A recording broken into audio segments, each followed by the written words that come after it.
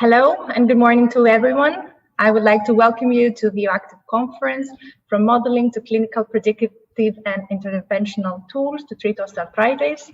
I'm Ioana Katsavou from AXA Innovation, and we are responsible for the organization of the conference, as well as for the dissemination, communication, and training activities of the OActive project.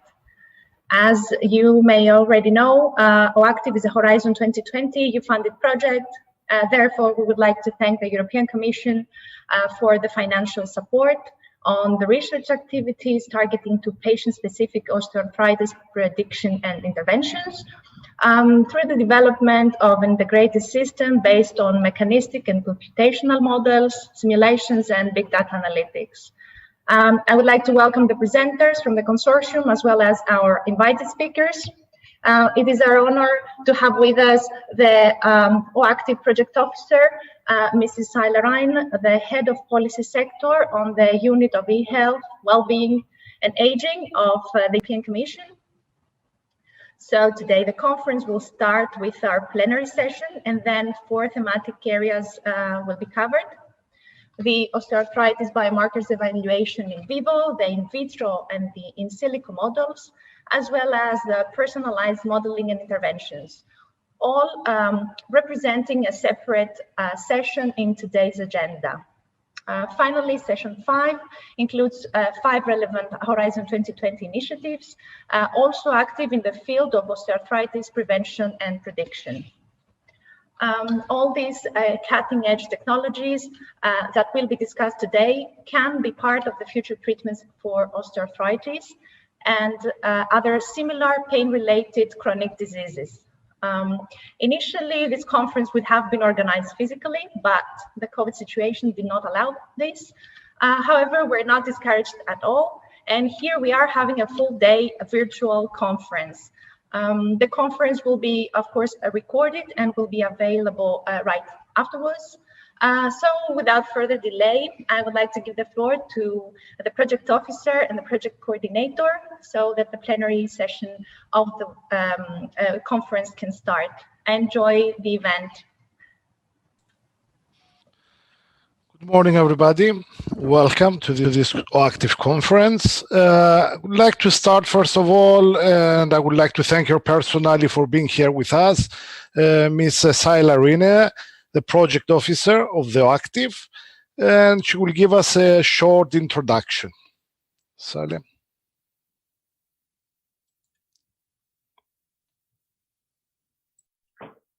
Thank you very much. I hope you can see my screen. So thank you very much for inviting me to this conference. I was already introduced, so I'm happy to be here. I work as a head of sector for policy in the e-health wellbeing and aging unit of DG Connect. I have been following OActive project for a year now, and I'm happy to see that now it's the moment really to present the results and discuss them, and also look at the way forward. And I'm very happy to see that this conference indeed is taking place despite all the difficulties that have taken place in the past year with the pandemic. So I will give a brief overview of the Commission priorities in digital transformation of health and care in general, and specifically for AI and data and digital twins. The 3 main pillars of the digital transformation of health and care in Europe that the Commission has been promoting since 2018 already by publishing a communication. Those main pillars were outlined there, and they are very relevant still. So first of all, to make sure that citizens have secure access to and possibility to share health data across borders with their healthcare providers.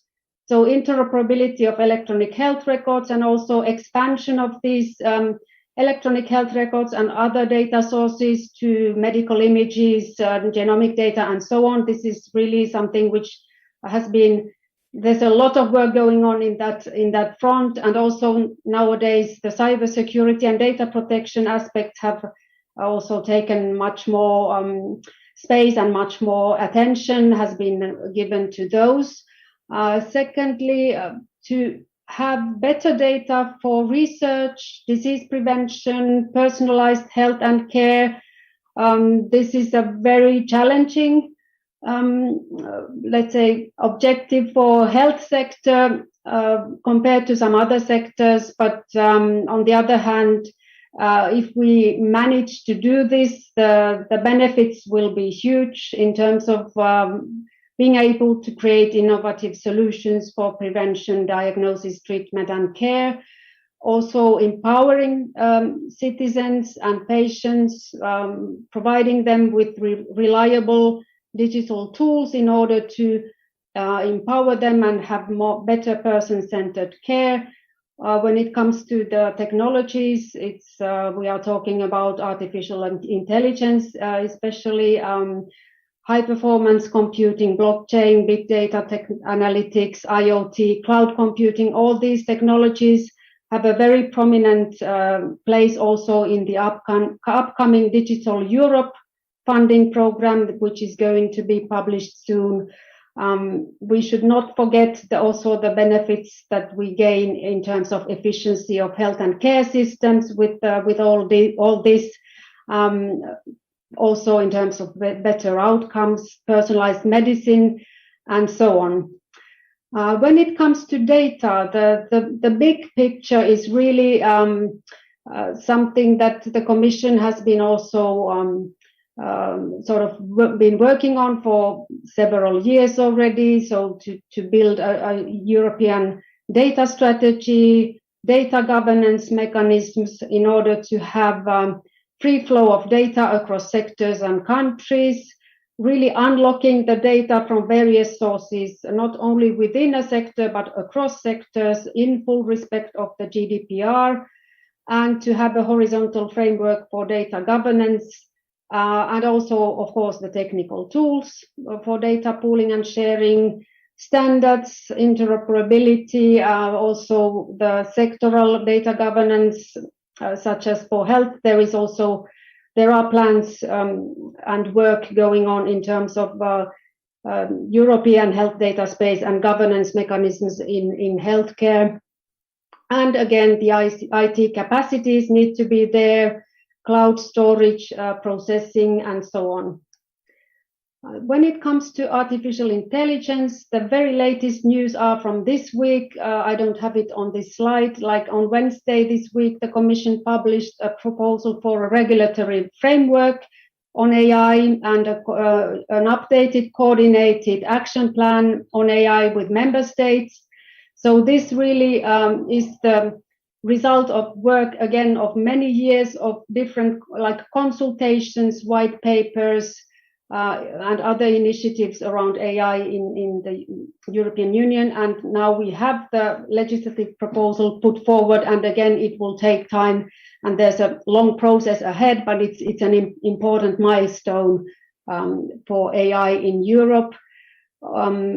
Investments are also, rather substantial investments are also planned for AI solutions in the next financial framework. We want to strengthen the research and innovation activities around AI to make data available. I mean, it's a prerequisite. You need to have the data in order to train the AI algorithms. So there's a lot of going on, both in terms of regulatory framework, policy, research, and so on. And finally, a way to put this all together is to look at the long-term vision and of the modeling in silico and so on. So here we are really talking about a vision of a human digital twin, providing citizens, clinicians, and researchers access to reliable digital representations of organ systems, ultimately the entire human. And here we do need, again, the citizens' health data. We need real-time monitoring data, physiological and phenotypic characteristics data. So it's really, it puts together everything, including AI and data. And here we are really looking at the clinical value that can be reached across the health continuum for personalized patient-centered prevention, diagnosis, to have targeted development of diagnostics and therapeutics, for example, for pharmaceuticals and medical devices, and again, benefiting also healthcare systems, industry, researchers, and innovators. So this is, in a very sort of small nutshell, the initiatives that the Commission is currently working on and the priorities that we have. I wish you very fruitful discussions, presentations, exchanges, and I'm of course looking forward to receiving any questions you may have. And yes, so I hand over to Kyriakos. Thank you. Thank you, Saile.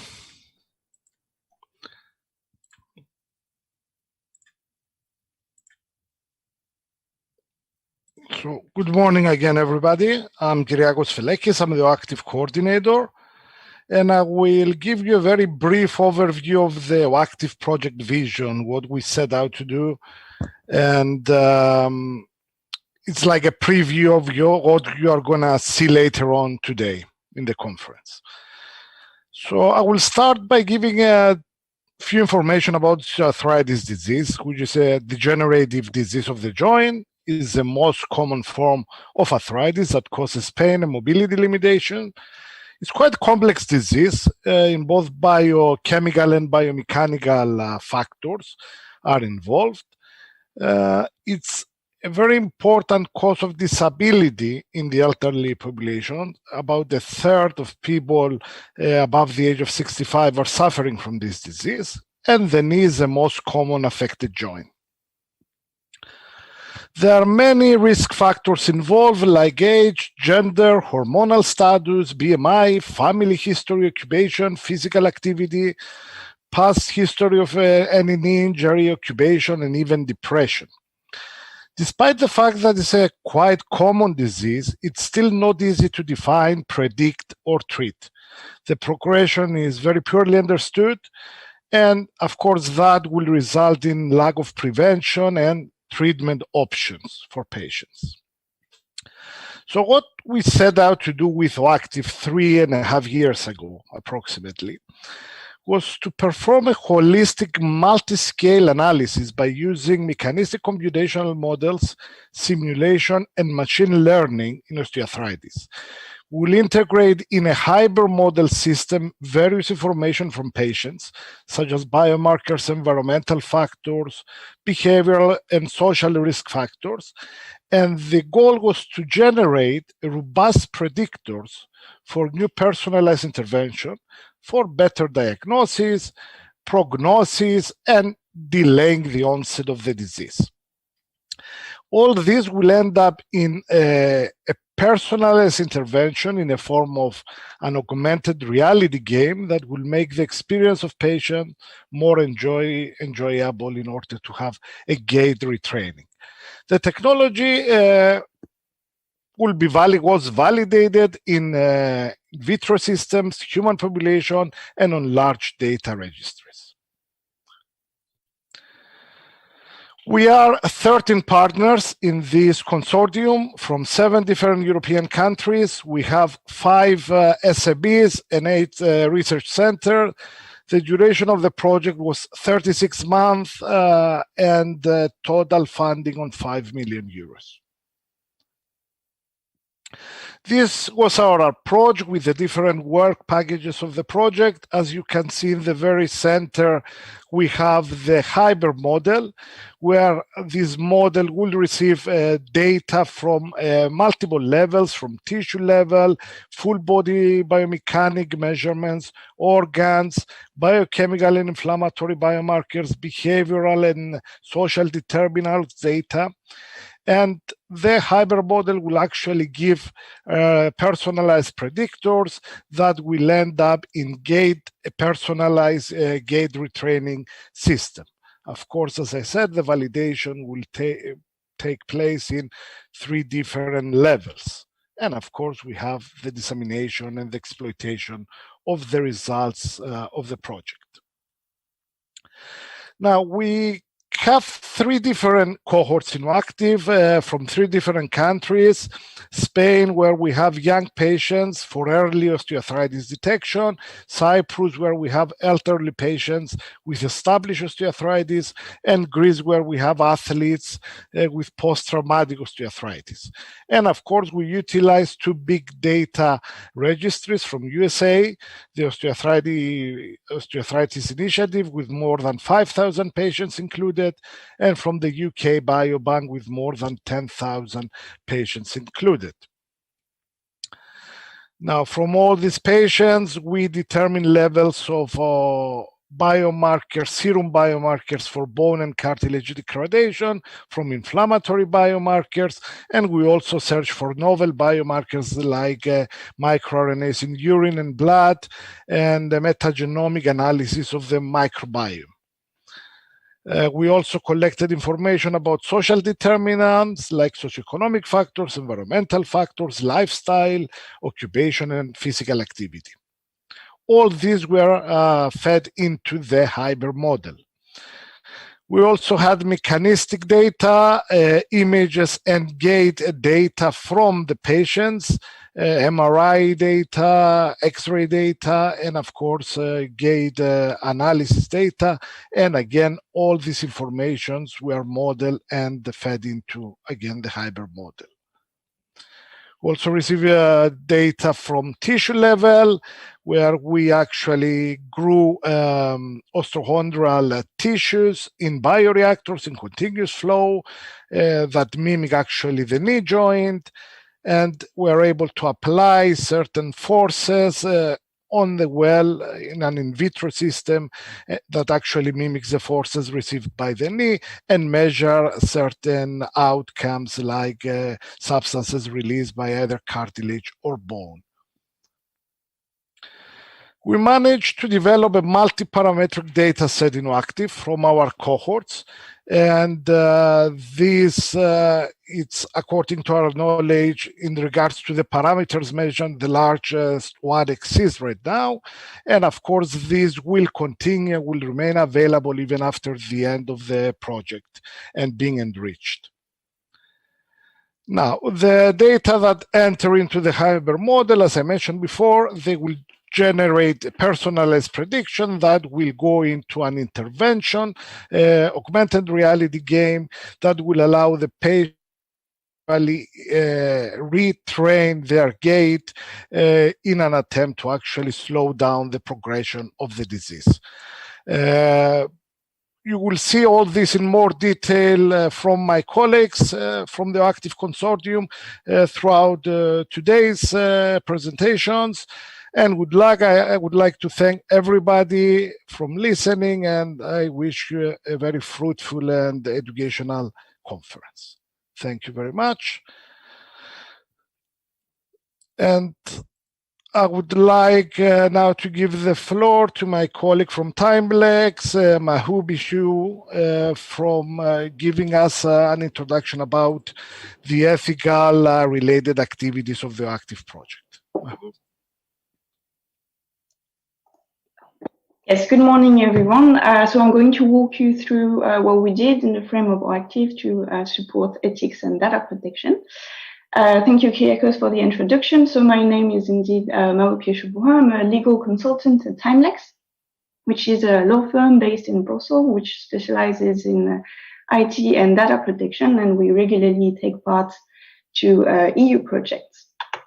So the output of what we did in the project has been formalized in a 5-step methodology to support compliance in terms of data protection and ethics. So the first step is to identify the ethics and safety objectives that are relevant to your project, and then you need to map out your environment, the data flows, the parties involved, etc. Then the third step is whether or not you should perform a data protection impact assessment. Fourth step is the actual implementation of compliance measure and their monitoring. And finally, the fifth step is preparing for what happens after the project. So first step, the identification of ethics and safety objectives. Here, it's really about identifying what are the core values for your project, whether they conflict with each other or not. But this is not about going too deep into the detail. It's really about mapping out what's happening out there. So to do that, you need to obviously consider what your project is about and what are the needs you have. And you will consider the field ethics standards, good practices, and legal requirements. So concretely, you will look at European and national legislation applicable for ethics and personal data protection, and also potentially additional rules. You would also need to consider your local requirements. So here we're talking about subnational level, regional, provincial, also for your organization. You should be also mindful of the applicable EU rules from the various funding programs you depend on. And finally, you should also consider soft law designed for your field. And for example, in OActive, we considered a lot the World Medical Association principle of Helsinki on clinical trials. The output of this exercise, as an example, what we have in OActive is two main categories of principle. First one would be general ethics, transparency and consent, so informing and gathering consent of your research participants, protecting vulnerable person, preparing the adequate documentation to gather approval from your relevant ethics committees. Obviously, be mindful of patients' rights and monitor risks at all time. And in terms of data protection and other requirements, here, you obviously, your activities have to be fair and lawful. You have to ensure the quality of the data and be clear about the modality of the storage. You have to ensure the safety and the security of the data.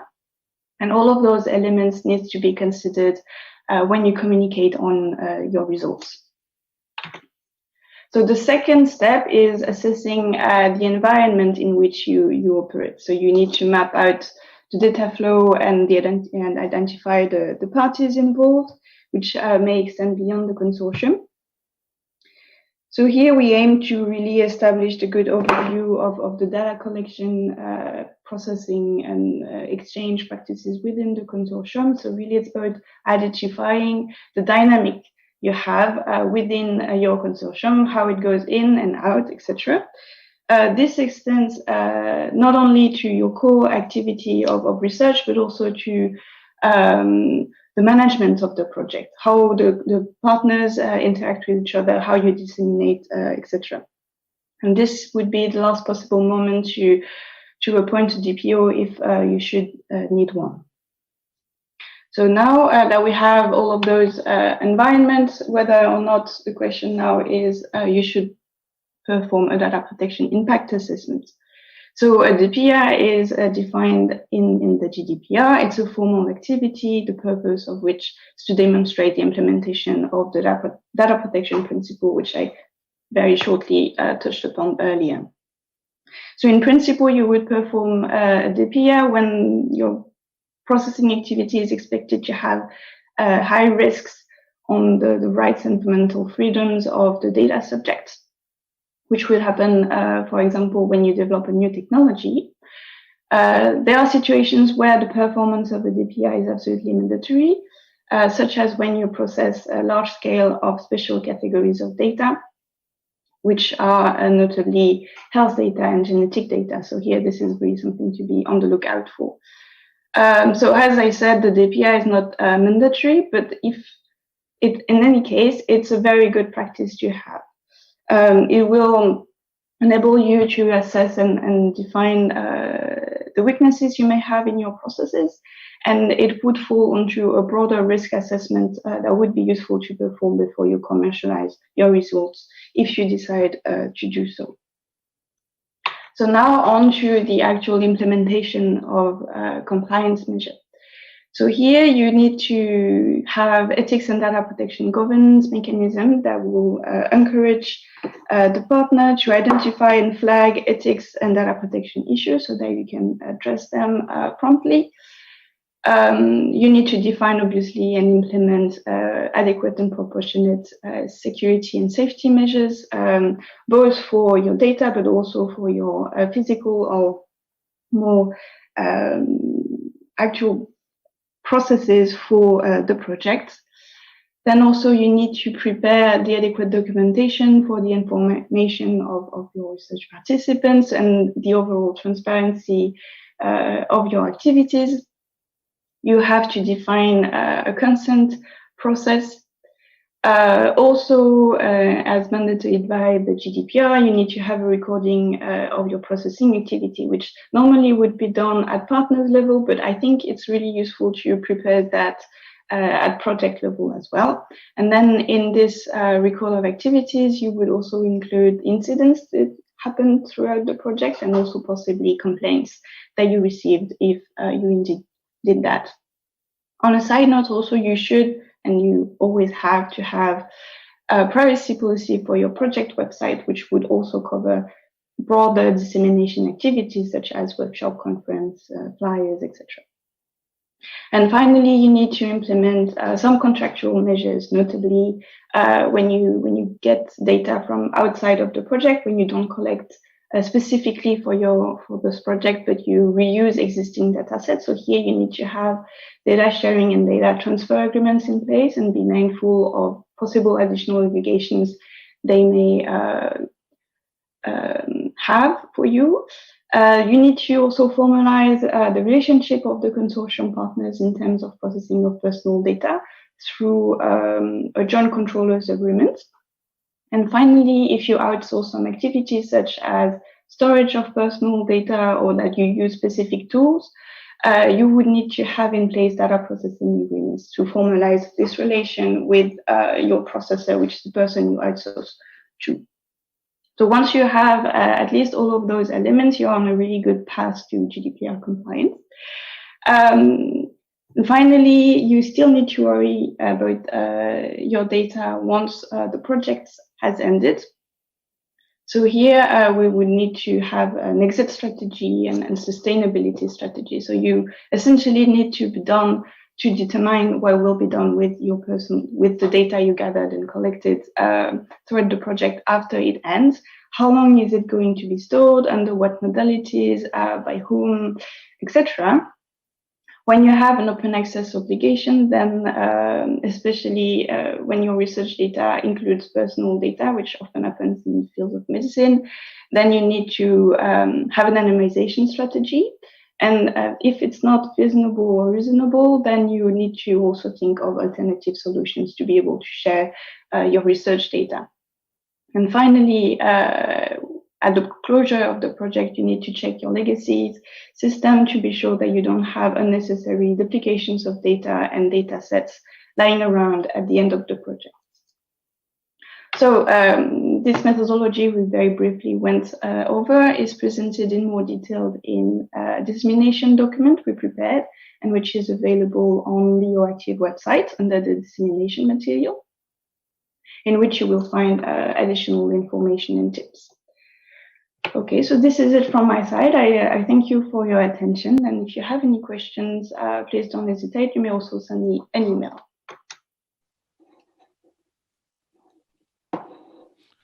Thank you, Mahu.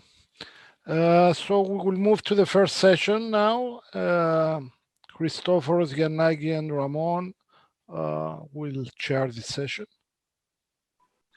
Good morning. I would like to welcome you to the first session of the final conference of the OActive project entitled Osteoarthritis Biomarkers Evaluation in Vivo.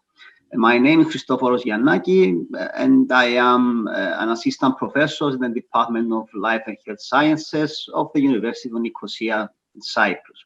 I will be chairing this session with Dr. Ramon Meseguer from Leitat Technological Center in Spain. In the current session, the length of the presentations will be 15 minutes, including the time for questions and discussion. The audience can put their questions on the chat box on the right of the video window. The first speaker is Dr. Dimitrios Karathanasis from Greece. The presentation title is "The Oxymoron of Shoulder Arthropathy. Are biomarkers the key to the optimal therapies?" Dr. Karathanasis, the floor is yours.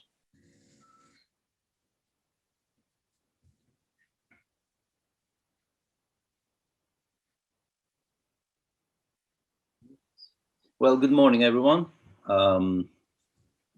As you said, thank you first of all for your invitation.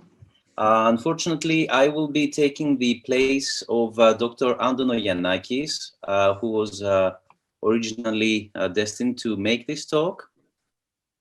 The reason being that it's been a crazy week and we've had many incidences with many surgeries, so I will have to take his place.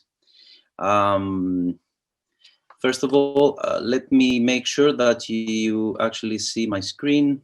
Here we go. Share. Yes. All right. Okay. So slideshow. Play from start. All right. Okay. So is this viewed? Is everybody seeing this screen? Yes. Yes. All right. So the title of the event that I will try to do as the best of my ability is the oxymoron of shoulder osteopathy, and are these biomarkers a key to optimal therapies? Now, it so happens that the shoulder osteoarthritis and the biomarkers that shoulder is a very peculiar joint. And unlike other widely studied knee and hip joints, this is not a weight-bearing joint. So considering that shoulders experience a very different mechanical environment from that of knee joints, it is unclear whether the same catabolic biomarkers can be found in the osteoarthritis that are ubiquitous in other joints. So although this is mostly focused on the knee, we are a team that is absolutely focused on shoulder. So we have a lot of interest to see how we can bring these two researchers together to better our understanding and prediction of patient future. So we will start with some basic anatomy features of the shoulder.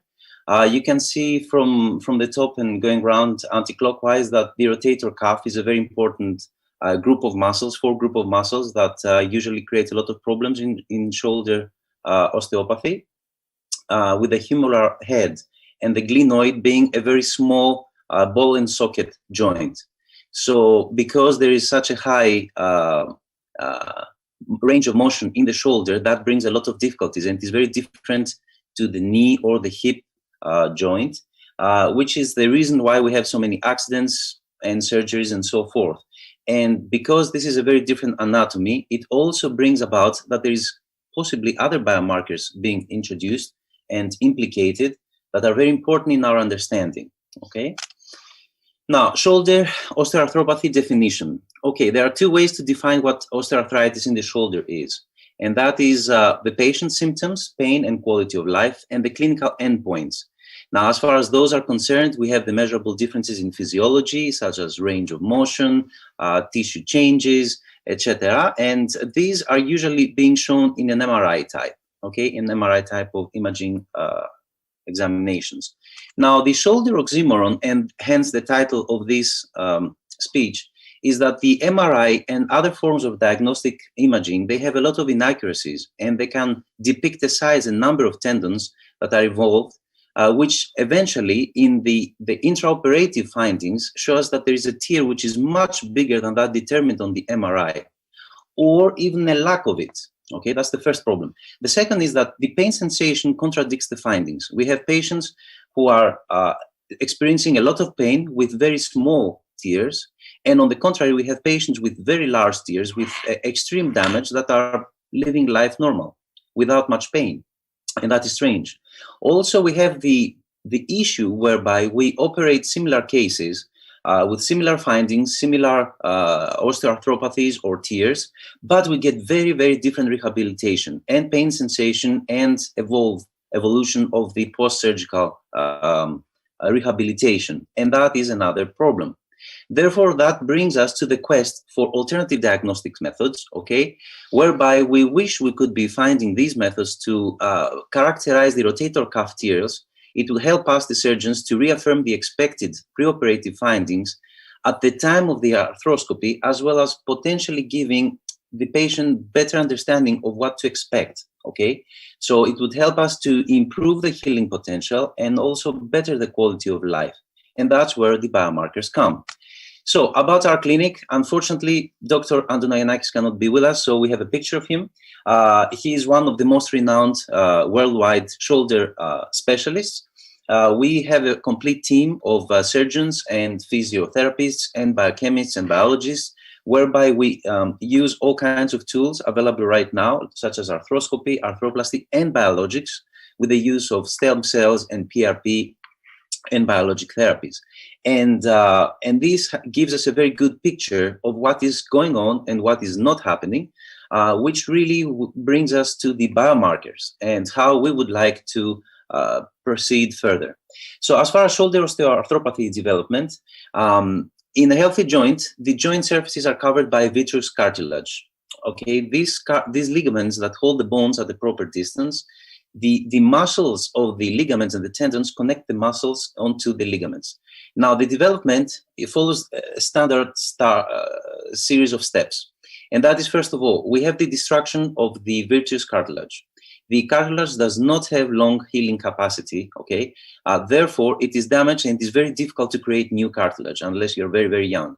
The treatments of this purpose can only work with very young people and small lesions. And the cartilage is what causes inflammation, and that's where we get the inflammation biomarkers. The ligaments also lose their elasticity, and the patient's movement is limited. The bones are also being deformed, and they no longer fit together. We already have a very small synovial joint, and that makes it even harder. So the main symptoms of arthritis is pain and stiffness. The pain is usually not constant, not all day long, but it really depends on the patient's activity and tolerance of pain. Stiffness at the earlier stages is not continuous, it is elastic, but as the disease progresses, it becomes more and more permanent. It is what we call inelastic. Now, the shoulder OA types, osteoarthritis types, there is 4 main types, and there is another one which is indirectly linked. The first one is post-traumatic arthritis after an accident. The dislocation of the arthroplasty, which is due to recurrent dislocation, the shoulder coming in and out completely. The inflammatory arthropathy, which in this case is an autoimmune disease whereby the immune system attacks its own bodies, like rheumatoid arthritis, and the osteoarthritis, which is due to the hereditary burden of cartilage due to construction. Now, in all of these cases, as they develop in the same way, but they have different causation, the cause of arthritis is very different. In the case of shoulder in particular, there's another type of arthritis, and that is very important, called rotator cuff arthroplasty. This arthropathy is caused by sprains in the rotator cuff petal, and it is unique to the shoulder because the tendon, this rotator cuff, unlike other joints, holds it together. This is a very loose joint, okay? So when there is a rupture in this rotator cuff, then the bones are being displaced, and that affects the cartilage. So we see very different biomarkers have been registered because although we have osteoarthropathy, the biomarkers are not the same because they are not linked to the same causation. So that is another oxymoron with this particular joint. So here we come to the shoulder biomarkers. So what are these shoulder biomarkers and why would they be useful to us? Well, we see the typical chondrocyte type of markers that have been very well investigated in other joints, such as the knee, which is the main part of this congress. But we wish to stress the importance of one particular biomarker, which is quite new, which is the connexin 43, CX43, a gap junction protein. Now, this gap junction protein is specialized to communicating cell structures present in the plasma membrane of cells. They are made up of connexin monomers that you can see here. Okay, this is a monomer, a transmembrane protein, and they make up these monomers. They assemble to form a hemichannel. Now, hemichannels come together to provide a pathway for direct intercellular communication when paired with a hemichannel into an adjacent cell. Now, the resultant gap junction, that's how it's called, this gap junction here, cell 1 and cell 2 that you can see in the picture, they permit the direct exchange of second messengers and metabolites and ions, such that are between coupled cells. Now, these aggregate in very large gap junction plaques in the interface of adjacent cells, forming the functional syncytium of the coordinated function of tissue. Now, why is this important? Because we know from several studies that connexin 43 is directly linked to osteoarthropathy etiology. Synovial biopsies from patients with osteoarthropathy, also in our cases, have shown an increase in this expression of this protein and also an increase in the size and number of the gap junction plaques. Now, if we analyze this ex vivo, we also see that there is a pharmacological inhibition of CX43, reduces the basal and interleukin 1b stimulation production and collagenase activity, which is usually linked with the efforts of the body to decrease osteoarthritis symptoms. So this connexin 43, affects the responsiveness of the cells to the extracellular cues by modulating signal transduction. And we know that signal transduction must be very important because that's how we understand the differences between patients and one patient from another with the same treatment. There must definitely be a very important signal in there. Now, CX43 also expression is dramatically increased in mechanical loading of skeletal tissues, and the function has been implicated in the production of prostaglandins in response to mechanical perturbation of these bone cells.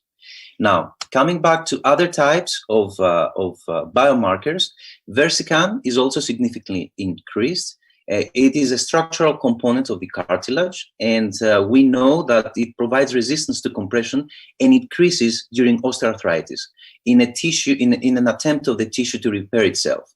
So that is another point where we would like to focus our investigations. COX-2 is a typical case, significantly also increasing in shoulder and osteoarthritic groups compared to normal groups. This is not surprising because elevated COX levels have also been found in other osteoarthritic joints, such as knee and hip, when it is very inflamed, when the synovial tissue is very inflamed. Now, biomarker ADAM TS5 has also been found, and in a recent study, it was found to be the second most abundant biomarker compared to CX43, with a 33, if I recall correctly, fold increase. And we have a known role of it in osteoarthritis. Now, matrix metalloproteinase is another one, and also nicotine. Now, nicotine is very important because we have seen also with the applications of biologic therapies that smokers tend to have less peaceful rehabilitation. There is more problems to nicotine smokers, and we know that there is a significant correlation of smoking and tear size also, and tear severity in the rotator cuff. So this will be very important in big data analysis to bring all that together and see how it really affects the whole plan, the arthritis evolution. Now, another very important biomarker is the synovial fluid volume. This is very simple. It's a very easy tool that we are beginning to also use in our practice, whereby the more of the tear in the rotator cuff, the more the synovial fluid volume. And the analysis of this synovial fluid also is the way to study these biomarkers. And it gives us a very simple preoperative idea that the more volume we can extract preoperatively, the more damage we should be expecting. Now, putting all this together, and the reason why we are very interesting and we want to bring this shoulder idea into your Congress is that we really need big data here. We do hundreds of surgeries every year, and we have amassed a lot of data, but it is all over the place. Okay, we definitely need artificial intelligence, and we're very, very interested in seeing what this Congress has to offer, because we see that if we bring all this data together, the biochemical and the clinical evaluation data and the surgical findings that we find intraoperatively, we'll be able to better understand and prepare for our surgeries, and also to have a better surgical outcome into finding why patients behave so differently and what kind of biochemical pathways are taking place in order to make sure that everybody gets the personalized treatment and we get the same results for the same problem, which is not what we're getting at the moment. I tried to give this to the best of my ability. Please, any questions, I'll be happy to answer as far as I can.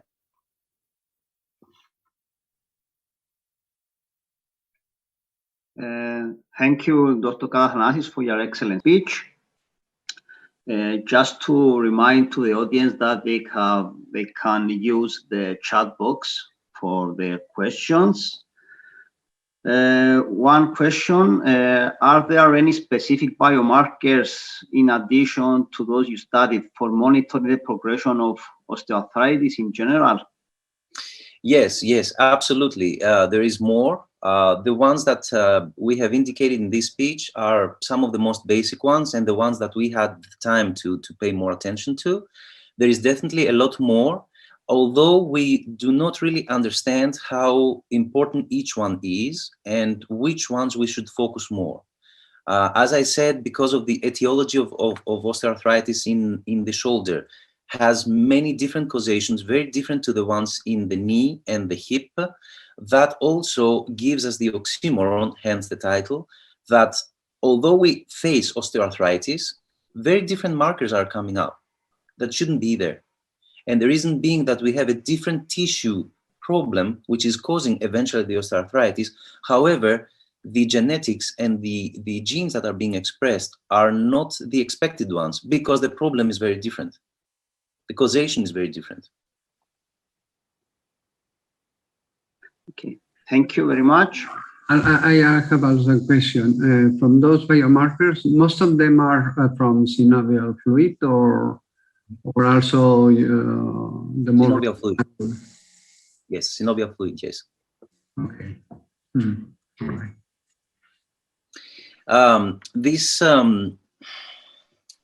Another issue with the shoulder is that it's a very open joint. It is a very flexible joint, and there is nothing is really contained in the way that we have in the knee joint.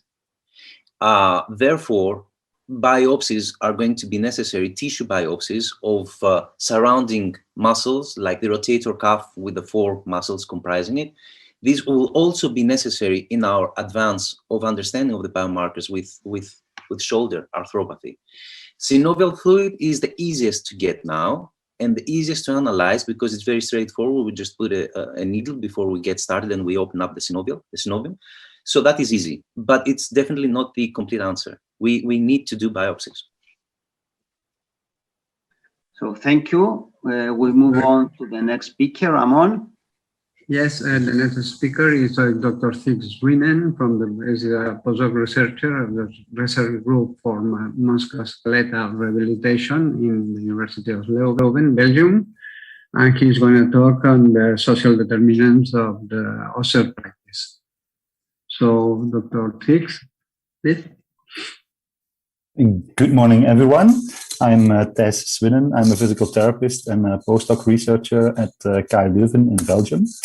And today I would like to talk you through my work in the OActive study, namely the impact of environmental and socioeconomic factors on pain and function in knee osteoarthritis. So the background of this aim is, of course, that we want to predict the course of osteoarthritis and, of course, change it to avoid the end stage, mostly seen as arthroplasty. And the traditional way to look at this problem is from a local factors view. One example is a biomechanical factor, and also today you will have several presentations focusing in depth on biomechanical factors. A little bit of a bigger perspective is a whole body perspective. For instance, body composition, BMA related stuff, or immune system function. Also today you will see in other lectures the role of an immune system and circulating immune cells. But for my work, I look at the context of the person with knee osteoarthritis from an early stage to the end stage. And As a first step, we searched the literature to see what is around, how can we tackle this question. And we found already excellent reviews on, for example, nutrition or the built environment or workplace exposure to biomechanical factors. So we didn't focus on that, but there is a large opportunity in the study of socioeconomic factors. So we conducted a systematic literature review. For very bigger details, I referred to the previous workshop of OActive, but in short, I will take you through the setup of the study. First, we of course identified the population of knee osteoarthritis without arthroplasty as an end stage, and we specifically sought for quantification of the relationship or effect between socioeconomic factors and health outcomes. And the major health outcomes of interest were pain, function, quality of life, radiographic status, progression of knee OA, physical activity or inactivity, and clinical examination outcomes. We embedded all kinds of study designs except for qualitative research and case reports, and we searched the major databases available.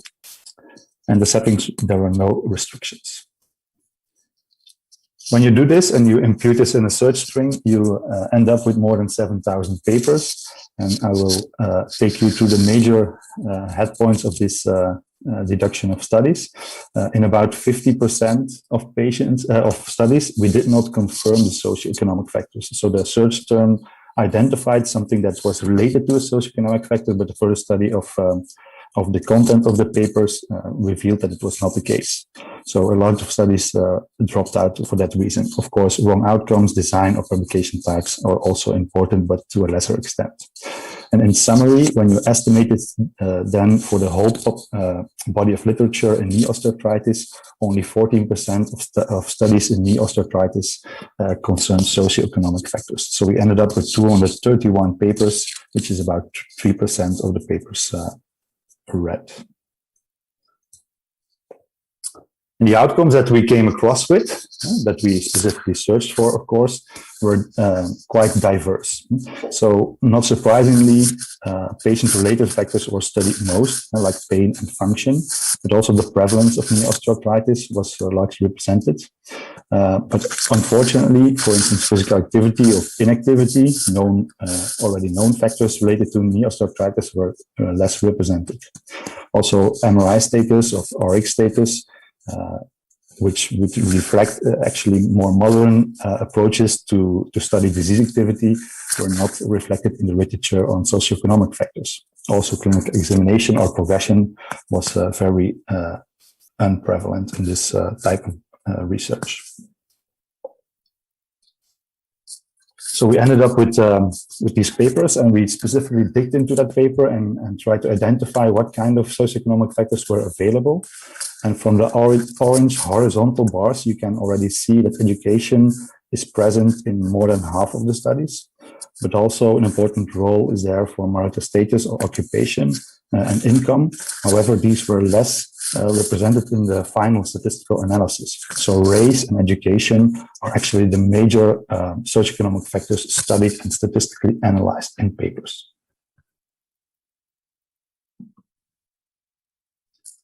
Then we come to the first hiccup in this body of literature.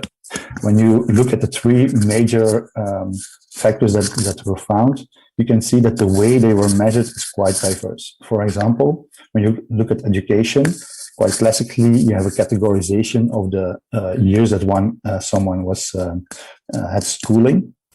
But this categorization was sometimes dichotomized in very large categories, for instance, less than 12 years of education or more than 12 years, which is quite a broad classification, or it was represented as a continuous score.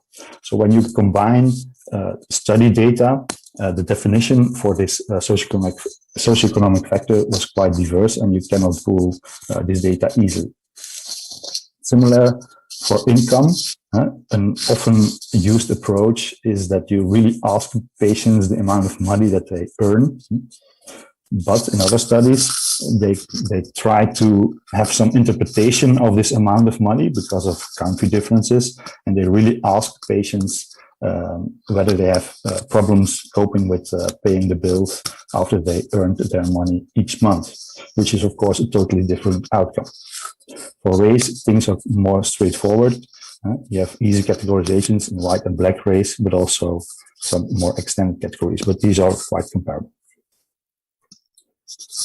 The quality of research on socioeconomic factors was judged by diverse quality rating scales, but because the majority of our studies were cross-sectional cohort studies, and to an even lesser extent longitudinal studies, we focus here in this presentation on the Newcastle-Ottawa scale, which we used for quality judgment. And what you see here is the individual studies listed for cross-sectional studies.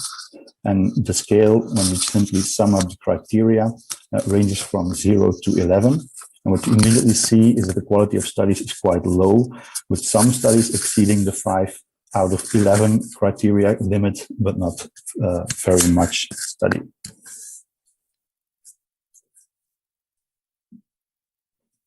But more important, that you dig into the reasons why the quality is quite low.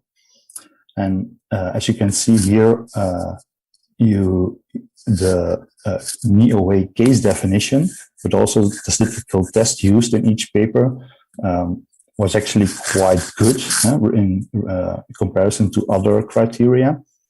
For instance, sample size justification was almost never present. Also, the non-respondents in cohorts were not well described or even absent.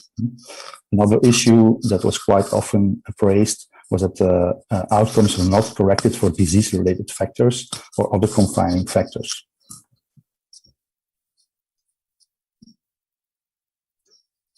So that brings me to some conclusions that you can make out of this body of literature. And that should, of course, be limited to a more qualitative approach, because the pooling of these data is impossible due to the different socioeconomic factors measured and the type of measurements, but also the outcomes that were quite diverse. Also, socioeconomic factors are often included in the statistical analysis, but you cannot extract the exact parameters and compare them between studies, because each model that you make statistically cannot be compared from study to study. But the first trend that was clearly visible is that when you have the univariate associations between pain and function and socioeconomic factors such as education or race, you can see that for education there are some conflicting results, but for race it's quite standard that there is some small to moderate association between the socioeconomic factors and pain and function.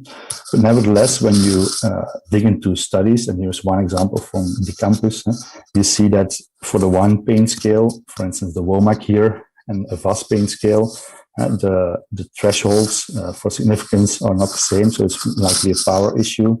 Yeah, you get some conflicting results. So the effects are smaller for the one pain scale than for another in the same study.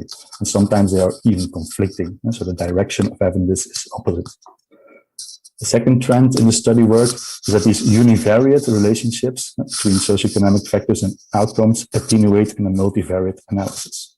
And also here I give an example from Allen 2012, when where the outcome was the WOMAC pain, and the WOMAC was dichotomized in a higher pain score or lower pain score, and then compared what the effect was between Afro-American race versus a white race. And you see that in the univariate association, there is a significant odds ratio that gives a detrimental outcome score for Afro-American race. But when you put it in a multivariate association, this the effect is much smaller and significance was not reached. So again, even the fact that, despite the fact that the population sample in these kind of studies is quite big, the statistical thresholds were not met. The third trend that you can see in this body of literature is that few studies try to explain the working mechanisms behind socioeconomic factors. For instance, here in the study of Goodwin, 2013, they investigated the link between race and heat pain tolerance. But they also measured experience of perceived discrimination. And what you saw is that actually beyond the effect of race, probably related to biological aspects, the experience of perceived discrimination was explaining a part of the total variance in heat pain tolerance. So this means that a part of the effect relates to discrimination, among other things that are related to race. But these are one of the few studies doing this kind of analysis. And the fourth trend in this body of work is that socioeconomic factors associate with treatment outcome. But also here, few studies exist. But for instance, Lee, 2019, compared in their randomized controlled trial, physical therapy and Tai Chi. And afterwards, they had a look at patients' clusters based on group-based strategy cluster modeling. And they identified one cluster with lower WOMAC function and no improvement over time.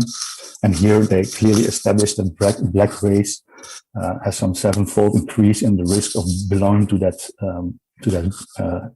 deterioration group and or no improvement group. Similar for education, when you're highly educated, you have less risk to belonging to that worse outcome group. So in conclusion, some take-home messages. Few studies really focus on socioeconomic factors in knee osteoarthritis. And as mentioned, these factors are very methodologically differently measured in the literature. So we should ask ourselves the question, shouldn't we standardize this type of outcomes and come up with a feasible course set?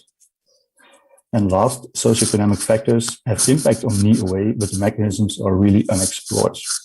Nevertheless, the few studies that exist really show promise for individualized and targeted interventions based on these socioeconomic factors.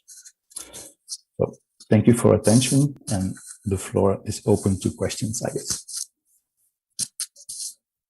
Okay, thank you very much, Nick. I think that we have time maybe for one question. If not, you can write the question and we will transfer to Tix to answer it in the chat or even in the mail. Okay, so let's go to the next speaker. So, Christopher. So we have a last minute change in the agenda. We will continue with the presentation from Dr. Christos Papaneophytou, inflammation and degradation biomarkers in osteoarthritis patients. Immediately after, we will have the presentation from Dr. Ramon Messenger. So Christos, the floor is yours. Thank you, Christoforos. Good morning, everyone.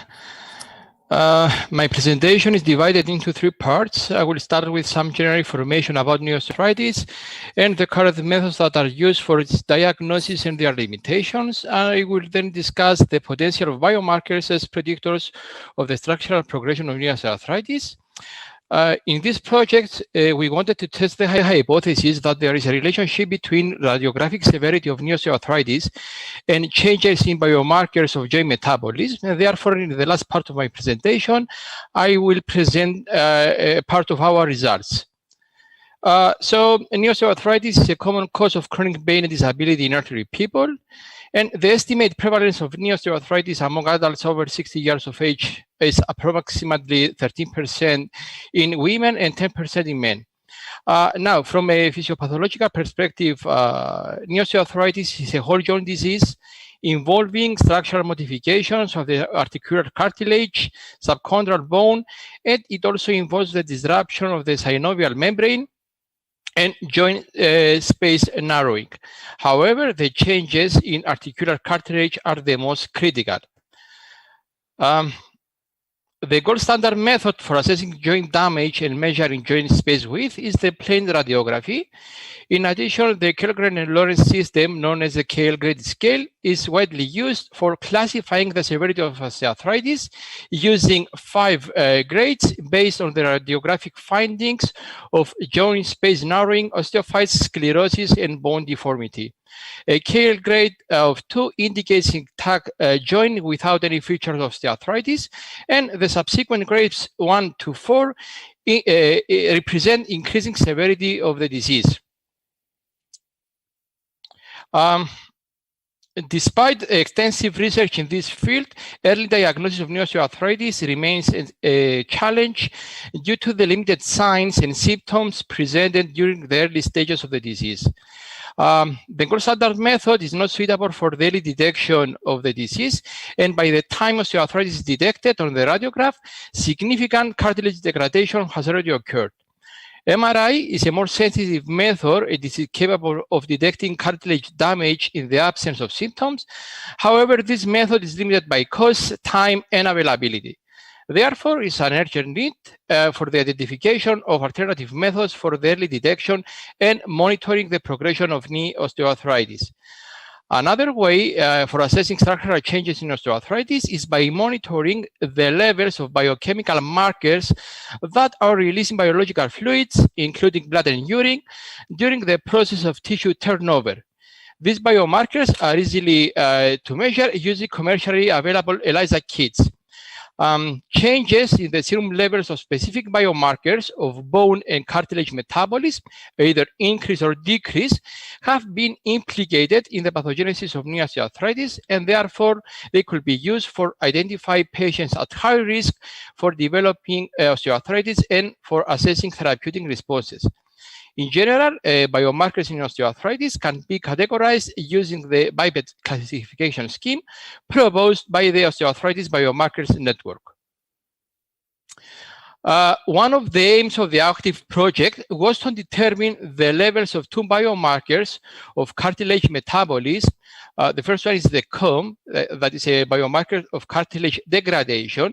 The second one is the P2CP, a biomarker of cartilage synthesis, and hyaluronan, a biomarker of synovitis, as well as the levels of three pro-inflammatory biomarkers, TNF-alpha, IL-1 beta, and IL-6, in healthy individuals and in patients with early and late knee osteoarthritis.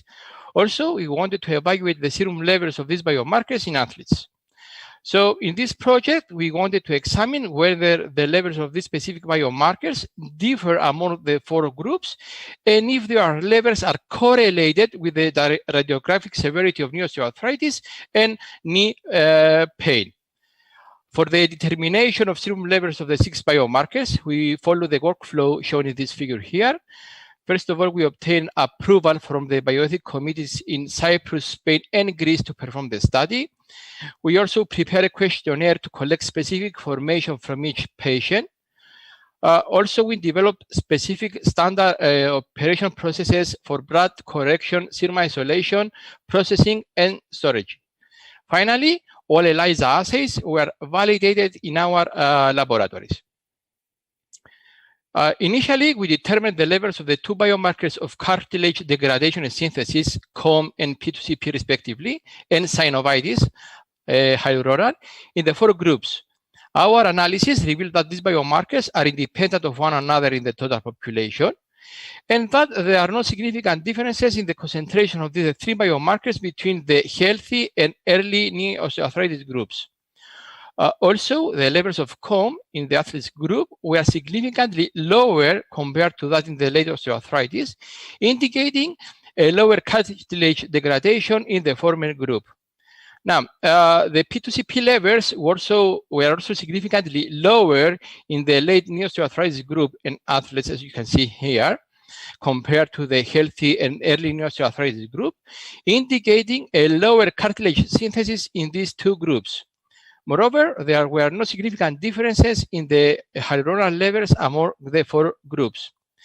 We subsequently assessed further the correlation between the biomarkers of cartilage degradation and synthesis, COM and P2CP, in the healthy group and the two groups with early and late knee osteoarthritis. Interestingly, our results reveal a moderate positive correlation between the two biomarkers in the early knee osteoarthritis group, suggesting that both the degradation and synthesis of cartilage are elevated in this group. On the other hand, in the late stage osteoarthritis group, there was a weak negative correlation between the two biomarkers, suggesting a lower rate of cartilage synthesis in this group. We then examined the correlation between the levels of the three biomarkers and the radiographic severity of knee osteoarthritis, and therefore here we excluded the athletes from this analysis. Because the majority of the participants in the late knee osteoarthritis group had both knees affected, we employ a bilateral 9 scale that uses the mean KL grades of both knees to assess the prevalence of knee osteoarthritis. Also, we divided the patients with established knee osteoarthritis into a mild group, and this group had patients with a KL grade of 2 in at least one knee, and a severe group with patients with a KL grade 3 or 4 in at least one knee, as you can see here. Based on this classification, the severe knee osteoarthritis group had significantly higher COMB levels compared to the healthy and mild knee osteoarthritis group. And interestingly, the serum COMB levels were positively correlated with the severity of the disease, the KL score. On the contrary, the P2CP levels show a trend of decreased values as the severity of the disease increased. And the P2CP levels in the healthy and early knee osteoarthritis groups were significantly higher compared to the mild and severe knee osteoarthritis groups. Also, the serum P2CP levels were strongly and negatively correlated with the severity of the disease, the KL score. We then assess the correlation between the levels of the 3 biomarkers with knee pain intensity at rest and during walking. The assessment of pain intensity was carried out using an 11 visual analog scale, VAS, and patients were divided into 4 groups: the group without pain, low, moderate, and severe pain. In case where patients have bilateral knee pain, we calculate the average pain in both knees. Our analysis revealed that the levels of these biomarkers were significantly higher in the group with severe pain, as you can see here, compared to those without knee pain at rest. Also, the levels of serum COMB were higher in the group with moderate walking VAS compared to the group without pain. The levels of P2CP were higher in individuals without pain and were decreased with the increase of the knee pain both at rest and during walking, regardless of the severity of the disease. Also, the P2CP levels were negatively correlated with self-reported pain, both at rest and during walking. On the other hand, the levels of hyaluronan were increased with the severity of the pain. However, these differences did not reach statistical significance. Another interesting result in our study was that the 3 pro-inflammatory cytokines, TNF-alpha, IL-6, and IL-1 beta, in the majority of the samples from the late-stage knee osteoarthritis group, were below the lower limit of detection of the assays that we use. We know that synovitis is common in osteoarthritis, and that the inflammation changes in the synovium include a mixed population of inflammatory cells, including macrophages, activated B and T lymphocytes. And the pro-inflammatory cytokines, including IL-1 beta, TNF-alpha, and IL-6, which are produced by these cells, can enhance cartilage degradation.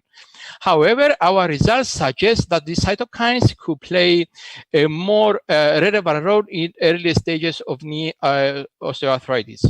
So, in conclusion, in this study, we demonstrated that the levels of serum COMB were increased with the radiographic severity of knee osteoarthritis, and that the rate of cartilage degradation is elevated in the late knee osteoarthritis group. The most significant finding of this work was that the reduced serum levels of P2CP, which is a biomarker of cartilage synthesis, were correlated with the radiographic severity of knee osteoarthritis and pain intensity. We could not demonstrate any significant correlations between hyaluronan levels and the severity of the disease. And our results suggest that hyaluronan might not be an ideal biomarker for monitoring the progression of osteoarthritis in elderly people, because other factors may contribute to the high levels of hyaluronan in the elderly people. Finally, it's obvious that further studies and experiments are needed to elucidate the role of cytokines in knee osteoarthritis pathogenesis and progression. I would like to thank you for your attention. Any questions? Thank you, Christos, for your excellent speech. One question, do you think that P2CP can be combined with other biomarkers to be predictive of early osteoarthritis? That's a nice question, Christopheros. Thank you. Of course, okay, we have to take account that there are other biomarkers of cartilage degradation and synthesis, especially for the synthesis. We know that collagen produces a pre-collagen, and there are other biomarkers correlated to the collagen synthesis. So by combining P2CP and other biomarkers, of course, we can find some more good results, let's say. Thank you, Christos. Thank you. So the next speakers are Dr. Ramon Messenger and Mr. Radu Gemis, both from Leitat, and their presentation is entitled Osteoarthritis-related exosomal and microbiome biomarkers. So Ramon, the floor is yours.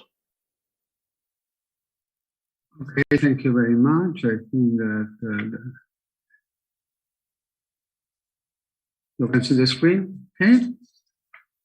Okay, this talk is going to be divided into parts. The first part, I'm going to introduce our preliminary results on the studies on the microRNA exosome content related to osteoarthritis progression, trying to find new biomarkers. And the second part that is going to be introduced by my colleague Radu Gemis is going to deal with the characterization of the microbiome as a possible new biomarker. Okay, so the biomarkers in osteoarthritis, it's really difficult to find out real good specific biomarkers, because the difficulty to study and validate taking into account the multi-causality forces that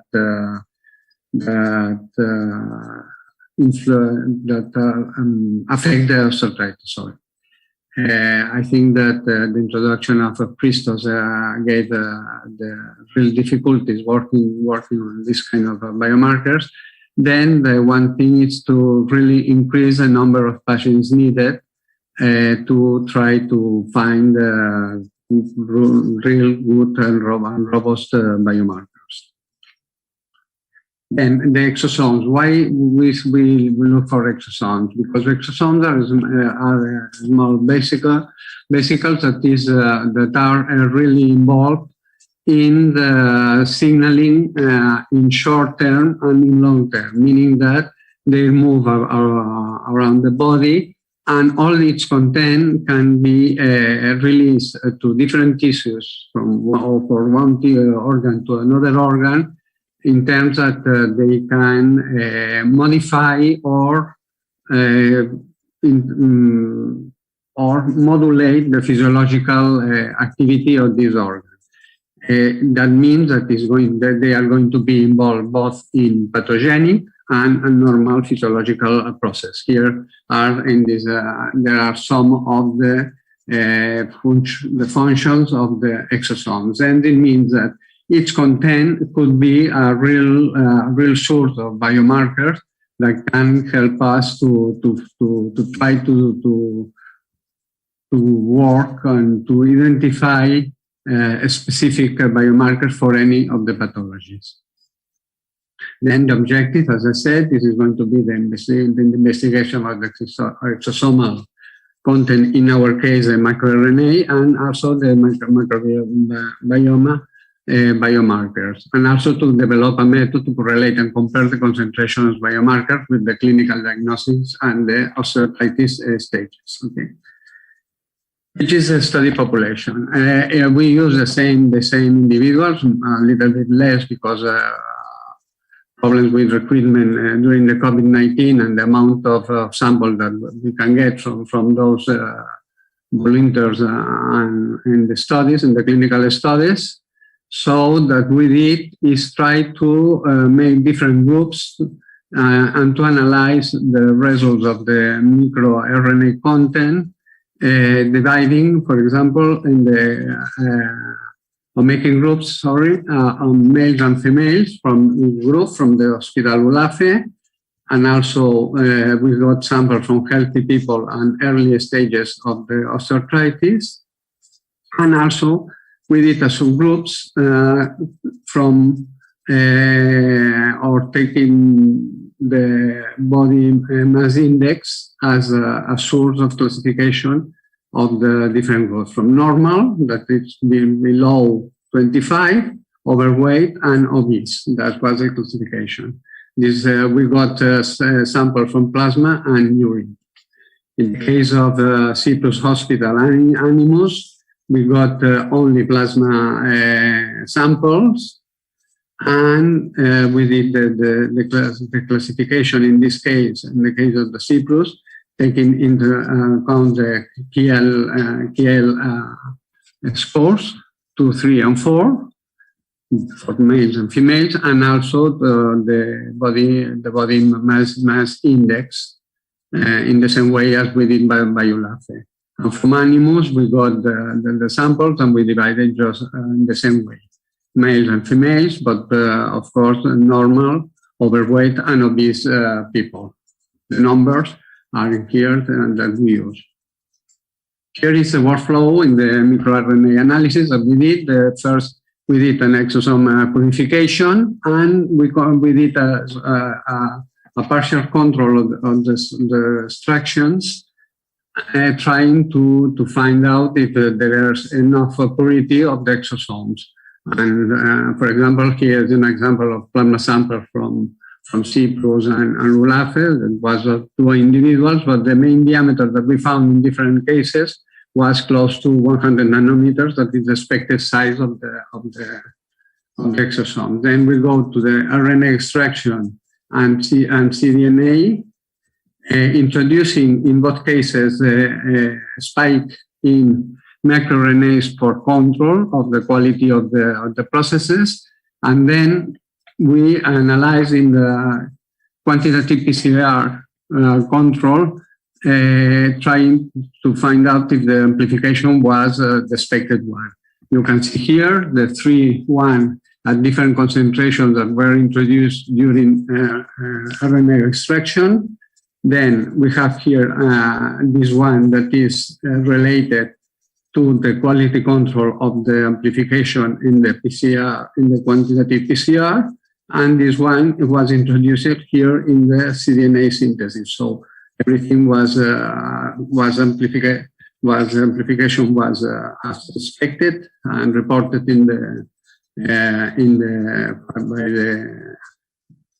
by Kiagen.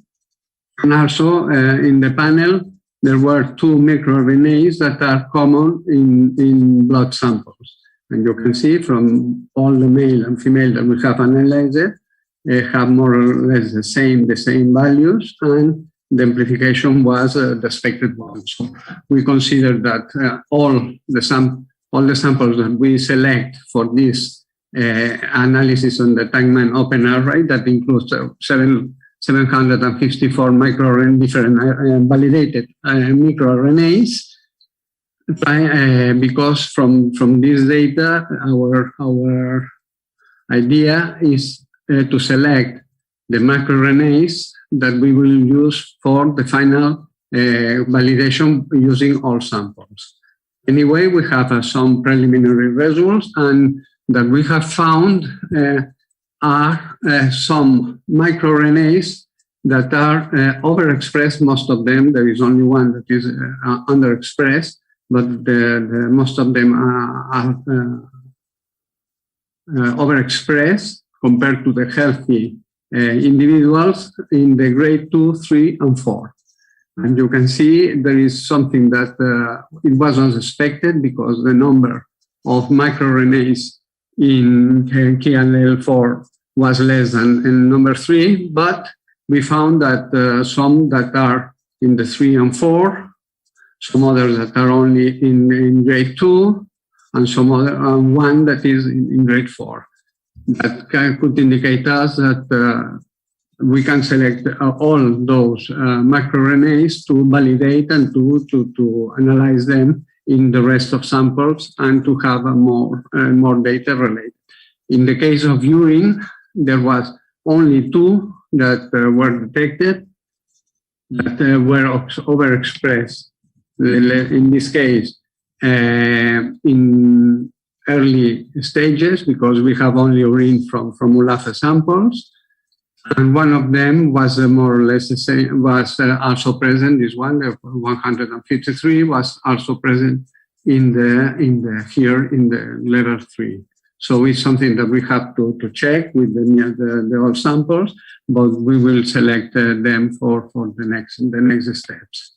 So in conclusion from this part, so in this preliminary analysis that now is just ongoing, there are several circulating microRNAs in plasma that have been identified in a subpopulation of osteoarthritis patients that correlate with the KL progression.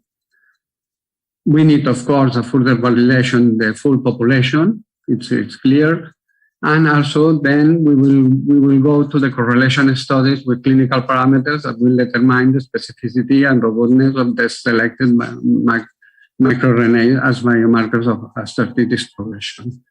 And we will say that urine microRNA, at least for the result that we have right now, is not really a good source of this kind of biomarkers in terms of exosome content, at least for osteoarthritis. So I wish to thank the people who have been working in our laboratory, David Rovira, who is a master student, Marta Costa, Karma Calvis, and Sergi Bayot, that have been working in the analysis, extraction, and all the steps of the work. Okay, so Radu, it's your turn. Thank you. So thank you, Ramon. First of all, my name is Radu Gemis, and I'm working as a microbiome researcher at Leitat. And hereafter, I'm going to present the results obtained for the microbiome analysis related to the OActive project. I will try to be as short as possible because I think we are going out of time. But first of all, I would like to make a little introduction about the microbiome in case some of the audience has not heard about it, but I'm sure that's not the case. The term human microbiome refers to the complex set of genes contained in the collection of microbiomes that lives in the human body. And the biggest part of that microbiomes lives in the gut. And a lot of factors can distort the balance and the microbiome homeostasis. Some of those factors can be the diet, the lifestyle, the environmental factors, and also the medication. And nowadays, many diseases are related to the imbalances in the microbiome. Some of these diseases are obesity, metabolic disorders, neurodegenerative diseases, allergies, and inflammatory diseases, bowel diseases such as Crohn and ulcerative colitis. Some of those factors, as well as some of these diseases, are closely related to the development of osteoarthritis. And it's this for this reason that there may be a connection and maybe a link between osteoarthritis and changes in the microbiome. So the main objective of this study was to compare the intestinal microbiome composition between people who are starting to develop osteoarthritis and healthy individuals. And another objective was to identify the potential use of microbiome data as an osteoarthritis prognosis biomarker. This is the cohort that supplied fecal samples for microbiome analysis. The volunteers are from Hospital La Fe from Valencia, Spain. We didn't observe differences between initial osteoarthritis and healthy group, except for the WOMAC pain score. That makes sense. And this is the workflow that we used. A total of 82 samples were obtained, and the workflow followed was DNA extraction for every sample, and after that the V3, V4 region from the 16S RNA gene was amplified by PCR, and all the amplicons were pulled together at the same equimolar concentration, and the libraries were sequenced with Illumina MiSeq technology. And finally, all the bioinformatics analysis were made with QIIME2 and R. We obtained more than 11 million sequences, and the total of these sequences were clustered in 6,195 amplicon sequence variants with a very good percentage of taxonomical classification. When we look at a taxonomical distribution at phylum level for each volunteer, we can observe a high inter-individual variability, and also a little increase in bacteroidetes ratio in some volunteers in the osteoarthritis group here in the left corner. After that, we looked at the alpha diversity. The alpha diversity is a metric that measures the variety of every single microbiome sample. And as the alpha diversity gets higher, there are more different bacteria in that particular sample. In this set of samples, no significant differences in alpha diversity were detected between the healthy and the initial osteoarthritis group. Nevertheless, these results are consistent with those obtained from the state-of-the-art, where wasn't observed differences in alpha diversity neither. Beta diversity, however, measures the similarity between similarity of bacterial composition among a set of samples. In this case, as 2 points are closer to each other, their microbial composition is more similar, as we can observe after the analysis of 4 different types of beta diversity metrics. The blue and red points are mixed all together, and no patterns are visible. This is confirmed after Permanova test for the 4 metric used. None of them are statistically significant. And finally, to investigate the possible bacterial general that may play a role as an indicator of the onset of osteoarthritis, a Welch multivariate test was used, specifically designed to be applied to unbalanced data set, as in this case. And after comparing the relative abundances across the amplicon sequencing variants belonging to 240 different genera, a total of 9 markers with a significant p-value have been detected, and 8 of them are enriched in the osteoarthritis group. So the relative abundance of these 9 genera is shown in this figure, as you can see. The variation is quite high, and some of the genera are highly influenced by outliers. But some of the genera that are enriched in the initial osteoarthritis group are related to disorders that may have a link with osteoarthritis, such as inflammation in the case of Alistepes, obesity in the case of Anaerostipes, and metabolic disorders in the case of Parabacteroides. However, other genera enriched in the osteoarthritis group are more related to a healthy status, such as Coprococcus and Dialysters, related to a better mental health, Barnesiella related with a lower grade of obesity, and Eubacterium hali related with a bigger shorty chain fatty acid production. So as a conclusion, after we analyzed the microbiome from these volunteers, we can conclude that no significant differences were found in composition, alpha and beta diversity between the control and initial osteoarthritis group. Also, 9 potential bacterial biomarkers have been detected with a possible potential in the prevention of osteoarthritis development. However, these results need to be validated in a larger and independent cohort.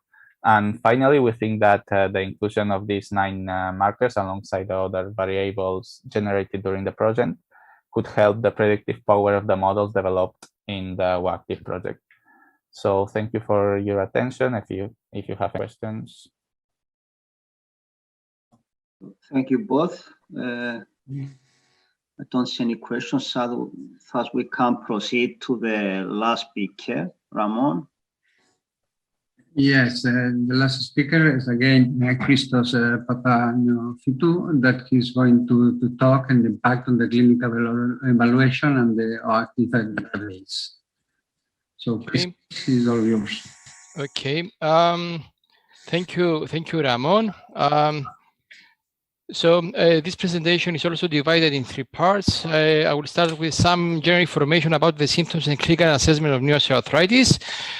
In the second part, I will outline the factors increase the risk of developing new osteoarthritis, and I will discuss the main objectives of clinical evaluation of patients in the OActive project.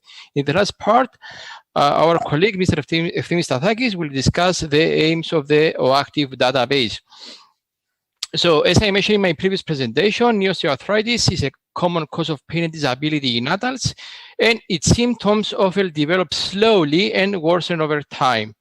Common signs and symptoms of osteoarthritis include, among others, knee pain, knee stiffness and swelling, loss of flexibility, which together seriously decrease the quality of life of patients. Now, the intensity of the clinical symptoms may vary from each individual, and therefore the diagnosis of osteoarthritis is not made by a specific physical examination or test, but by a combination of physical examination findings, diagnostic imaging, and laboratory tests. Currently, diagnosis of new osteoarthritis is based on symptoms and confirmed with X-ray radiography, usually at late-stage disease when there is already permanent damage to the joint. Biochemical markers of bone and cartilage turnover had been proposed as tools for the diagnosis and prognosis of osteoarthritis. However, their use in clinical practice is limited. Therefore, in addition to biomarkers, there is an urgent need to identify and validate risk factors contributing to the development of new osteoarthritis, and importantly, it is essential to examine the associations among various biomarker levels, clinical evaluation, and the risk factors in order to diagnose osteoarthritis at early stages. From a medical perspective, the most common cause of new osteoarthritis is age, and therefore it is characterized as a wear and tear disease. However, other factors increase the risk of developing new osteoarthritis, including gender. We know that women are more likely than men to develop new osteoarthritis. Obesity, because weight increases the pressure on all joints, especially the knees. Also, certain occupations that include a lot of activity that can stress the joint are more likely to develop new osteoarthritis because of the constant pressure on the joint. Finally, the genetic and knee injury contributions to osteoarthritis are also highly significant. The aims of the clinical evaluation of patients in the OActive project was to collect data and examine the relationships between the various risk factors generated by different information sources and the clinical diagnosis, that is the physical examination by clinicians. The results will be used for the development of advanced computer modeling and simulation tools in order to be used in early diagnosis or prediction of further progression of the disease. And finally, the data will be used for the development of personalized predictive models and treatments. This slide summarizes the work plan of the project in terms of recruitment of patients. We collect data from 3 different countries and 3 different centers. Patients, healthy individuals in high risk for developing new osteoarthritis, and patients with early stage new osteoarthritis were recruited at Hospital La Fe in Spain.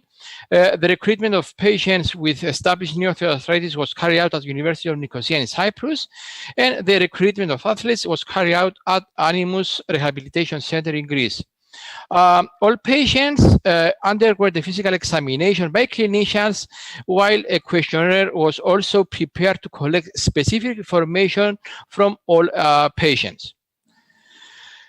In addition to medical risk factors known to influence development of the disease, research studies suggest that the social and socioeconomic environment of an individual may be relevant to osteoarthritis prevalence and health outcomes as well. Therefore, it is essential to examine and analyze the socioeconomic status of patients with knee osteoarthritis.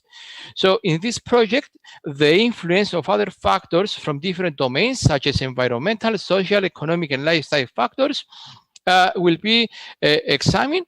And here we have a nice example showing the association between alcohol consumption, smoking, and the prevalence of knee osteoarthritis, because alcohol and smoking may increase the inflammation in the joints of the knee. Now, for the recruitment of healthy individuals and patients with early and late knee osteoarthritis, we used well-established protocols and guidelines. For example, for the recruitment of patients with established knee osteoarthritis, we used the criteria proposed by the American College of Rheumatology. For the collection of data, we use different information sources and methods. Recruitment of patients was carried out by clinicians. The radiographic severity of patients was also carried out by clinicians. From all patients, we obtained blood samples to determine the levels of the serum biomarkers, while from some patients, we also obtained other biological fluids, for example, urine, to determine the levels of exosomal biomarkers. Also, the questionnaire was used to obtain specific information from all participants, including familial osteoarthritis, previous knee injury, occupational risk, and etc. Finally, several participants underwent gait analysis to assess individuals with conditions affecting their ability to walk. Overall, we managed to collect vital information from all participants, and this information will be included in the OActive database that Themis will present in a while, and will be also used for the development of a hybrid model for the early detection and monitoring the progression of knee osteoarthritis. This table contains a part of the data that we collected from the late-stage knee osteoarthritis group. And as is shown, we have information about the age, the body mass index, smoking habits, occupational risk, the results from the radiographic examination, etc. Some examples here now showing the correlation between the risk factors and the severity of the disease. So our preliminary analysis revealed some correlations between the medical risk factors and the radiographic severity of osteoarthritis. For example, there is a strong correlation between the age of the patients and the severity of the disease. There is also a strong correlation between the pain at rest and during walking and the severity of the disease, while there is a weak correlation between the body mass index and the KL score. Also, our preliminary analysis reveals some gender differences in serum biomarker levels. For example, the levels of serum COMB were significantly lower in women than in men. And in the total population, the levels of the P2CP, a biomarker of cartilage synthesis, were also lower in women than in men. Also, the levels of serum hyaluronate were lower in women than in men. However, these differences did not reach statistical significance.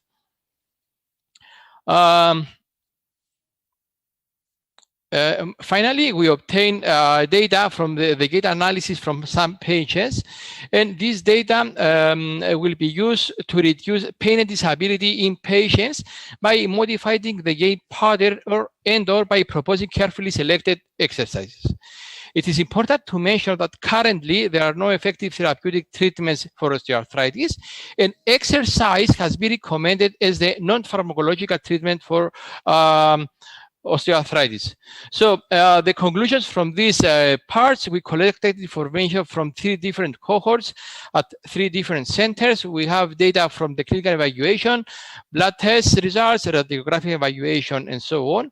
We also obtained data from the social life, sport activity, and so on from all participants. And as I mentioned before, this data will be used for the development of an advanced computer model and simulation tools in order to diagnose osteoarthritis at an early stage. Themis, the stage is yours. Thank you, Christos.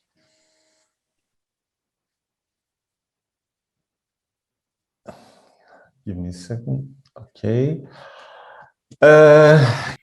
In this short presentation, I'll try to give you a brief description of the OActive platform. To do that, 2 questions must be answered. What is the scope of the OActive platform? What are the main components of the platform. As you may notice by now, OActive is a project involving many organizations such as SMEs, universities, hospitals, and rehabilitation centers from all over Europe. So the objective of the primary objective of the platform is to help clinicians and clinical researchers to store, manage, share, access, and process clinical data.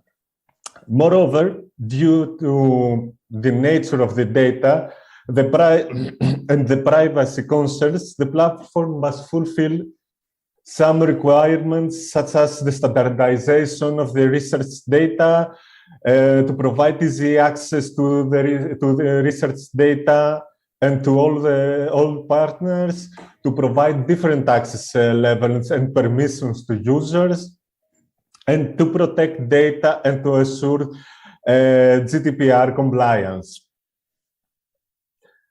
In the design philosophy of the OActive platform, every objective is implemented as a separate service layer. Store, manage, data flows, AI/ML framework, and of course, users. At this point, I must say that we use only open source software to build the OActive platform. For the cloud infrastructure, we select Amazon AWS Cloud as a robust and scalable solution. And the advantages of the AWS Cloud are mainly the scalability, as I said, the accessibility, mainly through APIs engine provided by the Amazon AWS, the accessibility, yes, I'm sorry, and the update security methods provided by the same services.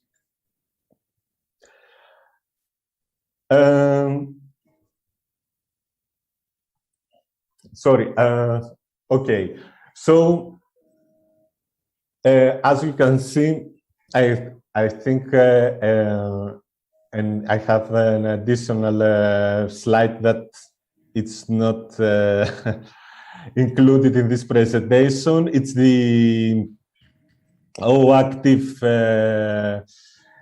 platform, the AI/ML framework that we use, what we provide to the partners, and deliver state-of-the-art software for the processing of clinical data, and focusing primarily on the AI/ML toolsets, such as IDEs for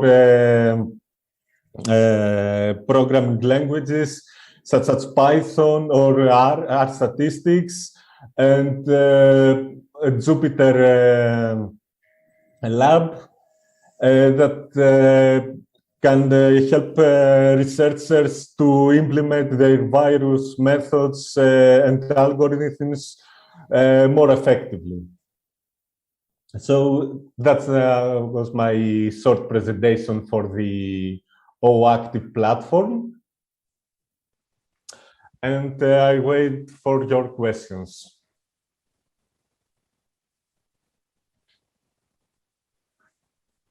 Okay, I think that we run out of time. I'm sorry for that. So, Christopher. So this is the end of the session. We would like to thank the speakers for their very interesting presentations. We will have a 10 minutes break, and then we will continue with the second session of the conference. Thank you very much.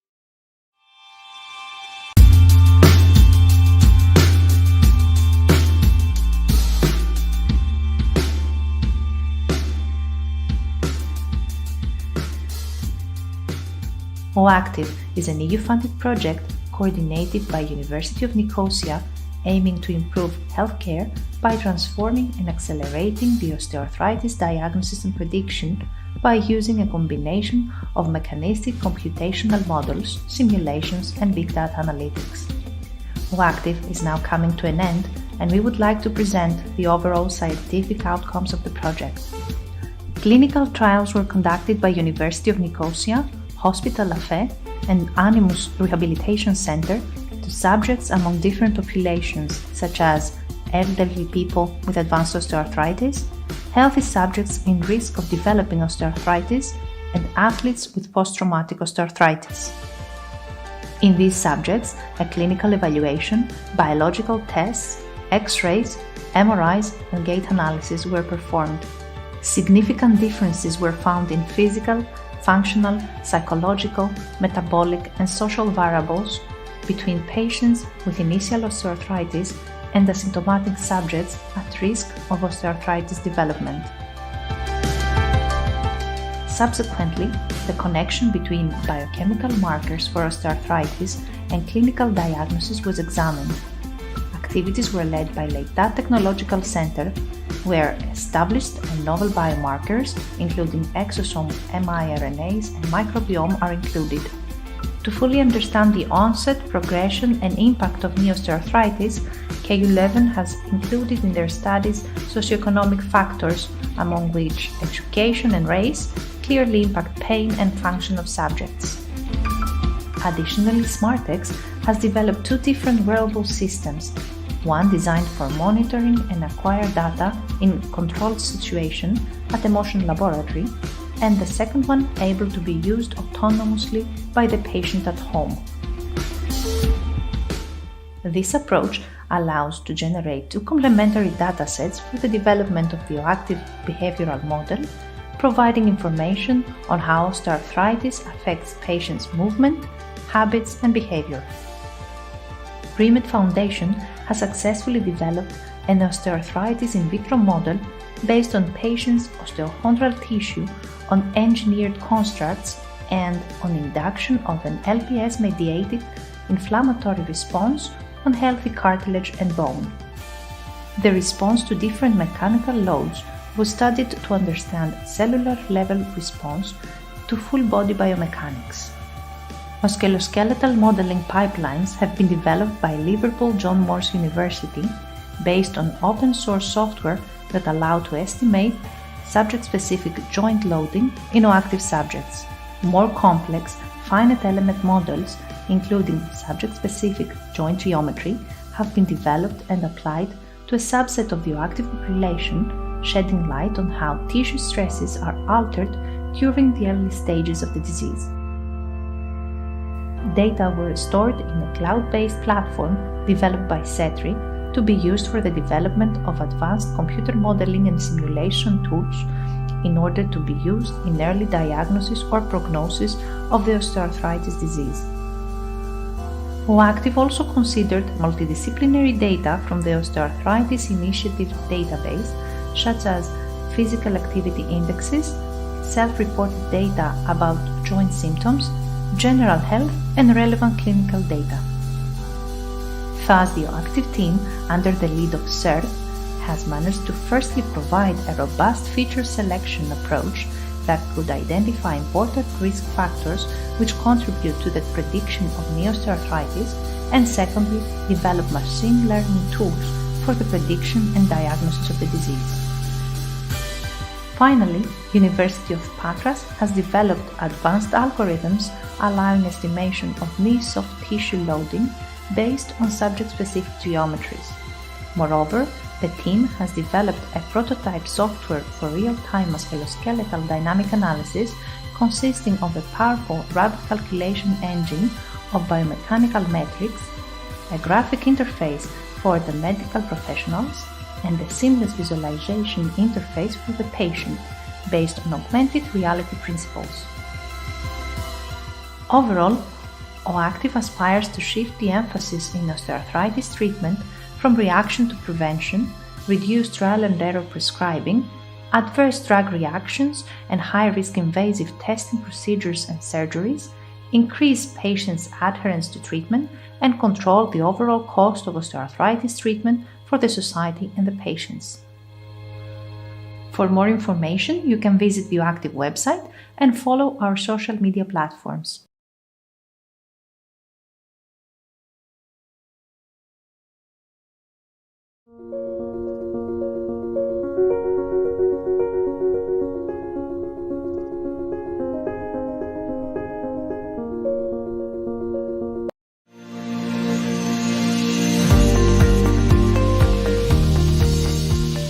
Hello, I'm Bill Baltsopoulos. I'm a professor of biomechanics and head of the Research Institute for Sport and Exercise Sciences here at Liverpool John Moores University, one of the academic partners of the OActive Consortium. OActive is a Horizon 2020 Research and Innovation Action project under the Personalised Medicine Call with 13 partners from 7 different European countries. The project is about the development of advanced, personalised, multi-scale computer models for combating osteoarthritis. The vision of the OActive Consortium is to improve radically the healthcare of people with knee osteoarthritis. Osteoarthritis is a degenerative disease of the cartilage and the other tissues in the joints, and is the most common form of arthritis that causes pain, limits mobility, and reduces independence and quality of life in millions of people in Europe and around the world. Increasingly, it is not only people in the 60s or 70s or even older that are affected, but younger individuals, including athletes, in many cases years after a knee injury, for example, or after the end of the professional competitive career.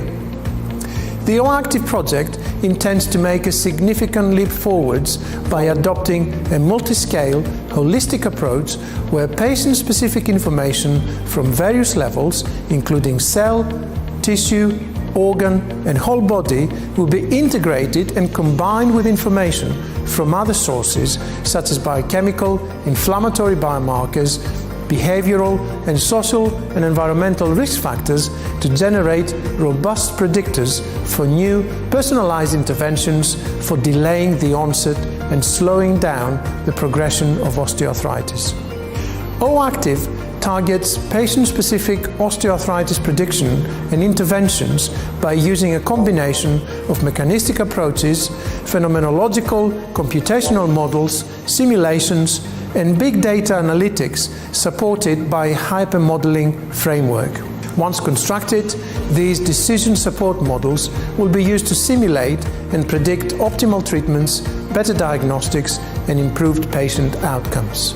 To overcome the limitations of the current treatment interventions, augmented reality-based interventions will be developed in a personalized framework, allowing patients to experience the treatment as more enjoyable, resulting in greater motivation, engagement, and adherence to the exercise and rehabilitation programs.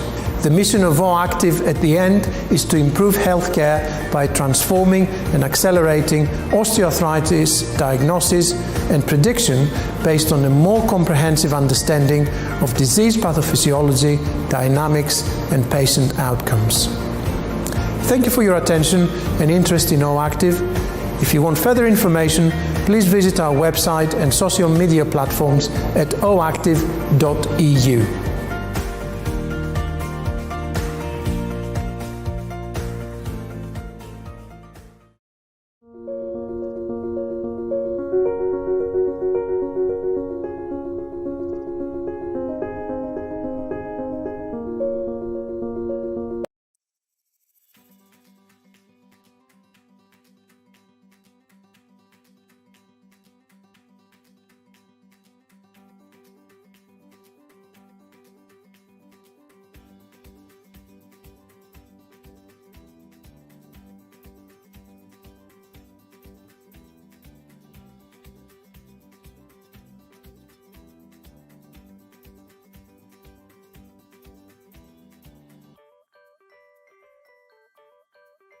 Hi, everybody. Welcome back. We are moving to the next session, session 2, entitled In Vitro Models. I will chair this session together with my colleague, Dr. Ioanna Gatsavou from Axia.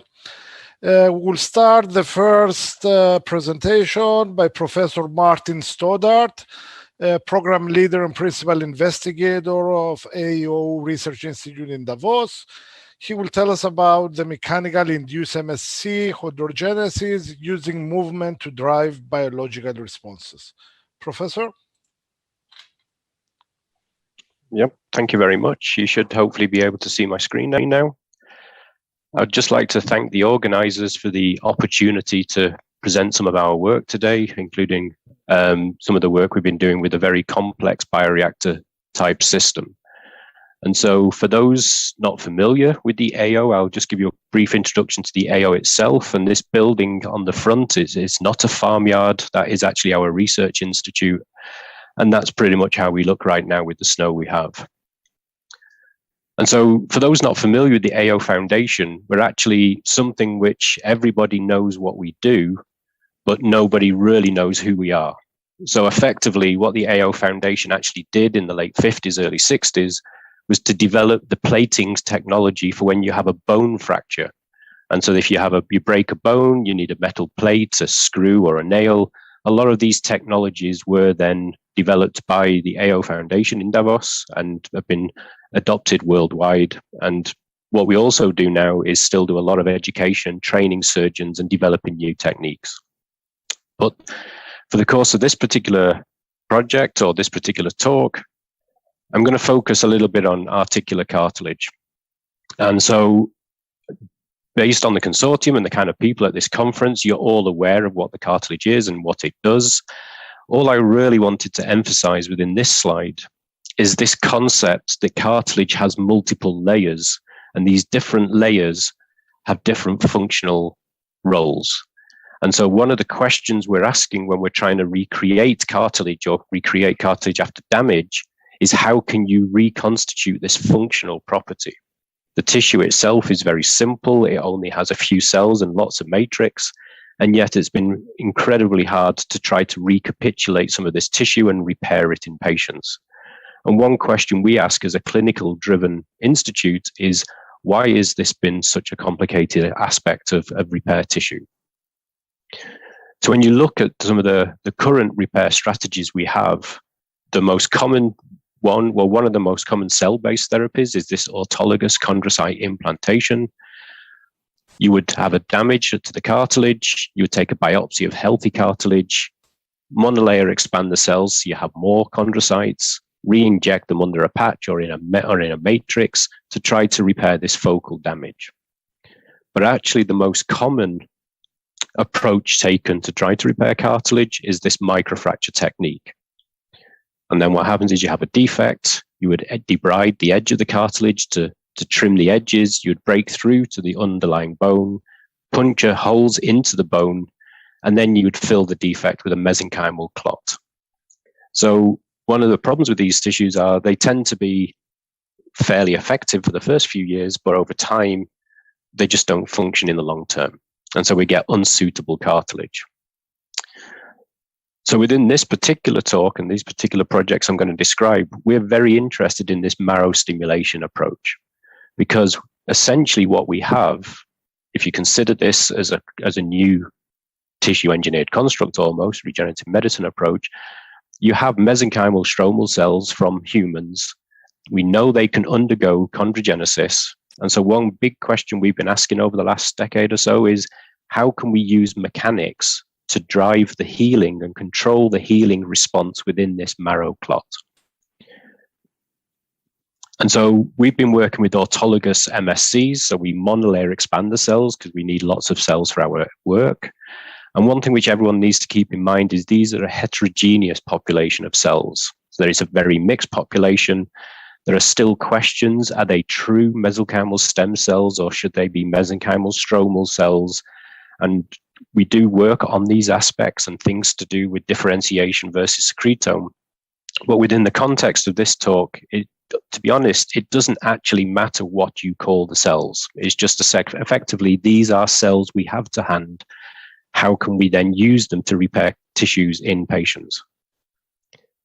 One of the reasons there's complication is that the isolation procedures for these cells is really quite basic. We would take bone marrow from patients, we plate it onto tissue culture plastic, and essentially what sticks is considered to be an MSC. And yet, although you see the use of these CD markers to try to characterize the cells, there is no specific and unique stem cell marker. So what we always need to consider is the markers do not provide any outcome of functional ability of the cells. And we know they can differentiate into cartilage, bone, and fat, and they can secrete soluble modulators, and there's various mechanisms of action. But as I mentioned, today we're going to focus on the differentiation process and how we can get stable chondrogenesis, which is what we want in cartilage, versus endochondral ossification, which is something which is like a cartilaginous template, which first occurs when bones heal. So when you look at MSC chondrogenesis as a function of cell phenotype, we know the progenitor cells can differentiate into pre-chondrocytes, and they can go towards stable chondrocytes or down this endochondral ossification or bone repair route.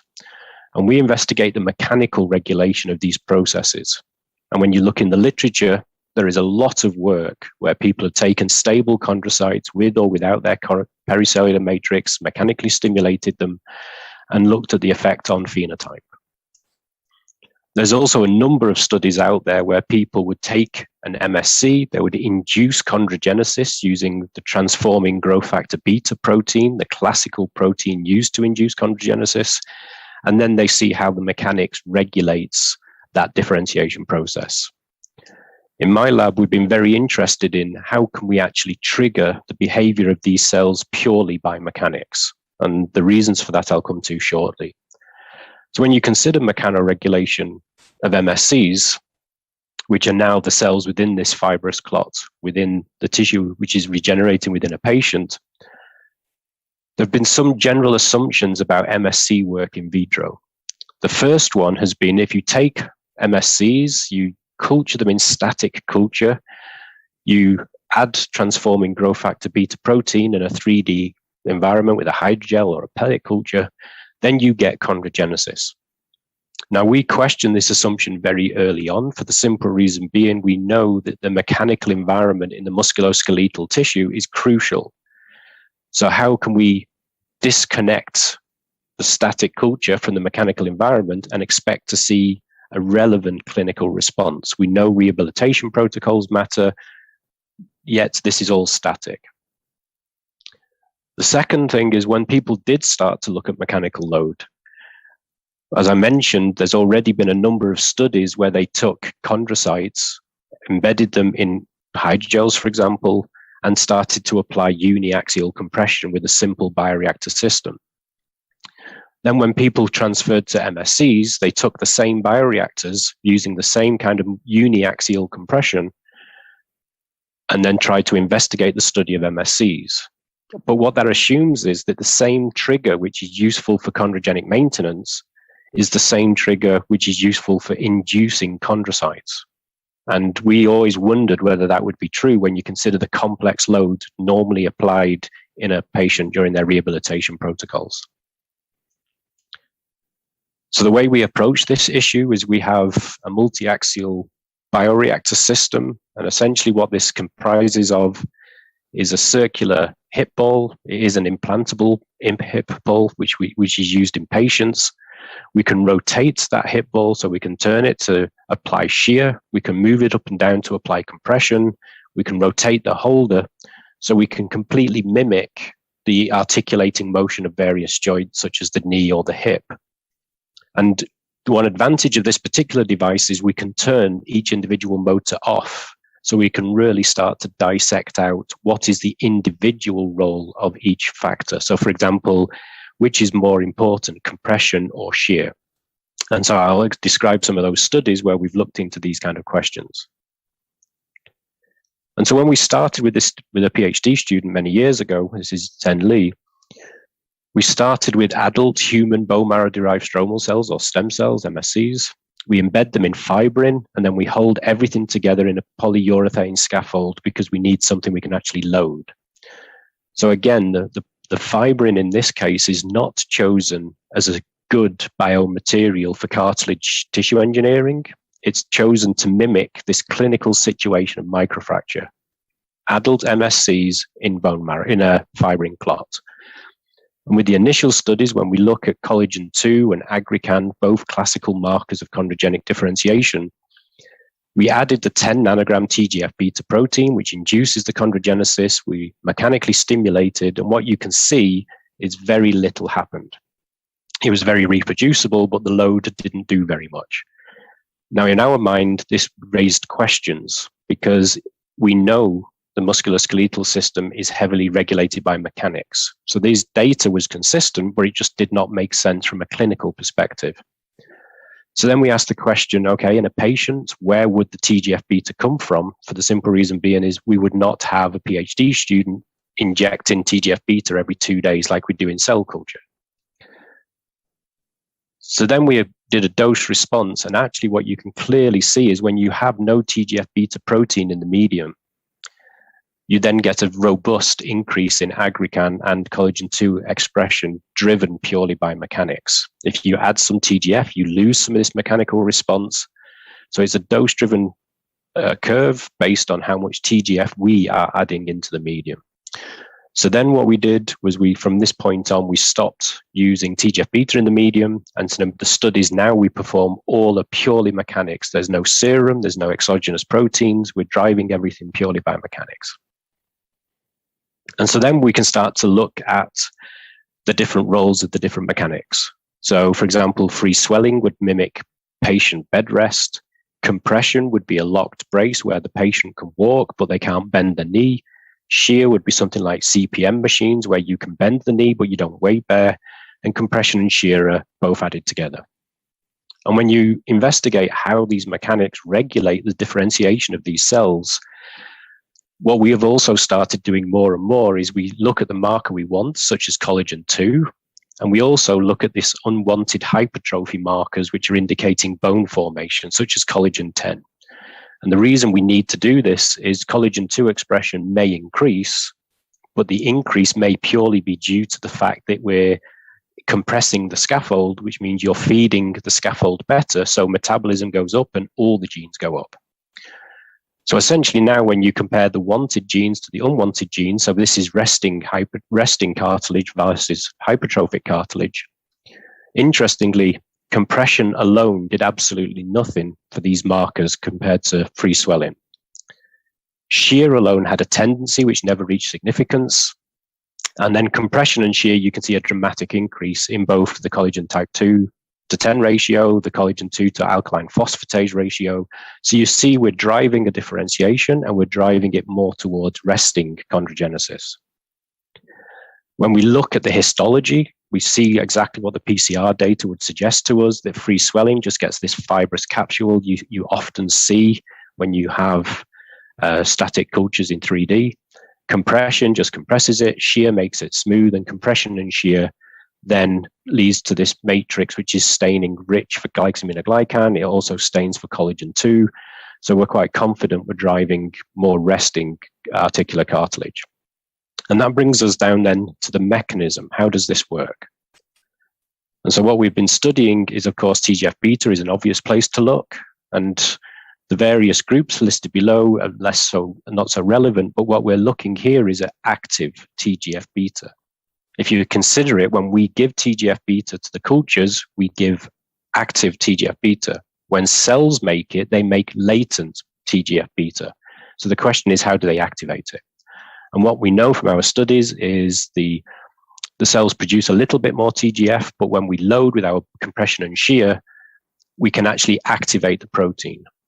And we've managed to do this in a cell-free system. So we tested our construct with no cells, we added latent protein, and we can activate it purely by mechanics. So at the moment, our working hypothesis is the shear at the interface activates the protein, the compression then pushes that active protein into the scaffold, and that's why we need a combination of both factors. And we know this is stiffness related. Another thing we can do is look for detrimental markers. So for example, one thing when we add TGF-beta protein and induce chondrogenesis, or whether we add load and induce chondrogenesis, we see nitric oxide production only when we have mechanical load. So we can use this system to look for unwanted markers which are missing in static culture systems.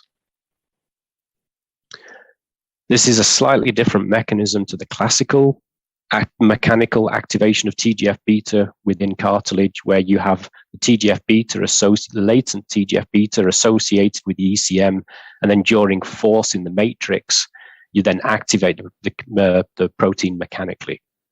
And so what we believe is that this TGF-beta activation by mechanics depends on the matrix surrounding the cell. So this darker bar is this physical, actual cell-free activation of the protein. The lighter blue is this matrix-assisted activation. And so we believe at early stages where it's MSCs with no pericellular matrix, this direct activation is much more important. As the matrix matures, as you go through chondroprogenitor, immature chondrocyte and chondron, then later on this direct is less important, and it's actually the matrix-assisted enzymic type activation, which is much more key. And then what we've been doing to try to further improve the complexity of this device is we started to investigate things like hyaluronic acid. This would be in synovial fluid. In a patient, it would be exposed to this. It's been proposed to be regulating mechanics and changes the friction coefficient. First, we looked statically. So we took our normal medium, added high molecular weight hyaluronic acid, and in static culture during differentiation, what we realized is this already by itself improved GAG synthesis, it decreased collagen 10 hypertrophy, and increases matrix deposition. Then when we further superimpose our compression and shear, we get an increased GAG. This is very much at early time points. The Col2-10 ratio is dramatically improved using this HA-derived medium. And again, the safranine and collagen 2 staining is also dramatically improved. So in conclusion, hopefully I've managed to convince you that the chondrogenesis by mechanical loading is not the same as when we're giving growth factors in static culture. This is also true for chondrocytes and tissue engineering. We've shown that in previous studies. And this gives us an insight into some of these, how would these cells react to a rehabilitation protocol? How would they generate unwanted markers which potentially we're missing? And how can we optimize or decrease the activation of TGF-beta? Because in OA serum, synovial fluid, there's actually normally too much TGF-beta protein. And we're further increasing the complexity with medium, or you can see on the left in the middle here, we have an osteochondral plug model we're developing where we take viable cartilage and bone and we can put tissue in there to see. And ultimately, we're hoping not to use tissue engineering, but regenerative medicine approaches where the rehabilitation protocol is as an important part of the surgery as the surgery itself. And so with that, I'd like to thank all the group members who have done this work. There's been a lot of active PhD students and postdocs, and I'd be happy to take any questions you might have. Thank you, Professor. It's a very interesting talk. I have a question, actually.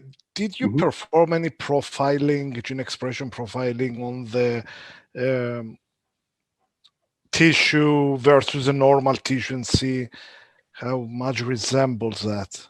Yeah, I mean, we took a couple of different approaches. When we've worked with chondrocytes in the past, we've looked at the final histological evaluation. And actually what you see, particularly when you apply compression and shear versus compression alone, you actually get a much more histological resembling tissue than you do with compression alone or static culture. So the collagen 2 expression particularly is more evenly distributed, but also we get a layer of lubricin. The lubricating protein appears on the top of the construct, which we believe would protect it for longer term. We have done extensive PCR characterization of these constructs. And again, we're quite confident. We're pushing, it's not perfect, but we're pushing them more towards a resting rather than a hypertrophic.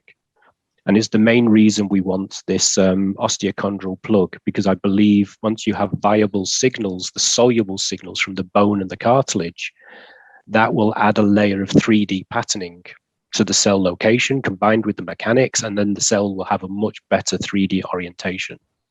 And at the moment, we're also looking at things like microRNA regulation to see what's the underlying control mechanisms. But those studies are ongoing. Very good, thank you. All right. Okay, so Joanna, we can move to the next Yes. Yeah, I'm just trying to stop sharing, but I can find the... So thank you, Professor Stoddart. I would like to give the floor to Mrs. Nuria Noguera Ferrer, the co-founder and CTO of Tecnología Regenerativa, QRM, from Spain, presenting the QRM cytokine, a lab-in-a-box technology to treat osteoarthritis. As in all presentations, you're encouraged to add your questions in the chat box on the right of the video window, and the answers will be given after the presentation. Nuria, the floor is yours. Hello, thank you for inviting me. My name is Nuria Noguera. I'm one of the co-founders of the company Tecnología Regenerativa QRM. It's a young Spanish company based in Barcelona. It's a small company. Now we are a team of 6 people with different backgrounds: biology, engineering, physics, and biomedical engineering. We are focused on the development, manufacture, and commercialization of medical devices for use in the field of regenerative medicine.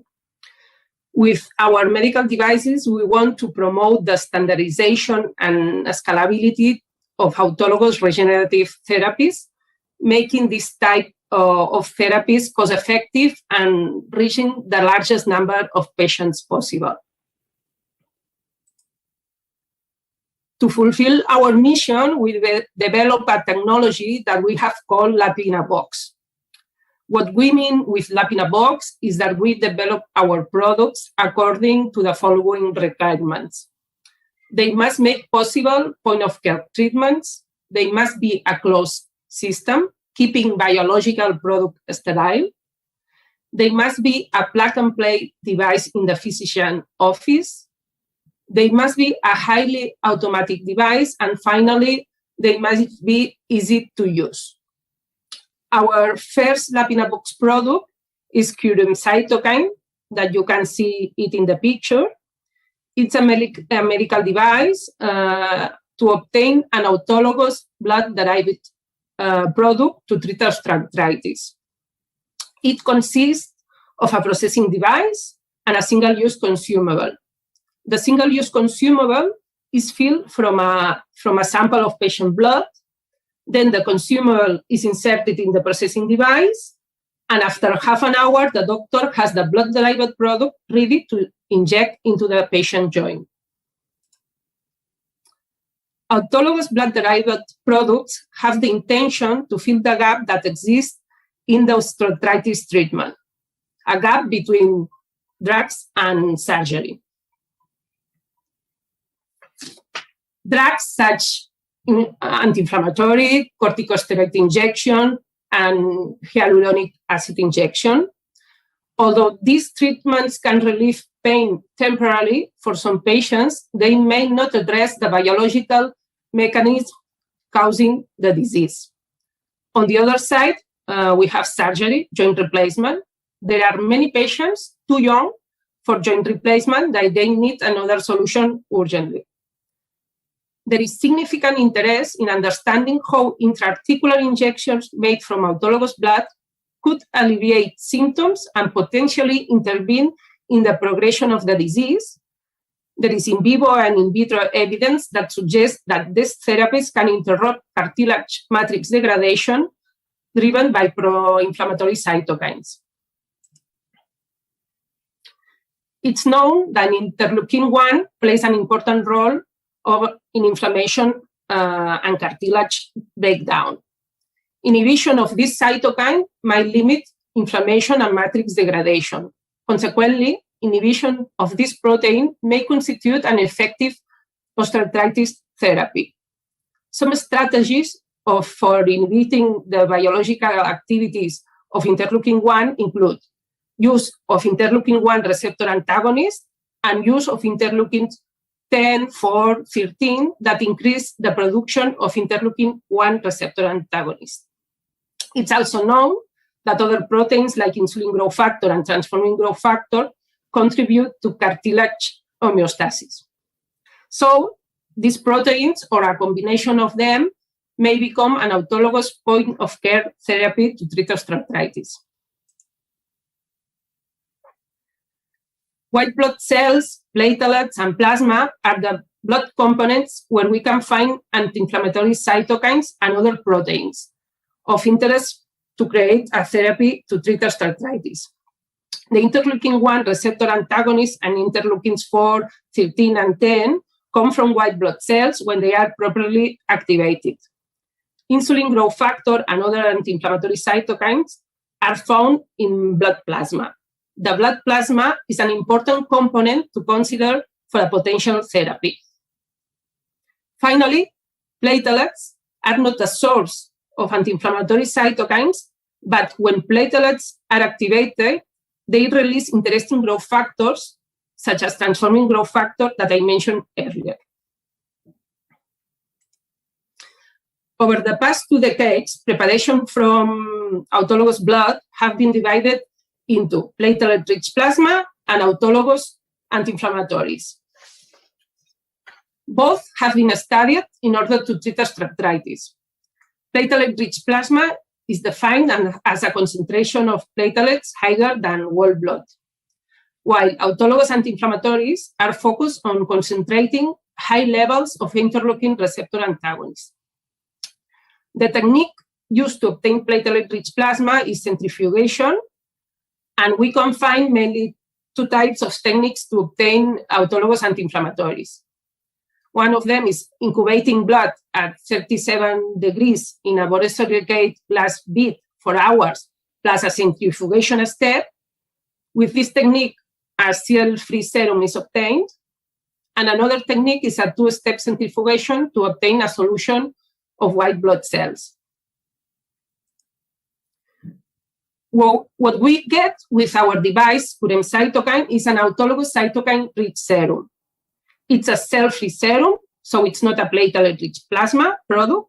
We can classify it in the group of autologous anti-inflammatories that I explained before.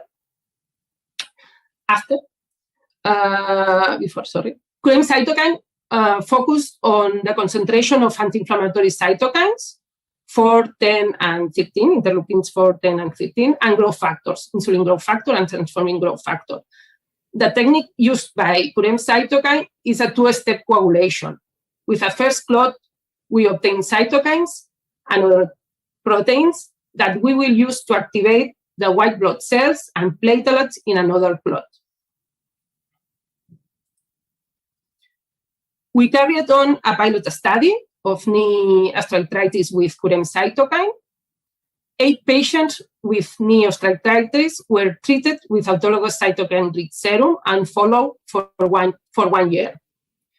Clinically significant improvements based on functional measures was maintained for 1 year. Results have shown an improvement higher than 60%. In the pilot study, we also analyzed synovial liquid samples of the patients. We analyzed concentration of hyaluronic acid and interleukin 6, that is an inflammatory cytokine. We found an increasing concentration of hyaluronic acid level 2 weeks after the treatment and a reduction of interleukin 6. This data suggests that autologous cytokine-rich serum may address the biological mechanism causing the disease. Now we are carrying on more research to increase this data and clinical evidence. Finally, currently, there are more than 20 Curem Cytokine users. There are physicians in traumatology, rheumatology, sport medicine, integrative medicine, and anesthesiology. All of them are reporting us important improvements in their patients with 1 or 2 injections of autologous-rich cytokine serum. And these positive results drive us to continue developing this product and new ones. Thank you for your attention.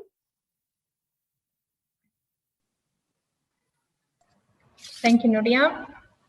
Are there any questions?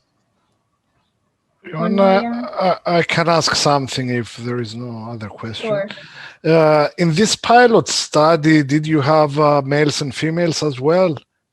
Yes, we are. Did you notice any difference between them?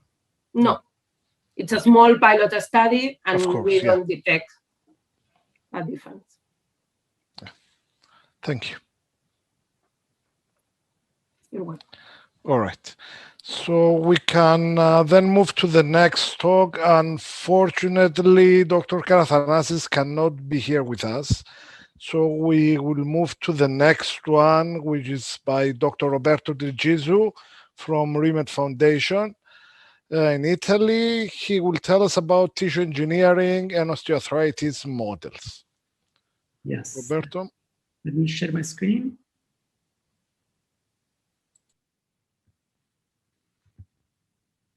Okay. Oh, sorry. Can you see my screen?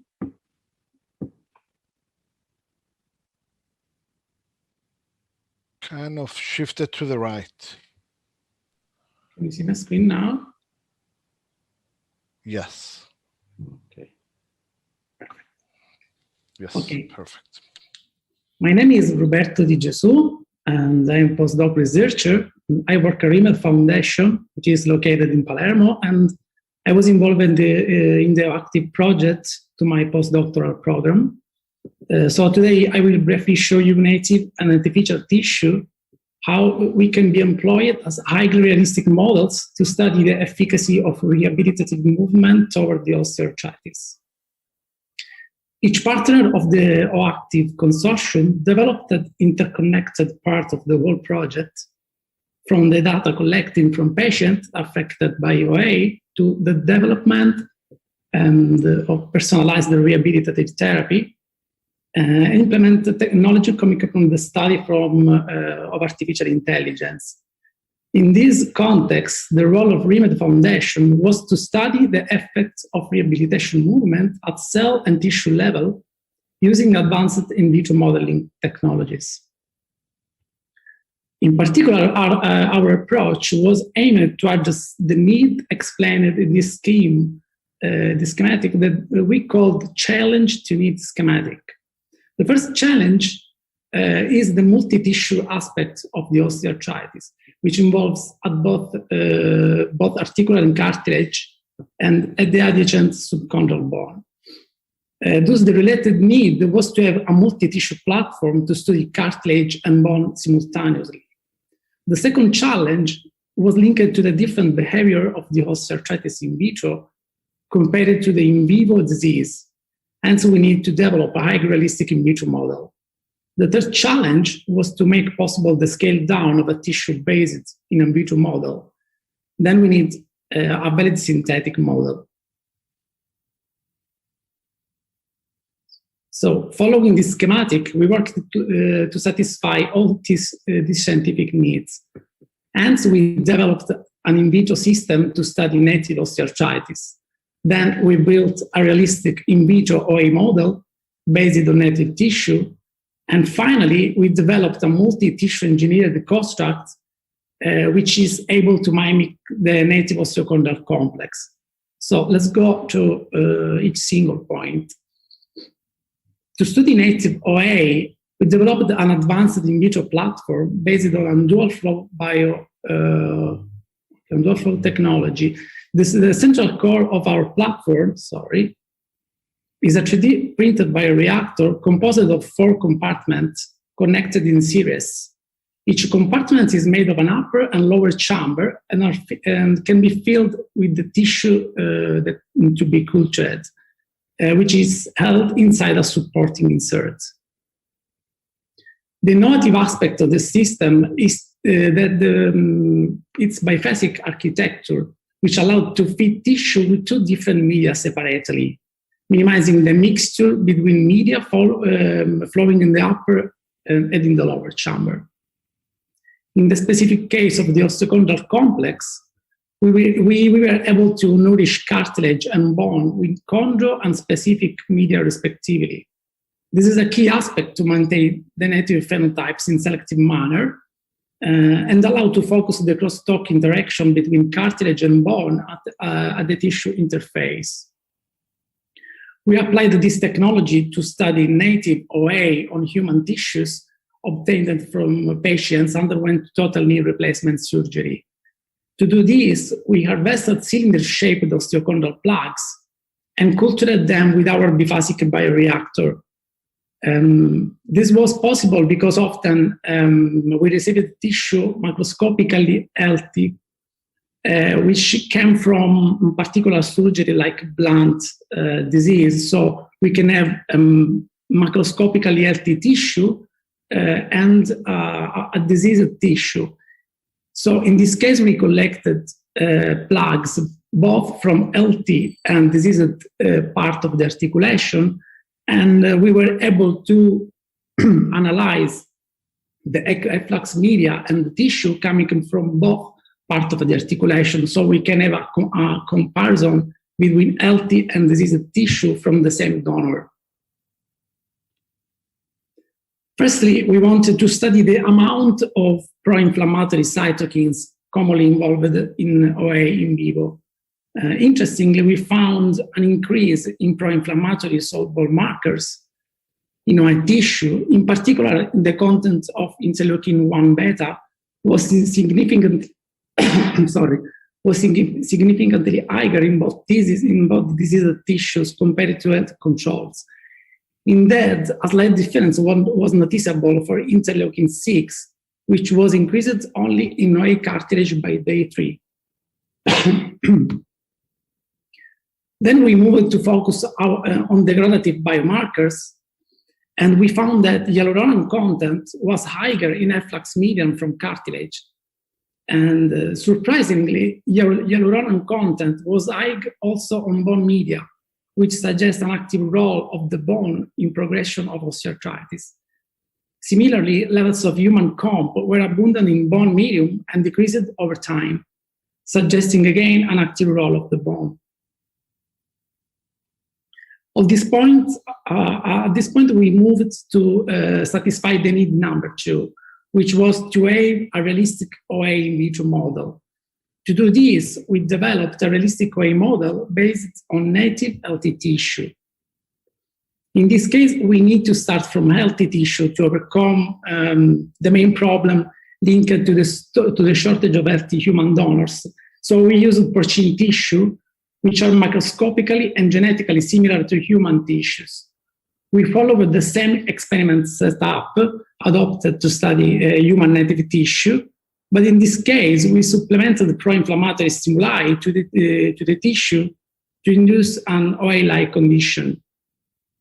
Firstly, we provide a specific pro-inflammatory stimuli, supplementing TNF-alpha and interleukin-1 beta to culture media. We found that TNF-alpha doesn't provide significant tissue modification. Conversely, interleukin-1 beta induced an inflammatory condition that caused a decrease in chondrospecific gene. However, this effect was visible only at supraphysiologic concentration of the cytokine. To create a more realistic model, we designed a new experiment based on LPS as pro-inflammatory stimulus. At this point, we were super excited from our results, which showed that tissues responded very well to LPS stimulation. And as you can see, we obtained a cartilage fibrillation, which is very similar to the condition visible in OA in vivo. Moreover, we found that one of the mechanisms involved in this tissue modification is the activation of the enzymatic complex ROML1 that promotes the production of reactive oxygen species, which leads to tissue damage.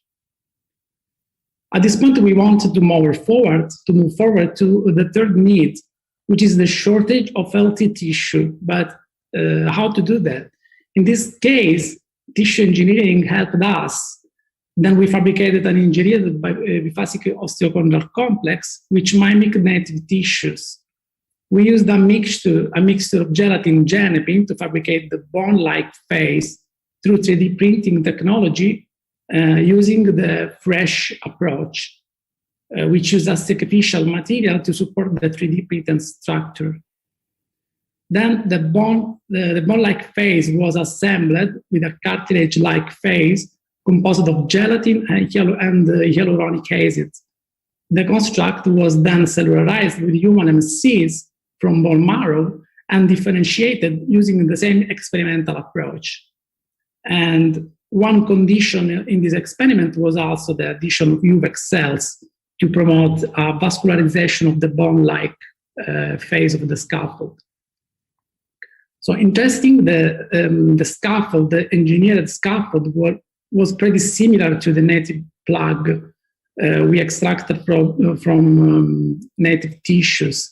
And the cartilage-like phase was composed of gelatin methacrylate and hyaluronic methacrylate, photocross-linked by near UV.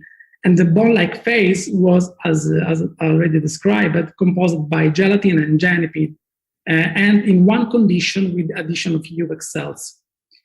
Interestingly, we found that UVEC cells was able in the bone phase to organize themselves in a vascular-like structure, and they grow over time, also in a capillary-like structures. That was visible also in histomorphologic analysis, where we performed fluorescence and immunochemistry utilizing a monoclonal antibody anti-CD31. So we can conclude saying that the vascular endothelial cells are able to support the bone-specific gene expression that we analyzed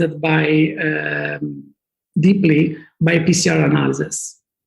In conclusion, we can conclude that native human tissues do not capture the complexity of the full body biomarker profile, but they can be used to identify which cytokines and degradative markers are give contribution by specific tissues. We can say also low levels of LPS can be used to induce an OA-like phenotype in a model in vitro, and this platform is valuable for screening intervention. And finally, we can say that engineered osteochondral constructs are scalable models for screening and increasing their biological complexity by incorporating a vascular component, results in a more biomimetic model. So I want to thank you, everyone, and in particular OActive project that give me a possibility to grow scientifically, and was not only science, as you can see.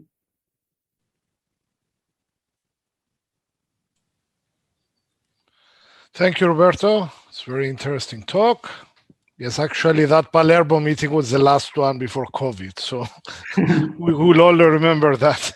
We need to repeat the one. Yeah. Yes. Any questions for Roberto? I don't see. Could I put Martin here? Could I potentially ask a question, if I may? Sure. Yeah. That was very, very interesting work. So nice job.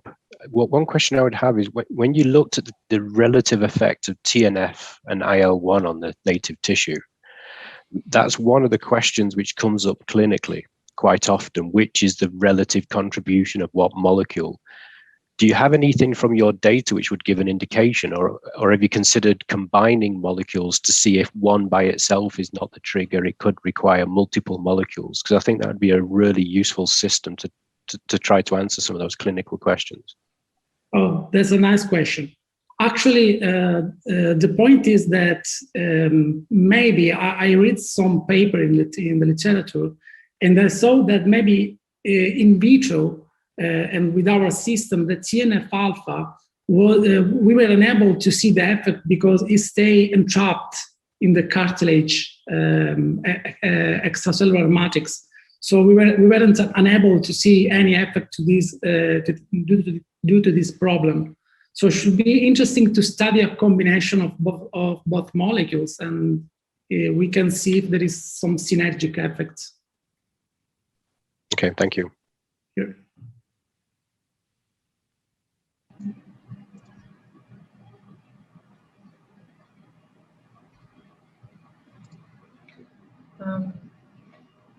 If there are no other questions, we can move to the next presentation.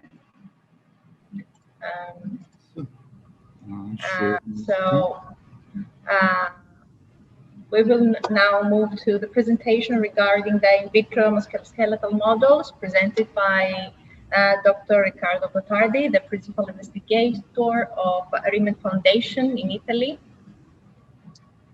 Riccardo. Thank you. And I think I'll pick up the story where Roberto ended and try to reconnect it with everything else in OActive, where our role was really to try to find a platform, establish a platform to establish the effective rehabilitation of the cells at tissue level, and use the platform to provide some insight to the other work packages in the project. And when discussing in vitro models, there are some limitations that need to be acknowledged, but at the same time, the limitations are also the opportunities that are open to us. So one thing that is clear is that in vitro model does not capture the full story. And following up exactly from Martin's question, in vivo, there is a much greater accumulation of all signals, all cytokines, and a lot of the things that are observed in biomarkers is are level way higher than that can be produced in vitro models. And so that an in vitro model doesn't really fully capture that body level complexity, the body level sheer quantity of molecules produced and accumulated in the body. At the same time, that's also an opportunity because that allows us to identify what each tissue contributes to the whole system, because we're in a simple model. And that's the other limitation at the same time. In vitro models do not capture the complexity of multiple tissue interactions as all the different tissues that occur in the joint.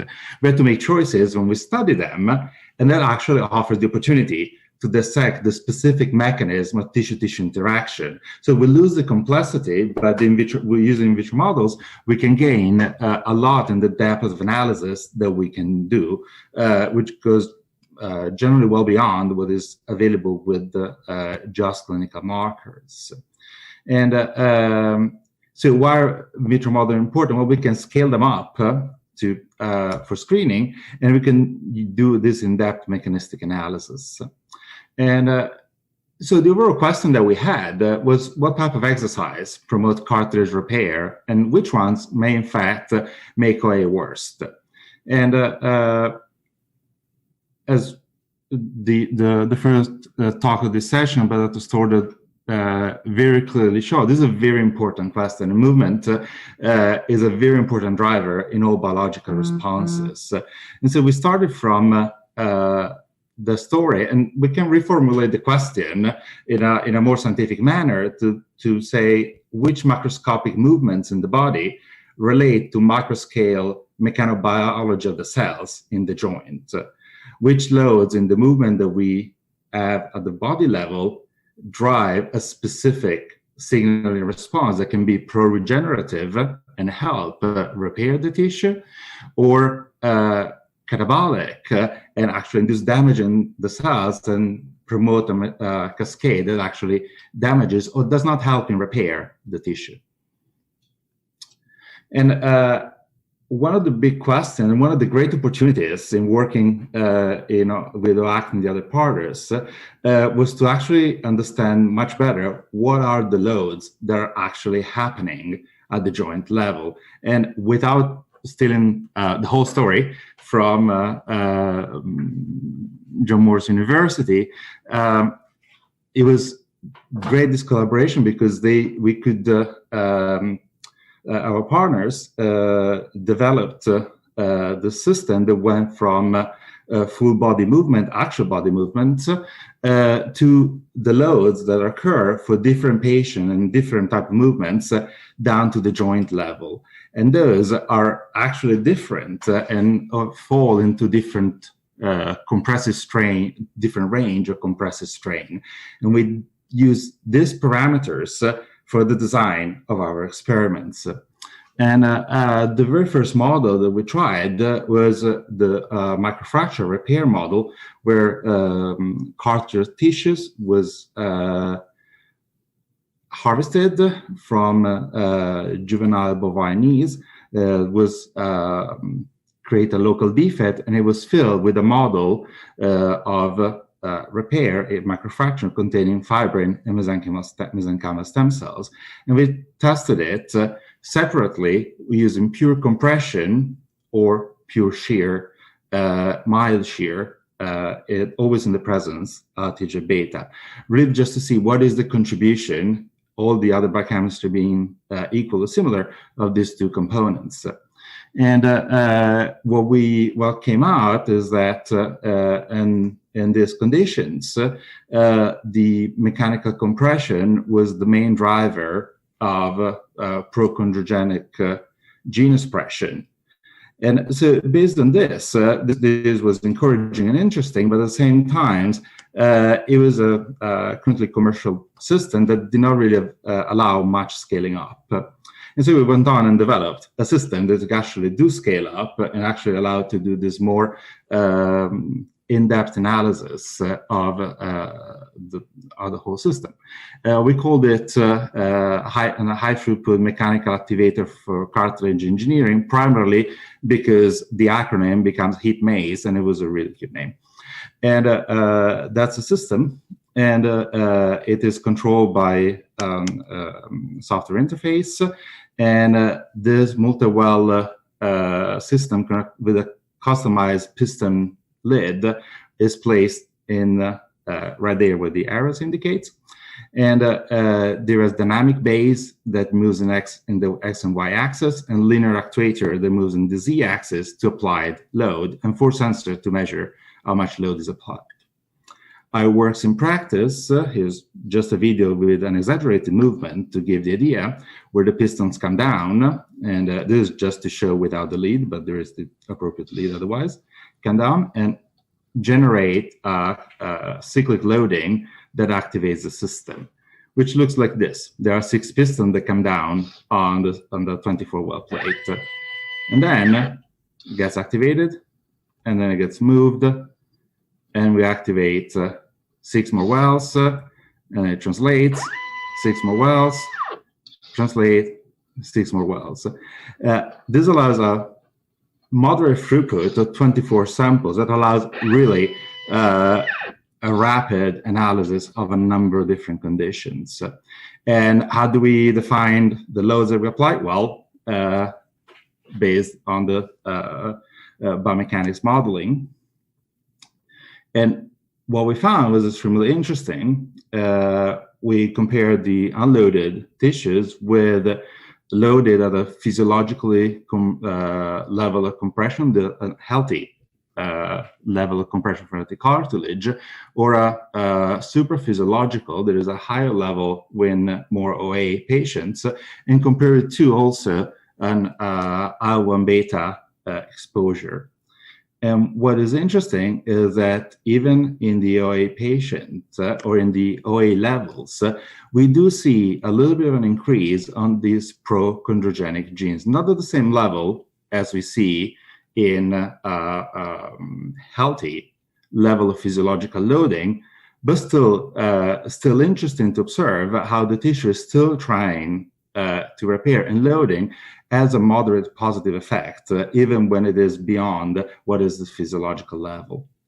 And on the other hand, there is a exposure to pro-inflammatory cytokines that drives a very rapid catabolic pathologic cellular phenotype. And so we have to play with all these different elements to define what's the ideal type of loading to generate a regenerative response.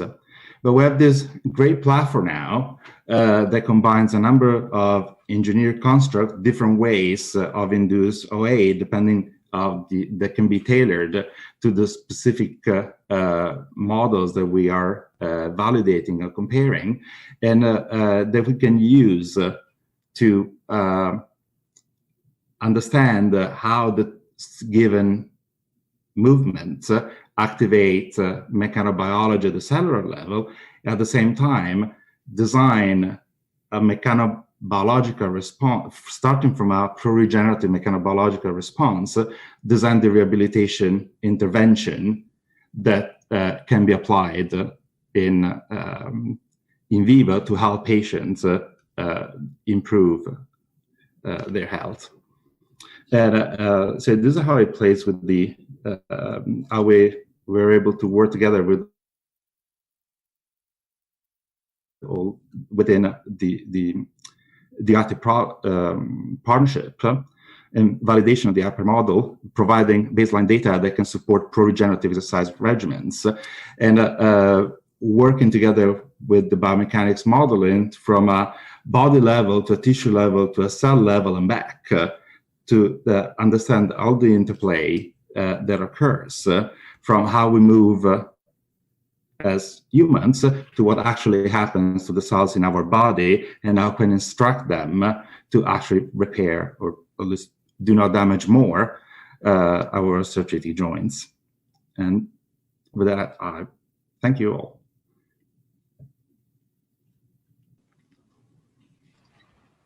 Thank you, Ricardo. Are there any questions for Ricardo? Since this is the last presentation of the session. I think we are also miraculously on time. Yeah. Maybe I can ask a question then. Sorry to interrupt me again. Again, very nice work, Ricardo. Well, I would just like to get your opinion on something, because it's a topic which comes up for discussion quite a lot when we start to use osteochondral plug and tissue-based models, and that's the question of time. So essentially, we're trying to shorten, ourselves included, we're trying to shorten the time frame in which these damages occur. Do you think that's going to in some way bias the results we will get because we're being super aggressive in the initial stages of in inducing the degeneration? Well, that's a very good point. And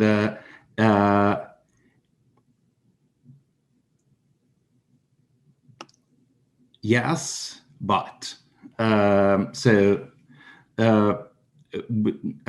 with all in vitro models, there are some choices that need to be made on how much we want to replicate native tissue and what type of phenomenon we want to model. And that's one of the reasons why we try to explore other options besides a very high level of pro-inflammatory cytokines that are by themselves not really related to the actual levels that are found in the body. But if we were to use those levels, we would not see any effects happening in the in vitro tissue for forever. So when we tested the effect of LPS, this very dramatic response, we were very excited because it's the opportunity to induce a very rapid degeneration in the tissue. Now, is that process, that dynamic of the process physiologic? No, it's much faster than that. On the other hand, it doesn't mean that we have to continue to that speed. We can bring it rapidly to that point and then go back to a more physiological time frame and study then what happens with the pro-inflammatory cytokines that are activated. And that's, I think, the smarter compromise, or at the moment, the most viable compromise to have a high stress environment that produce a dramatic change in phenotype, but that lasts for a short time. And we do see that happen a little bit sometimes when we use impact models of cartilage, where the changes are very rapid and that are also physiologic. That's what happens when we injured mechanically the tissue. Now, that's just a small subset of all the type of injuries that we are observing. So yes, but that's the answer. Okay, thanks for the answer. I think we should discuss this in future as well. It's like I say, it's a challenge which we don't have a very good answer to in our group either right now, but it's going to come more and more as the models gain in complexity. So thank you. Now, a small note on that. when we increase the throughputs of the mechanical of systems like the mechanical activation system that we can have, that's the advantage, because then we can afford to run the system for longer because we have a larger number of tissue. And that's the other trade-off that we are always have to play with inducing a disease rapidly, because we cannot do it in many replicates to do a study. Now, if we increase the number of replicates, we can afford to use a little bit more time for each of them, because in the end, we'll be using the same amount of time overall. So that's another way of looking at that problem, which we're trying to tackle the problem by we're very enthusiastic about these platforms that open a whole set of new opportunities.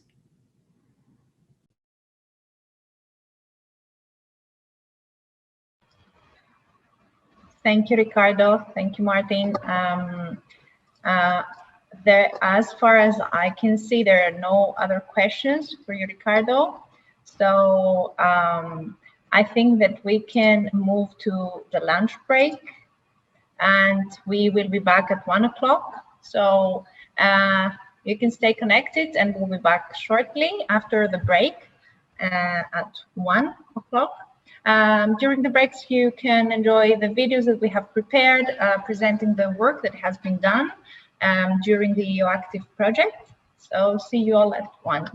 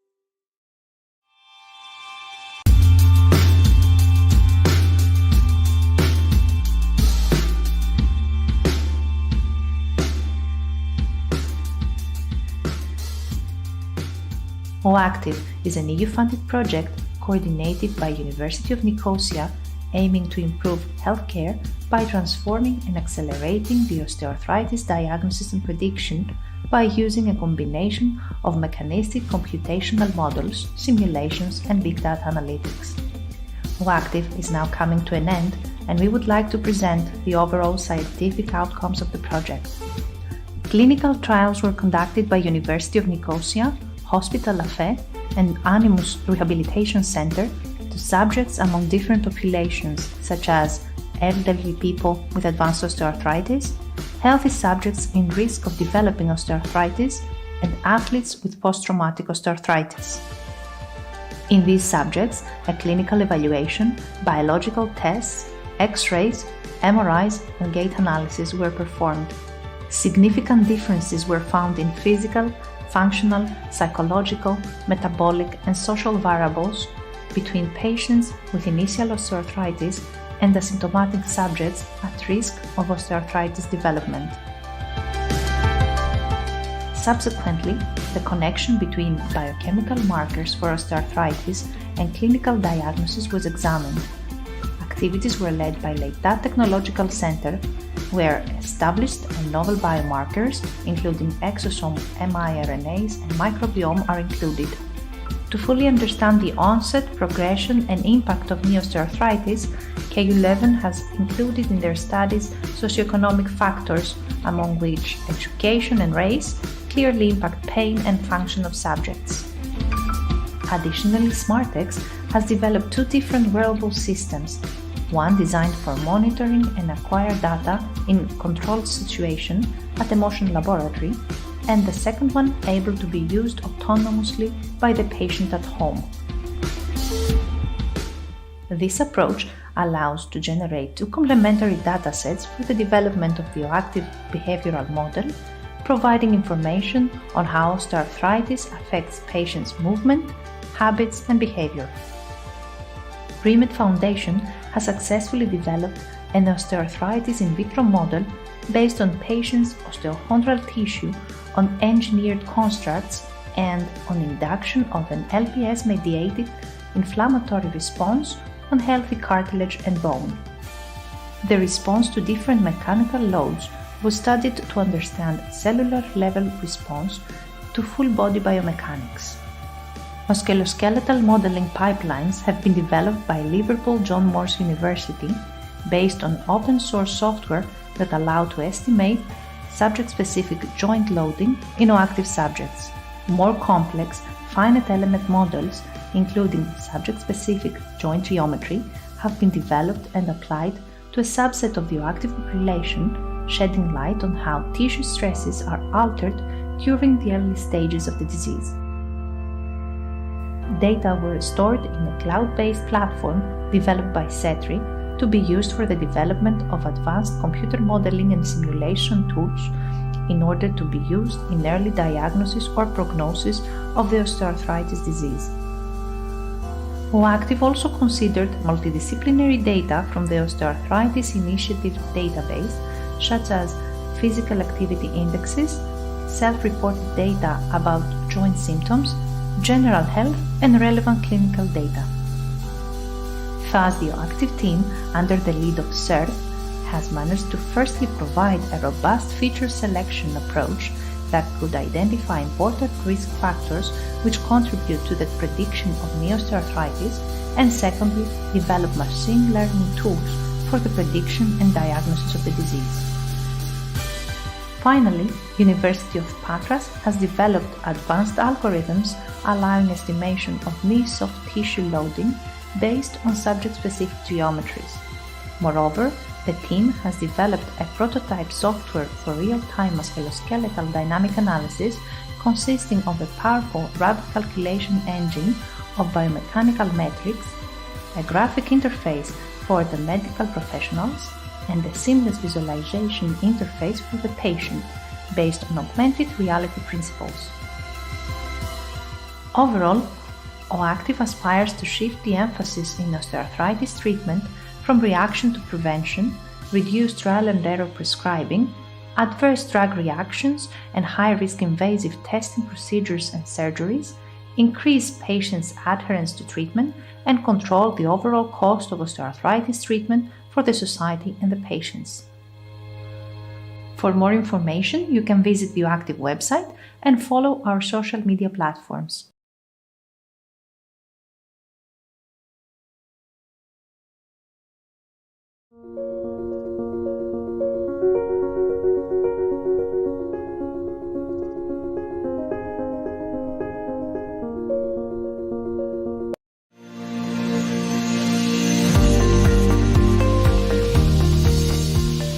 Hello, I'm Bill Baltsopoulos. I'm a professor of biomechanics and head of the Research Institute for Sport and Exercise Sciences here at Liverpool John Moores University, one of the academic partners of the OActive Consortium. OActive is a Horizon 2020 Research and Innovation Action project under the Personalised Medicine Call with 13 partners from 7 different European countries. The project is about the development of advanced, personalised, multi-scale computer models for combating osteoarthritis. The vision of the OActive Consortium is to improve radically the healthcare of people with knee osteoarthritis. Osteoarthritis is a degenerative disease of the cartilage and the other tissues in the joints, and is the most common form of arthritis that causes pain, limits mobility, and reduces independence and quality of life in millions of people in Europe and around the world. Increasingly, it is not only people in the 60s or 70s or even older that are affected, but younger individuals, including athletes, in many cases years after a knee injury, for example, or after the end of the professional competitive career. The OActive project intends to make a significant leap forwards by adopting a multi-scale, holistic approach where patient-specific information from various levels, including cell, tissue, organ, and whole body, will be integrated and combined with information from other sources such as biochemical, inflammatory biomarkers, behavioural and social and environmental risk factors to generate robust predictors for new personalised interventions for delaying the onset and slowing down the progression of osteoarthritis. OActive targets patient-specific osteoarthritis prediction and interventions by using a combination of mechanistic approaches, phenomenological, computational models, simulations, and big data analytics supported by a hypermodeling framework. Once constructed, these decision support models will be used to simulate and predict optimal treatments, better diagnostics, and improved patient outcomes. To overcome the limitations of the current treatment interventions, augmented reality-based interventions will be developed in a personalized framework, allowing patients to experience the treatment as more enjoyable, resulting in greater motivation, engagement, and adherence to the exercise and rehabilitation programs. The mission of OActive at the end is to improve healthcare by transforming and accelerating osteoarthritis diagnosis and prediction based on a more comprehensive understanding of disease pathophysiology, dynamics, and patient outcomes. Thank you for your attention and interest in OActive. If you want further information, please visit our website and social media platforms at oactive.eu.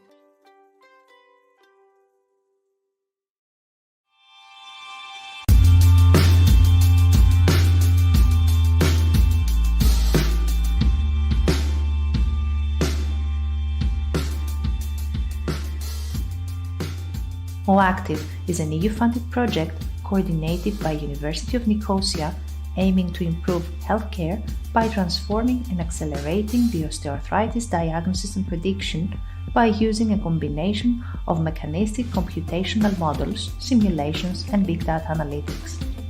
OActive is now coming to an end, and we would like to present the overall scientific outcomes of the project. Clinical trials were conducted by University of Nicosia, Hospital La Fe, and Animus Rehabilitation Center to subjects among different populations, such as elderly people with advanced osteoarthritis, healthy subjects in risk of developing osteoarthritis, and athletes with post-traumatic osteoarthritis. In these subjects, a clinical evaluation, biological tests, X-rays, MRIs, and gait analysis were performed. Significant differences were found in physical, functional, psychological, metabolic, and social variables between patients with initial osteoarthritis and asymptomatic subjects at risk of osteoarthritis development. Subsequently, the connection between biochemical markers for osteoarthritis and clinical diagnosis was examined. Activities were led by Leitat Technological Center, where established and novel biomarkers, including exosome miRNAs and microbiome, are included. To fully understand the onset, progression, and impact of knee osteoarthritis, KU-Leuven has included in their studies socioeconomic factors, among which education and race clearly impact pain and function of subjects. Additionally, SmartX has developed two different wearable systems, one designed for monitoring and acquire data in controlled situation at a motion laboratory, and the second one able to be used autonomously by the patient at home. This approach allows to generate two complementary datasets for the development of the OActive behavioral model, providing information on how osteoarthritis affects patients' movement, habits, and behavior. Remed Foundation has successfully developed an osteoarthritis in vitro model based on patients' osteochondral tissue on engineered constructs and on induction of an LPS-mediated inflammatory response on healthy cartilage and bone. The response to different mechanical loads was studied to understand cellular-level response to full-body biomechanics. Musculoskeletal modeling pipelines have been developed by Liverpool John Moores University based on open-source software that allow to estimate subject-specific joint loading in OActive subjects. More complex, finite element models, including subject-specific joint geometry, have been developed and applied to a subset of the OActive population, shedding light on how tissue stresses are altered during the early stages of the disease. Data were stored in a cloud-based platform developed by CETRI to be used for the development of advanced computer modeling and simulation tools in order to be used in early diagnosis or prognosis of the osteoarthritis disease. OActive also considered multidisciplinary data from the Osteoarthritis Initiative database, such as physical activity indexes, self-reported data about joint symptoms, general health, and relevant clinical data.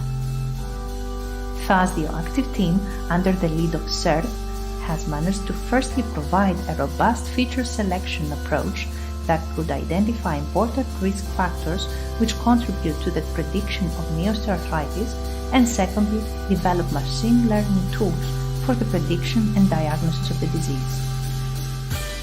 Finally, University of Patras has developed advanced algorithms allowing estimation of knee soft tissue loading based on subject-specific geometries. Moreover, the team has developed a prototype software for real-time musculoskeletal dynamic analysis consisting of a powerful rapid calculation engine of biomechanical metrics, a graphic interface for the medical professionals, and a seamless visualization interface for the patient based on augmented reality principles.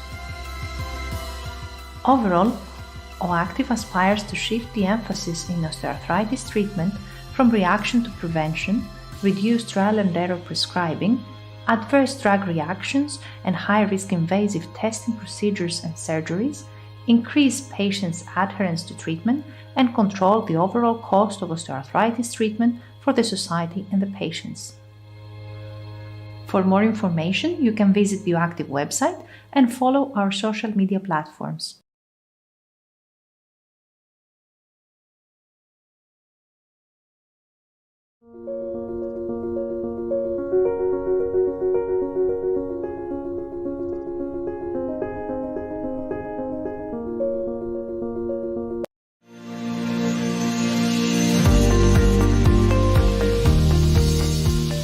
Hello, I'm Bill Baltsopoulos. I'm a professor of biomechanics and head of the Research Institute for Sport and Exercise Sciences here at Liverpool John Moores University, one of the academic partners of the OActive Consortium. OActive is a Horizon 2020 research and innovation action project under the Personalised Medicine Call with 13 partners from 7 different European countries. The project is about the development of advanced, personalised, multi-scale computer models for combating osteoarthritis. The vision of the OActive Consortium is to improve radically the healthcare of people with knee osteoarthritis. Osteoarthritis is a degenerative disease of the cartilage and the other tissues in the joints, and is the most common form of arthritis that causes pain, limits mobility, and reduces independence and quality of life in millions of people in Europe and around the world. Increasingly, it is not only people in the 60s or 70s or even older that are affected, but younger individuals, including athletes, in many cases years after a knee injury, for example, or after the end of the professional competitive career. The OActive project intends to make a significant leap forwards by adopting a multi-scale, holistic approach where patient-specific information from various levels, including cell, tissue, organ, and whole body, will be integrated and combined with information from other sources such as biochemical, inflammatory biomarkers, behavioural and social and environmental risk factors to generate robust predictors for new personalised interventions for delaying the onset and slowing down the progression of osteoarthritis. OActive targets patient-specific osteoarthritis prediction and interventions by using a combination of mechanistic approaches, phenomenological, computational models, simulations, and big data analytics supported by a hypermodeling framework. Once constructed, these decision support models will be used to simulate and predict optimal treatments, better diagnostics, and improved patient outcomes. To overcome the limitations of the current treatment interventions, augmented reality-based interventions will be developed in a personalized framework, allowing patients to experience the treatment as more enjoyable, resulting in greater motivation, engagement, and adherence to the exercise and rehabilitation programs. The mission of OActive at the end is to improve healthcare by transforming and accelerating osteoarthritis diagnosis and prediction based on a more comprehensive understanding of disease pathophysiology, dynamics, and patient outcomes. Thank you for your attention and interest in OActive. If you want further information, please visit our website and social media platforms at oactive.eu.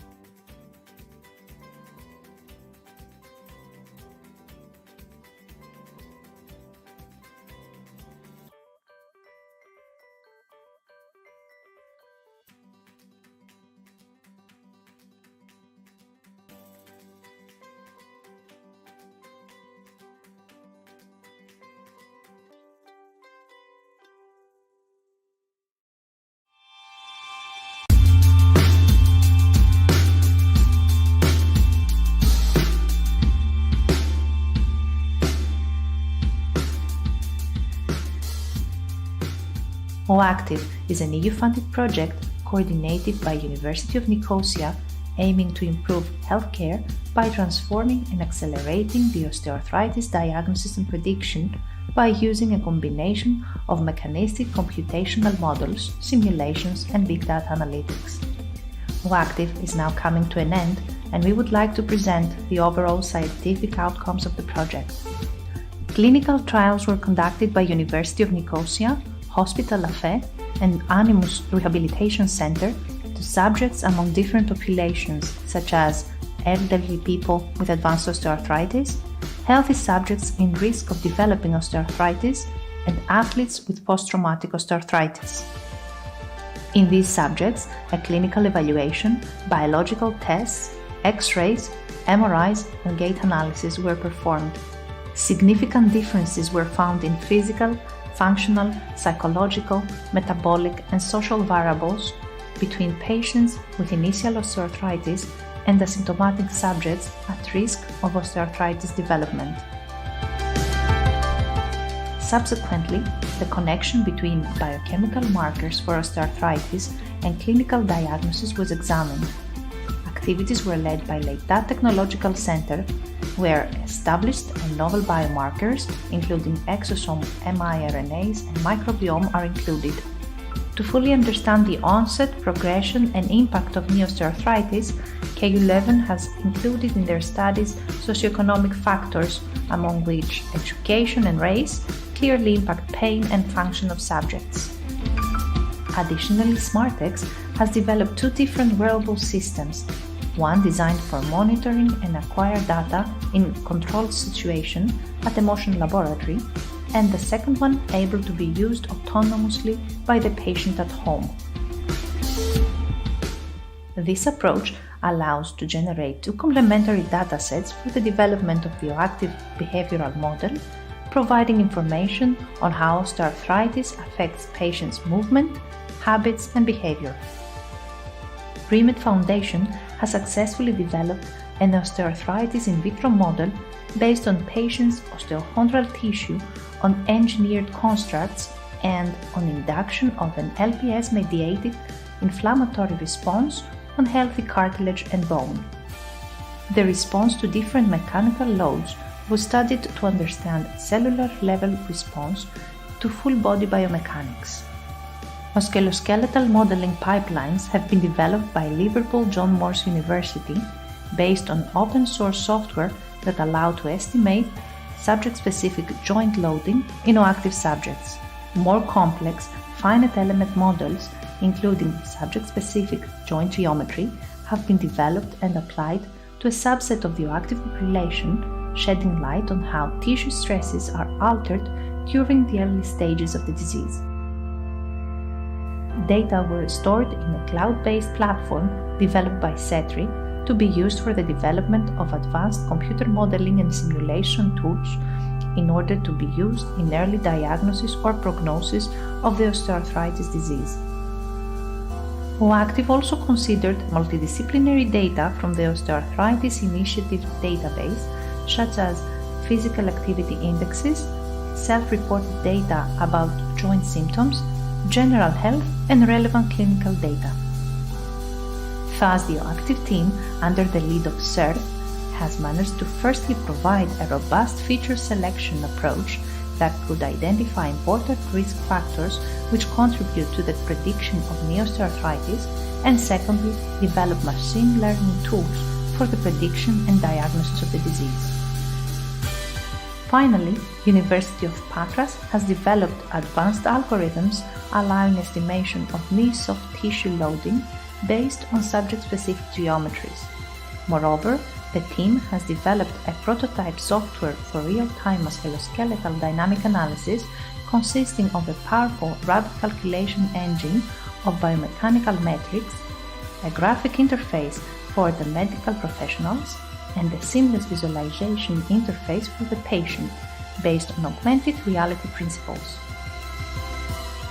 Overall, OActive aspires to shift the emphasis in osteoarthritis treatment from reaction to prevention, reduce trial and error prescribing, adverse drug reactions and high-risk invasive testing procedures and surgeries, increase patients' adherence to treatment, and control the overall cost of osteoarthritis treatment for the society and the patients.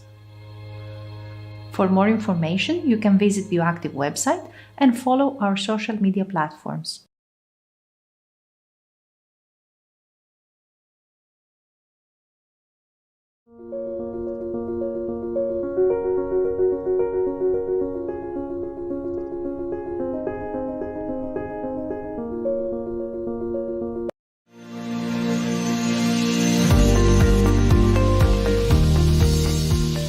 Hello, I'm Bill Baltsopoulos.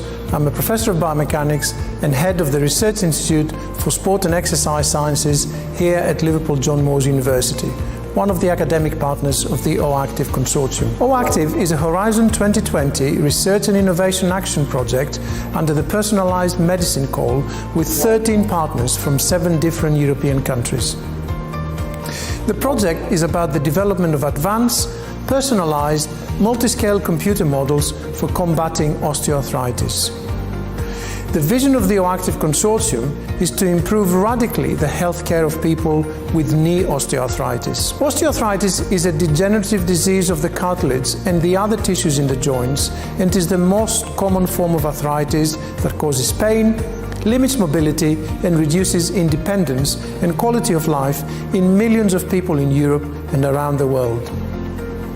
Increasingly, it is not only people in the 60s or 70s or even older that are affected, but younger individuals, including athletes, in many cases years after a knee injury, for example, or after the end of the professional competitive career. The OActive project intends to make a significant leap forwards by adopting a multi-scale, holistic approach where patient-specific information from various levels, including cell, tissue, organ, and whole body, will be integrated and combined with information from other sources such as biochemical, inflammatory biomarkers, behavioural and social and environmental risk factors to generate robust predictors for new personalised interventions for delaying the onset and slowing down the progression of osteoarthritis.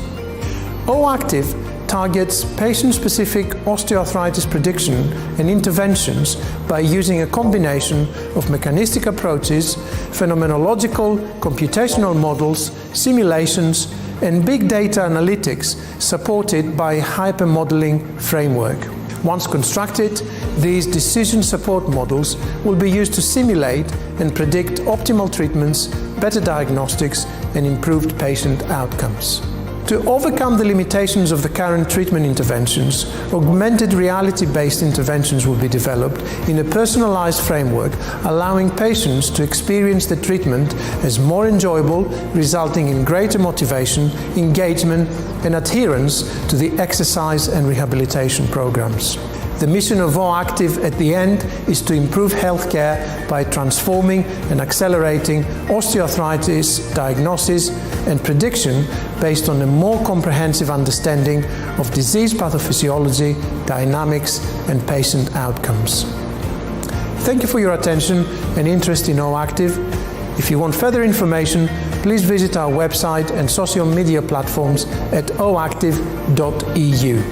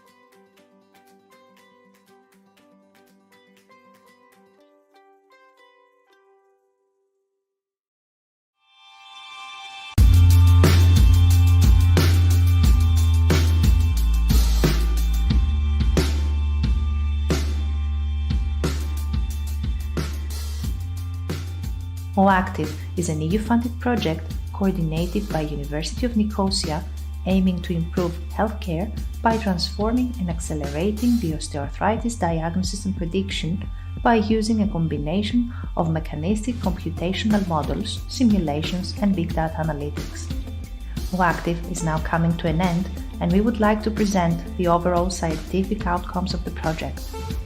Clinical trials were conducted by University of Nicosia, Hospital Lafay, and Animus Rehabilitation Center to subjects among different populations, such as elderly people with advanced osteoarthritis, healthy subjects in risk of developing osteoarthritis, and athletes with post-traumatic osteoarthritis.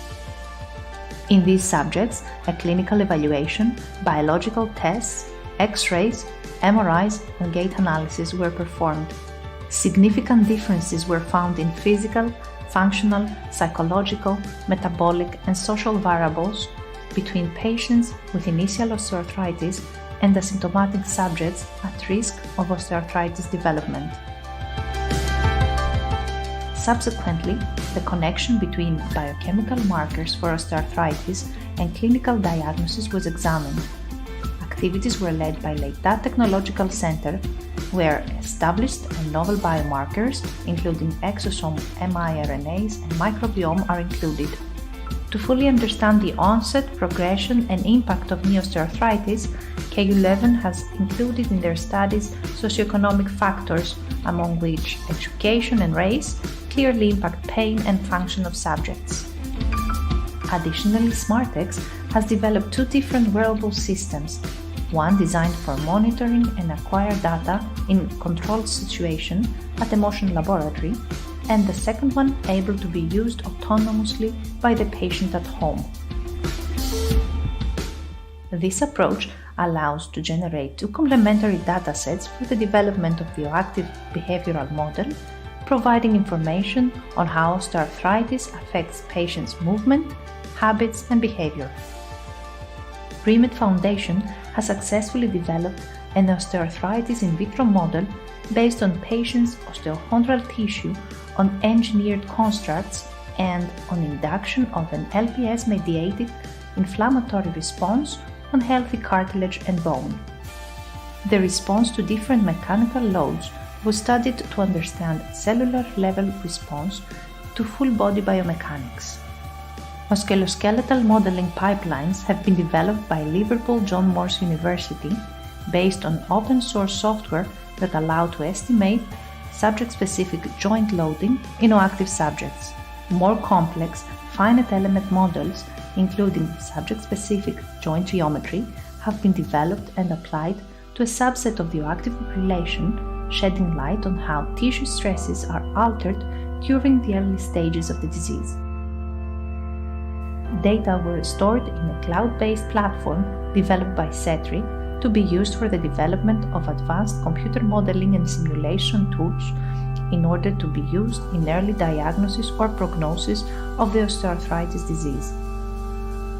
OActive also considered multidisciplinary data from the Osteoarthritis Initiative database, such as physical activity indexes, self-reported data about joint symptoms, general health, and relevant clinical data. Thus, the OActive team, under the lead of CERT, has managed to firstly provide a robust feature selection approach that could identify important risk factors which contribute to the prediction of knee osteoarthritis, and secondly, develop machine learning tools for the prediction and diagnosis of the disease. Finally, University of Patras has developed advanced algorithms allowing estimation of knee soft tissue loading based on subject-specific geometries. Moreover, the team has developed a prototype software for real-time musculoskeletal dynamic analysis consisting of a powerful rapid calculation engine of biomechanical metrics, a graphic interface for the medical professionals, and a seamless visualization interface for the patient based on augmented reality principles. Overall, OActive aspires to shift the emphasis in osteoarthritis treatment from reaction to prevention, reduced trial and error prescribing, adverse drug reactions and high-risk invasive testing procedures and surgeries, increase patients' adherence to treatment, and control the overall cost of osteoarthritis treatment for the society and the patients. For more information, you can visit the OActive website and follow our social media platforms.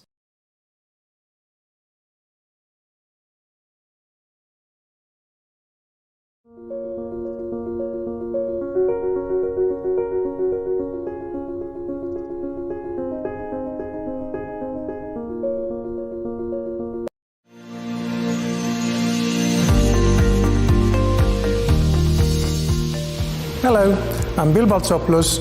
I'm a professor of biomechanics and head of the Research Institute for Sport and Exercise Sciences here at Liverpool John Moores University, one of the academic partners of the OActive Consortium. OActive is a Horizon 2020 research and innovation action project under the personalised medicine call with 13 partners from 7 different European countries. The project is about the development of advanced, personalised, multi-scale computer models for combating osteoarthritis.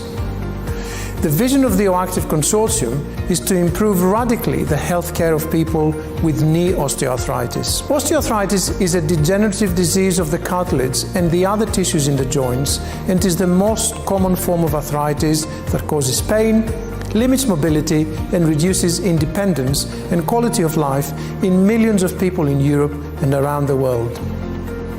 Increasingly, it is not only people in the 60s or 70s or even older that are affected, but younger individuals, including athletes, in many cases years after a knee injury, for example, or after the end of the professional competitive career. The OActive project intends to make a significant leap forwards by adopting a multi-scale, holistic approach where patient-specific information from various levels, including cell, tissue, organ, and whole body, will be integrated and combined with information from other sources such as biochemical, inflammatory biomarkers, behavioural and social and environmental risk factors to generate robust predictors for new personalised interventions for delaying the onset and slowing down the progression of osteoarthritis. OActive targets patient-specific osteoarthritis prediction and interventions by using a combination of mechanistic approaches, phenomenological, computational models, simulations, and big data analytics supported by a hypermodeling framework. Once constructed, these decision support models will be used to simulate and predict optimal treatments, better diagnostics, and improved patient outcomes. To overcome the limitations of the current treatment interventions, augmented reality-based interventions will be developed in a personalized framework, allowing patients to experience the treatment as more enjoyable, resulting in greater motivation, engagement, and adherence to the exercise and rehabilitation programs. The mission of OActive at the end is to improve healthcare by transforming and accelerating osteoarthritis diagnosis and prediction based on a more comprehensive understanding of disease pathophysiology, dynamics, and patient outcomes. Thank you for your attention and interest in OActive. If you want further information, please visit our website and social media platforms at oactive.eu.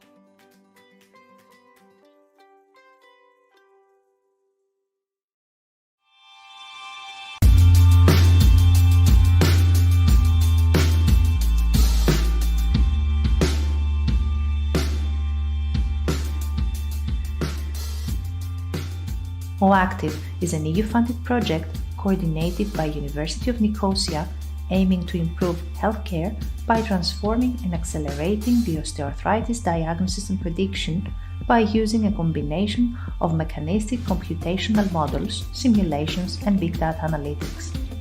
OActive is now coming to an end, and we would like to present the overall scientific outcomes of the project. Clinical trials were conducted by University of Nicosia, Hospital La Fe, and Animus Rehabilitation Center to subjects among different populations, such as elderly people with advanced osteoarthritis, healthy subjects in risk of developing osteoarthritis, and athletes with post-traumatic osteoarthritis. In these subjects, a clinical evaluation, biological tests, X-rays, MRIs, and gait analysis were performed. Significant differences were found in physical, functional, psychological, metabolic, and social variables between patients with initial osteoarthritis and asymptomatic subjects at risk of osteoarthritis development. Subsequently, the connection between biochemical markers for osteoarthritis and clinical diagnosis was examined. Activities were led by Leitat Technological Center, where established and novel biomarkers, including exosome miRNAs and microbiome, are included. To fully understand the onset, progression, and impact of knee osteoarthritis, KU11 has included in their studies socioeconomic factors, among which education and race clearly impact pain and function of subjects. Additionally, SmartX has developed two different wearable systems, one designed for monitoring and acquire data in controlled situation at a motion laboratory, and the second one able to be used autonomously by the patient at home. This approach allows to generate two complementary datasets for the development of the OActive behavioral model, providing information on how osteoarthritis affects patients' movement, habits, and behavior. REMED Foundation has successfully developed an osteoarthritis in vitro model based on patients' osteochondral tissue on engineered constructs and on induction of an LPS-mediated inflammatory response on healthy cartilage and bone. The response to different mechanical loads was studied to understand cellular-level response to full-body biomechanics. Musculoskeletal modeling pipelines have been developed by Liverpool John Moores University based on open-source software that allow to estimate subject-specific joint loading in OActive subjects. More complex, finite element models, including subject-specific joint geometry, have been developed and applied to a subset of the OActive population, shedding light on how tissue stresses are altered during the early stages of the disease. Data were stored in a cloud-based platform developed by CETRI to be used for the development of advanced computer modeling and simulation tools in order to be used in early diagnosis or prognosis of the osteoarthritis disease. OActive also considered multidisciplinary data from the Osteoarthritis Initiative database, such as physical activity indexes, self-reported data about joint symptoms, general health, and relevant clinical data. Thus, the OActive team, under the lead of CERT, has managed to firstly provide a robust feature selection approach that could identify important risk factors which contribute to the prediction of knee osteoarthritis, and secondly, develop machine learning tools for the prediction and diagnosis of the disease. Finally, University of Patras has developed advanced algorithms allowing estimation of knee soft tissue loading based on subject-specific geometries. Moreover, the team has developed a prototype software for real-time musculoskeletal dynamic analysis consisting of a powerful rapid calculation engine of biomechanical metrics, a graphic interface for the medical professionals, and a seamless visualization interface for the patient based on augmented reality principles. Overall, OActive aspires to shift the emphasis in osteoarthritis treatment from reaction to prevention, reduced trial and error prescribing, adverse drug reactions, and high-risk invasive testing procedures and surgeries, increase patients' adherence to treatment, and control the overall cost of osteoarthritis treatment for the society and the patients. For more information, you can visit the OActive website and follow our social media platforms.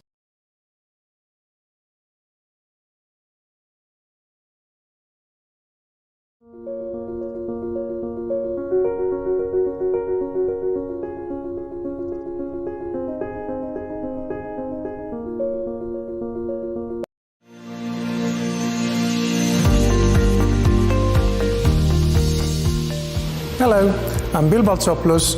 I'm a professor of biomechanics and head of the Research Institute for Sport and Exercise Sciences here at Liverpool John Moores University, one of the academic partners of the OActive Consortium. OActive is a Horizon 2020 research and innovation action project under the Personalised Medicine Call with 13 partners from 7 different European countries.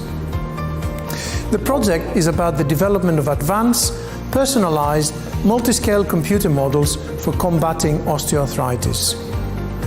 The vision of the OActive Consortium is to improve radically the healthcare of people with knee osteoarthritis. Osteoarthritis is a degenerative disease of the cartilage and the other tissues in the joints, and is the most common form of arthritis that causes pain, limits mobility, and reduces independence and quality of life in millions of people in Europe and around the world. Increasingly, it is not only people in the 60s or 70s or even older that are affected, but younger individuals, including athletes, in many cases years after a knee injury, for example, or after the end of the professional competitive career. The OActive project intends to make a significant leap forwards by adopting a multi-scale, holistic approach where patient-specific information from various levels, including cell, tissue, organ, and whole body, will be integrated and combined with information from other sources such as biochemical, inflammatory biomarkers, behavioural and social and environmental risk factors to generate robust predictors for new personalised interventions for delaying the onset and slowing down the progression of osteoarthritis. OActive targets patient-specific osteoarthritis prediction and interventions by using a combination of mechanistic approaches, phenomenological, computational models, simulations, and big data analytics supported by a hypermodeling framework. Once constructed, these decision support models will be used to simulate and predict optimal treatments, better diagnostics, and improved patient outcomes. To overcome the limitations of the current treatment interventions, augmented reality-based interventions will be developed in a personalized framework, allowing patients to experience the treatment as more enjoyable, resulting in greater motivation, engagement, and adherence to the exercise and rehabilitation programs. The mission of OActive at the end is to improve healthcare by transforming and accelerating osteoarthritis diagnosis and prediction based on a more comprehensive understanding of disease pathophysiology, dynamics, and patient outcomes. Thank you for your attention and interest in OActive. If you want further information, please visit our website and social media platforms at oactive.eu.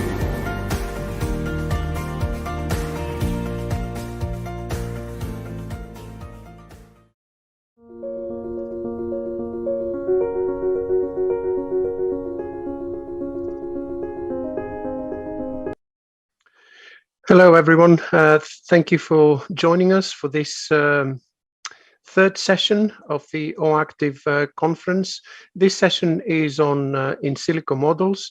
So we have 2 presentations from the work that we've done in OActive, but also 2 invited presentations from Dr. Dario Cazzola from Bath University in the UK, and also Dr. Archondis Giannakidis from Nottingham Trent University, also in the UK. And the first presentation is the work that was done on musculoskeletal biomechanics and the modeling. related to osteoarthritis. And the work would actually be presented by Dr. David Bridgman, who is a postdoc researcher assigned in the working in the OActive project at Liverpool John Moores University. So, David, you have the virtual online floor.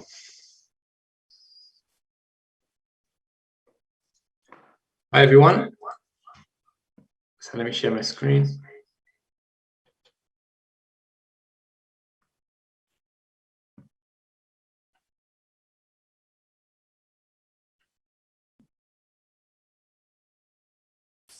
So can you see my screen? Yes, thank you. So my name is David Britzman. I'm a postdoc at Liverpool John Moores University, and I'm working with Bill on some of the musculoskeletal modelling for the OActive project. So today I'm going to talk you through some of the work we've done related to musculoskeletal modelling in OActive. So I'll go over a brief background of what we mean by biomechanics and how it's related to knee osteoarthritis. I'll talk through a brief overview of the in silico biomechanical models we've developed in OActive and go over a basic pipeline. And then I'll talk about how we're applying that pipeline to learn more about joint loading in knee osteoarthritis subjects, looking at the effect of knee osteoarthritis on knee biomechanics and then the effect of knee osteoarthritis on cartilage stresses. And then I'll conclude and give some closing remarks. So to start with, it's probably useful to go over what we mean by biomechanics. So biomechanics is the study of the mechanical laws relating to the movement and structure of living organisms. And the key words here are mechanical movement and structure. So what we're trying to do is take a given movement or motion of subject related to something we know about the anatomy or structure, and then use mechanical laws to derive some information about joint loading from the movement and the anatomy. So, So biomechanics is intimately linked to knee osteoarthritis. So biomechanical knee instability leads to abnormal cartilage mechanics, disrupted biomechanical signaling, and cartilage matrix degradation. And the important thing is that this is a forward feedback loop. So this cartilage matrix degradation further exacerbates the biomechanical knee instability, and the cycle continues. When we think about biomechanics, we're often thinking about it in terms of the different scales that we're looking at. So the most basic scale is the body scale, and these are generally things that we can measure directly and externally, like the joint angles, the external loads, and the external moments. And generally, these are the sort of things that would be measured in a gait analysis clinic. They don't require complex computational models or any complex analysis techniques. Then we can go on to look at how these external forces and joint angles are affecting the loading inside the joint itself. So we can look at internal joint loads, internal joint moments, and even the contribution of individual muscle forces to these. But this doesn't tell us how those forces and loads are distributed on the tissues within the joint.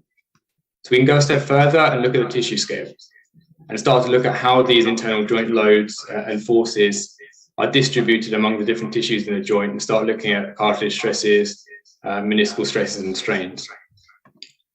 And the important thing to note is that as you go through these scales, you increase enormously the complexity of solution required to extract these variables, but you also potentially increase the clinical relevance of them. What we're often really interested in when we're talking about something like osteoarthritis is the loading going through the tissues themselves, not necessarily the external loading in the knee or even the internal net loading. We want to know what's happening to the cartilage. So we developed a pipeline in the OActive project to be able to extract joint level and tissue level information from the gait analysis that we've carried out on the OActive subjects that we talked about earlier. So I've displayed a basic pipeline here. You don't necessarily need to know every detail of it, but it's essentially split into two parts in the top and bottom. So at the top, we have a musculoskeletal pipeline where we extract knee joint loading information on the joint level. So we take information from gait analysis, we scale a generic model using OpenSim, and we do some analyses to be able to extract the net loading and external loading of the joint. And then we have a finite element pipeline down the bottom where we do our tissue level analysis. And so this is where we use our IMRIs, we segment, we create three-dimensional subject-specific geometries of each subject's knee, and we apply some boundary conditions to an FE model to evaluate the cartilage stresses. So I'll talk about each of these pipelines when I go through the application of the methods. So the first study I want to talk about is the effect of knee osteoarthritis on knee biomechanics. So we took around 85 subjects from the OActive subject pool for this study. Most of them were healthy, some of them with mild knee osteoarthritis and some with moderate knee osteoarthritis. In general, the groups were balanced reasonably well. The moderate knee ones tended to be a little bit heavier and a little bit more male orientated, but it wasn't too bad in terms of matching. So as we've talked about earlier, we had motion capture analysis carried out on OActive subjects, or at least a large percentage of them. So we had markers placed on the lower limbs of the subjects, and they were asked to undergo different types of motion capture trials. So we had static trials where they just stood still, and then dynamic trials where they were asked to either walk or to step up and over an object. So we created subject-specific musculoskeletal models for each of these subjects using OpenSim. It's an open source tool for creating and running these musculoskeletal models. And it's a really useful tool. It's common a lot in the past 5 or 6 years, and it's now fully featured, quite well validated, and quite easy and useful to run these kind of models. So we take a generic model of the lower limbs and we scale it to best match each subject using static motion capture trials. And each of these subject-specific models contains information about skeletal bodies, muscles, and joints. So we follow a fairly standard musculoskeletal modeling approach. So the first thing we do, as I just said, was to scale the static trials of the subjects. So we can best match a generic model to the subject-specific models we're looking at. We carry out inverse kinematics to evaluate the way in which a subject's moving during the dynamic trials, inverse dynamics to look at the external forces and moments acting on the subject's knees, and then static optimization approaches to look at the contribution of the individual muscle forces and eventually the internal joint contact forces. So you can see on the right an example of some of the outputs from the inverse kinematics analysis, where we've mapped these static generic models, made them subject specific, and then modeled the motion that the actual subject was undergoing. So I'm going to present some of the results from this analysis. It's not exhaustive. There are more variables we've looked at, but I just want to present the things that we found were significant and potentially have meaning. So here I've got the knee flexion angle, flexion moment, and joint contact force for the healthy mild knee OA and moderate knee OA subjects, and this is for walking. So what we saw was interesting. We actually saw that the mild knee osteoarthritis subjects had a reduced flexion angle during the first half of stance, a reduced flexion moment, and a reduced knee joint contact force. And this is perhaps the opposite of what you'd expect based on what I told you earlier about the role of biomechanics in knee osteoarthritis. But it's actually been seen before, and it's been hypothesized that this is actually a pain avoidance technique where these subjects walk with a stiffer leg to reduce the loading going through their knee during the gait cycle. Interestingly, we don't see a significant difference with the moderate knee OA subjects, but they don't exhibit the same kind of pain avoidance strategy that the mild knee OA subjects do. We don't know at this stage whether that's because they're unable to perform that kind of motion for some reason, or because the joint has degenerated to a point where it's not useful anymore. We see similar kinds of trends with the stepping trials. We don't see any changes in the knee flexion angle, but we see reductions in the flexion moment and joint contact force in mild knee OA subjects, this time during the second half of stance. And again, I should point out here that these are our joint level analyses. So these tell us what's going on a net level inside the joint, but they don't tell us how these forces are distributed among the different tissues within the body or in the knee. So we went on to carry out a second study, a more in-depth study looking at cartilage stresses. And we used a subset of the subjects that we used in the previous study. So 6 subjects in a healthy group and 6 subjects in a knee OA group. Most of them had a KL of 1, and there was, I think, 1 or 2 subjects with a KL of 2. And these were matched by age, gender, and BMI. So the first thing we did was try to create some subject-specific 3-dimensional geometries of the knee. So we take our MR data from our subjects that's collected in the clinical centers, and we segment this So we segment the femur tibia, the femoral and tibial cartilage, and the medial and lateral menisci. And so when we do this, we can create a three-dimensional model of the knee joint. So this is an example of one subject's knee, and so you can see the different tissues and how they're interacting. So we then go on to create our finite element model using this three-dimensional anatomical model of the knee. So we do this using FEBio. So again, this is an open source tool. It's a finite element tool specifically geared towards biomechanical analysis. It can be used for other things, but it's being widely used at the moment for biological musculoskeletal and biomechanical simulations. We had to define some of the interactions between the different elements of the model. So we define a frictionless contact between the cartilage surfaces and the cartilage with the menisci. We apply material properties to the cartilage and meniscal tissues. In this case, we model them as hyperelastic materials. We model the tibia and femur as rigid bodies. And then we have to give some information about how we want the bodies in the model to move. So we constrain the tibia fully, so it can't move. And then we allow the femur to translate vertically and also to abduct into a natural position. And then we constrain the vertical force and the flexion angle via boundary conditions. And these boundary conditions actually come from the musculoskeletal modeling pipeline that we showed earlier. So for each subject, we run two simulations. We take the peak knee joint contact force during the first and second half of stance and apply that as the loading to our model. And then we extract the knee flexion angle at these times and apply this as a rotational boundary condition.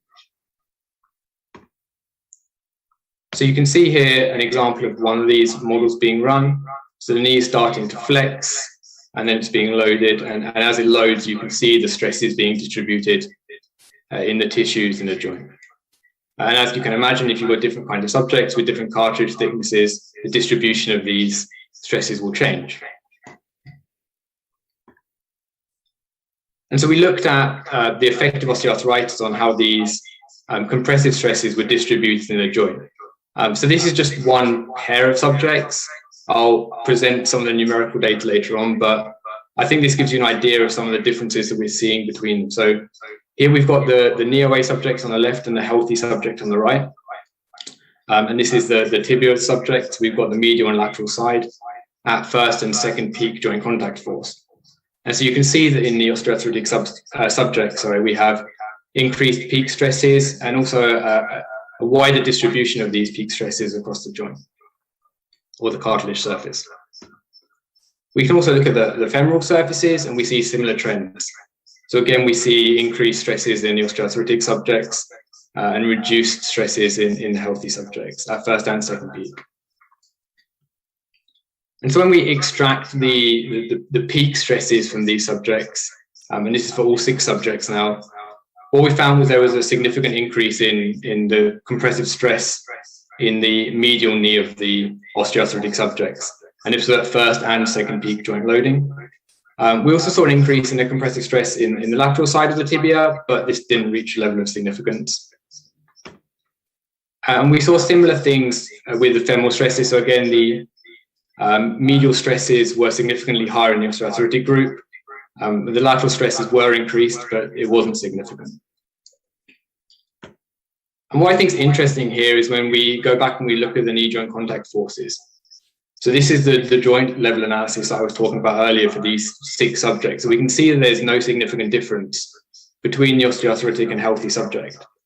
And what this is telling us is that the increases in stresses that we're seeing in these subjects are not caused by the increase in loading, they're caused by changes in the anatomical geometry of the cartilage or menisci.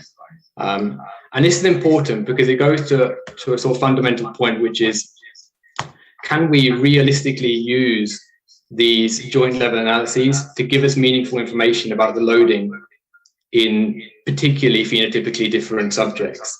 So when we've got osteoarthritic subjects, we know we expect changes in the anatomy or morphology of the menisci and cartilage, and we need to find a way of being able to model those changes because the biomechanics and the loading by themselves don't tell us what's going on in the tissues. So to conclude, we've shown that biomechanics play a key role in the osteoarthritis. We've presented some evidence that knee flexion angles, flexion moments, and joint contact forces are reduced in subjects with mild knee osteoarthritis. But we've also shown that evidence that the cartilage stresses are higher in knee OA subjects. And importantly, this is even without increases in joint contact forces. So I'd like to thank you for listening, and also thank everyone that's worked on this part of the OActive project. It's been a big group project, and certainly I've presented some of the work here, but it's the result of a lot of people's hard work and effort over the last 2 years. So I know a lot of you are in on the call today, so I'd like to thank all of you for your contributions and help. And obviously, if you've got any questions, then we'll find out.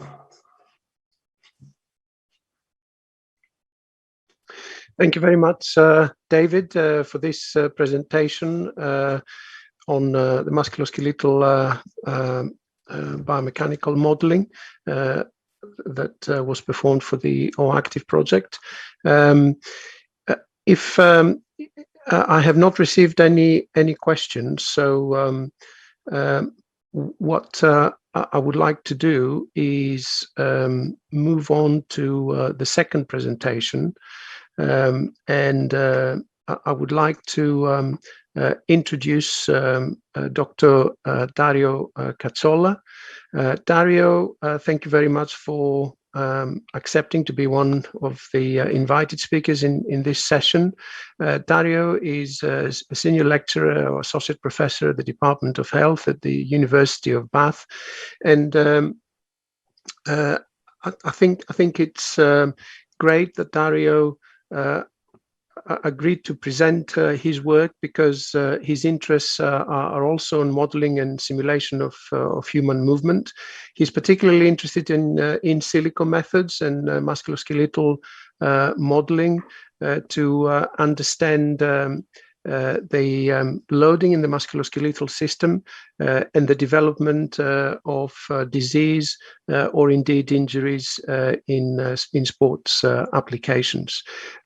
He's very experienced in musculoskeletal modeling and finite element analysis, and applying these techniques for the assessment of loading. And without further ado, I would like to introduce Dr. Dario Cazzola. Thank you very much, Dario. Well, thank you, Bill. One of the best presentations of my life. Thanks a lot. So, introduction, apologies. Today, my idea is to give you an overview of what are the musculoskeletal modeling and methods that are used to estimate joint loading, which of course is very important in OA. And more specifically, the focus of my talk will be on something that you can call dynamic consistency. But what's dynamic consistency, and what is it related to? So it's not a made-up word. It's something that is related to two main areas of modeling. And if we think that when we do modeling, what we do, we create MSK models, so musculoskeletal models, which are essentially mathematical models, 2D or 3D, which include set of equations that describe how different anatomical segments are made up, or how different joints do behave. This kind of information also includes not only the structure of the body, but also what are the actuators. And so there are a set of equations also that are used to describe and simulate the behavior of our muscles. But this is just the first part of it. The whole story is also that you do need to run some computer simulation in order to use this kind of set of equations, these models.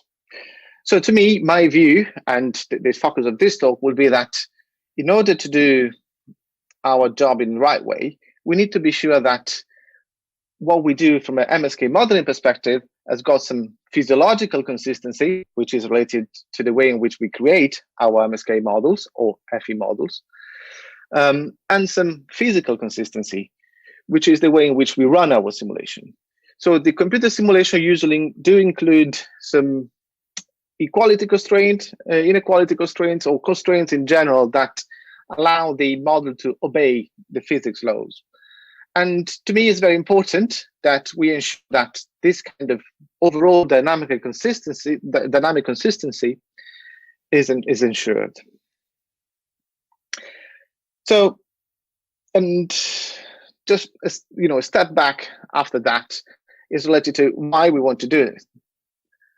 The reason why we want to do some modeling of forces in this case, because we want to estimate what we kind of measure in vivo. So it's difficult to, unless you've got a instrumented implant, it's difficult to have an understanding of what are the joint reaction forces going through the joints. Also, we want to do some modeling because in the future, we are not there yet, but we will be able to predict potentially some treatment outcomes. But most importantly to me, the reason why I want to do modeling in order to understand different diseases is because we can finally enable what we call the personalized medicine approach. And an example to that is related to, unfortunately, something that we know very well, is that when you talk about patients and the patient go through surgery, something that something is a bit of a pain for us is that the patient satisfaction overall is not that good. If you think about knee arthroplasty, essentially almost 20% of the patient going through knee arthroplasty are not very happy about it. And after that, almost 40% of them do have some movement difficulties. So why is that? It's because we are using a more kind of generic approach, and therefore, statistically, most of them, do quite well. But what we want to do as biomechanists or clinicians, what we want to do, we want to get that number down to 0. So that's the reason why I think modeling is very important, and that's the reason why also this conference is very important. What I'm going to do now, everything we're talking about in this kind of talk is related to the steps from having a patient in the lab to the calculation of joint reaction forces. I don't have time to go into the finite element analysis yet. And it's about the classic idea of having somebody getting to the lab, and we want to do a clinical assessment. So we're going to measure the kinematics, we're going to measure ground reaction forces, and the same pipeline that David actually explained very well before. Thanks, David. I don't have to redo it. So to be able to run a clinical assessment that is valuable enough for us, I think the important bit is that, as I said before, we have an idea of this kind of dynamic consistency. So we do have a physical consistency, a physiological consistency, and we are using the simulation methods, and we are using a certain level of personalization that allows us to, for example, do a longitudinal analysis on the same patient, being sure that the different kind of analysis can be compared because the methods and the models are very solid and validated. So today, what I'm going to do, I'm going to talk about the challenges related to this. And I know there are different challenges related to these approaches. There are some clinical challenges, some technical challenges, and some practical challenges. But today, I'm going to focus on the technical one. So it's going to be a bit of a nerdy presentation, but hopefully it's going to be useful. So that's essentially what David explained before. And I'm just using a kind of traffic light system to show you what I believe is good or reliable enough, and what I believe might not be reliable enough. I put EMG as a reliable green, even though there are, we can talk about it, but that's all right. But if you think about the ground reaction forces or what we measure, the EMG, joint kinematics, in some extent, IK and global optimization are used quite well nowadays. We know that we can get some good information out of it. Also, if you talk about inverse dynamics, or the calculation of the net joint moments and net joint forces, although there are different kind of software can do slightly different things, and there are some experimental errors related to that, still we kind of can calculate it quite reliably. What is changing a lot across different labs and different kind of approaches is actually how the muscle forces and joint reaction forces are calculated. And as David said before, you need the muscle forces in order to calculate joint reaction forces, and then use this kind of joint reaction forces as boundary for the view of finite element analysis. So different people do use different optimization algorithms. And the final results of the FE analysis will be, of course, dependent on those. So we need to be sure that what we get out from our MSK modeling part is good enough. So here, what I'm going to do from my rest of the presentation, I'm going to talk about this kind of quest towards dynamic consistency and trying to critically comment on the different approaches. As I said before, the start is collecting kinematics and ground reaction forces, and we are pretty good at doing that. Then there is the first level of personalization. So remember, physiological consistency. This kind of personalization means that you can scale the model. You can create subject-specific models or not, and there are different levels across the literature of different kind of subject specificity, let's say. But that's something that I think we can do quite well. We know how to do it. There are fantastic tools now. I think Luca Modenese is presenting later on, so he knows much more than me about it, and that will, that is related to this. So creating kind of subject-specific models. Again, we are able to estimate or calculate, net joint moments. There are other type of algorithms if you use, for example, the OpenSim software like residual reduction analysis, and things are done quite consistently in that way. Then there is the second level of personalization. So depending on the following approaches I'm talking about, there are different people using different type of calibration or neuromuscular calibration, and there is a bit of a debate about it, because neuromuscular calibration is also a way to make your simulation work better and more smoothly. But also is another way to see them is that actually calibrations are probably making your model more subject specific as well, because you can integrate with information coming from the muscles, the tendon, and make them very, very personalized. And what I'm going to talk about now is the pros and cons and the differences of what I believe are the main approaches that are used in the literature to calculate muscle forces and then joint reaction forces.